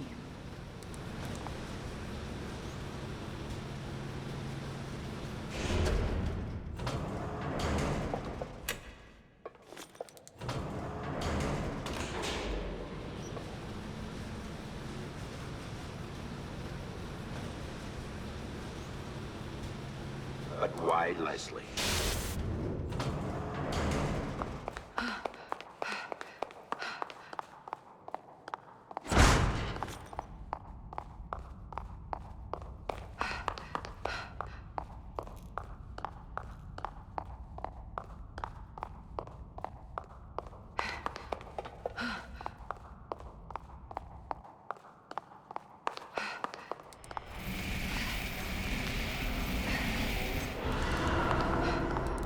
We need someone rational.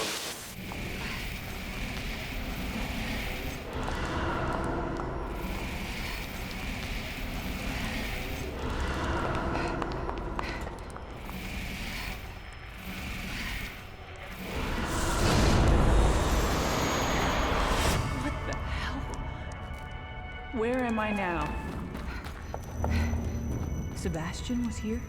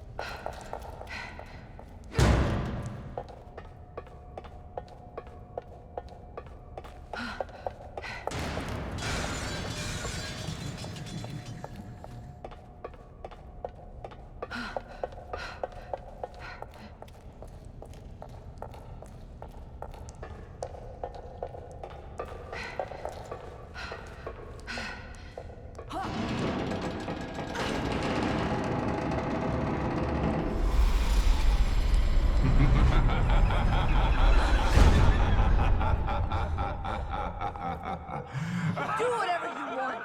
You're not gonna stop me!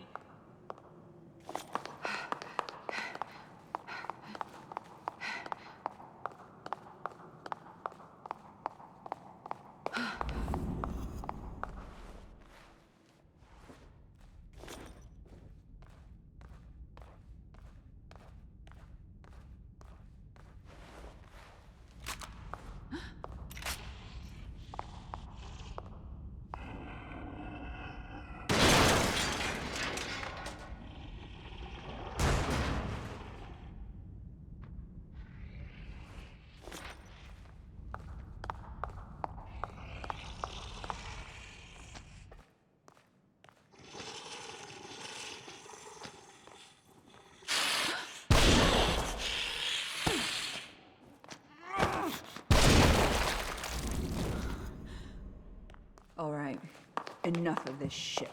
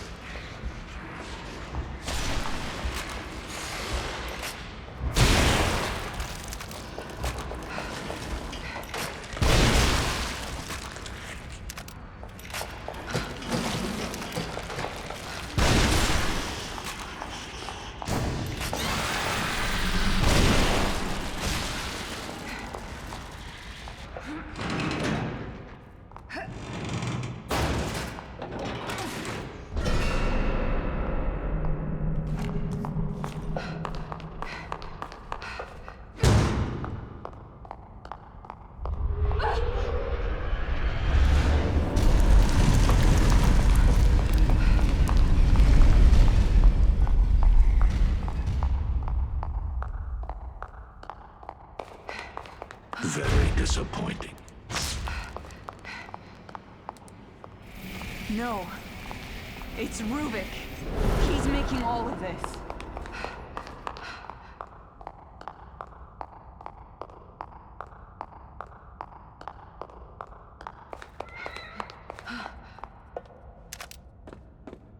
You gave yourself to us. You made the choice of your own free will. We were the only ones who cared. The ones who took you from your useless life. We gave you a reason to exist. And how do you thank us? By destroying our work.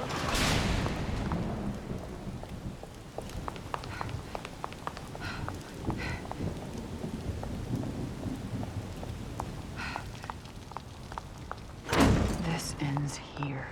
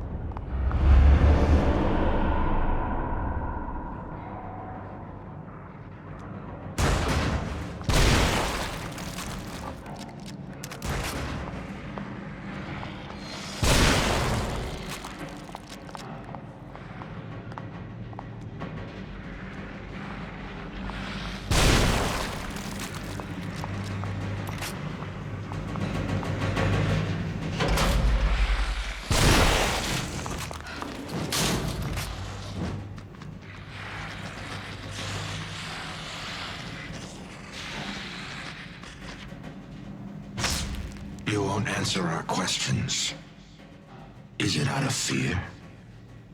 Fear is such a subtle thing. But when one experiences true fear, is when they can be controlled. They can be molded. STEM is an abortion, a machine designed on the premise of fear. But in a sense, it is perfect for what we hope to achieve. You will be the first. You will bow under this fear, or you will die. You will serve as an example for what we will become.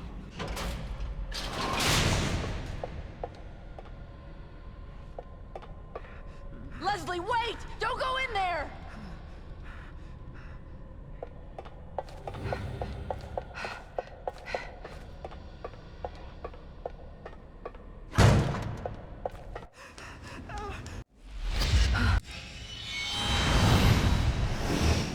You fulfilled what little use you have. This world is a prison for you to rot in.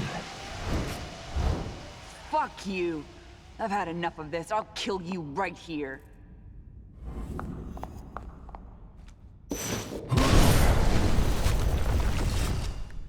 What does this world look like to you?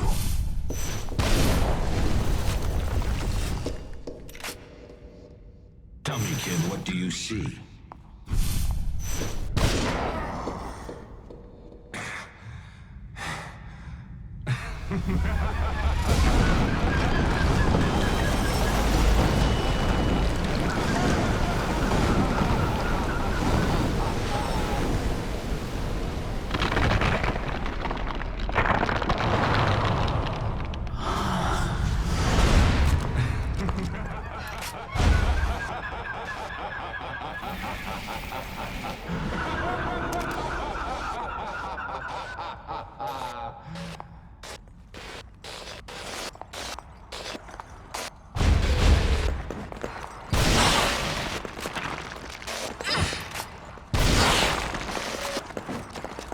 Your death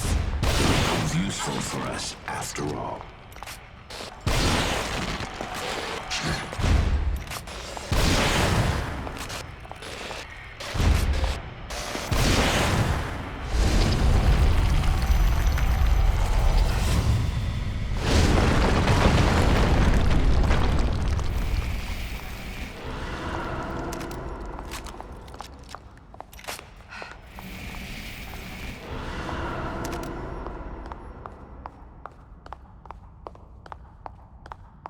It's a shame you'll never see what we accomplished.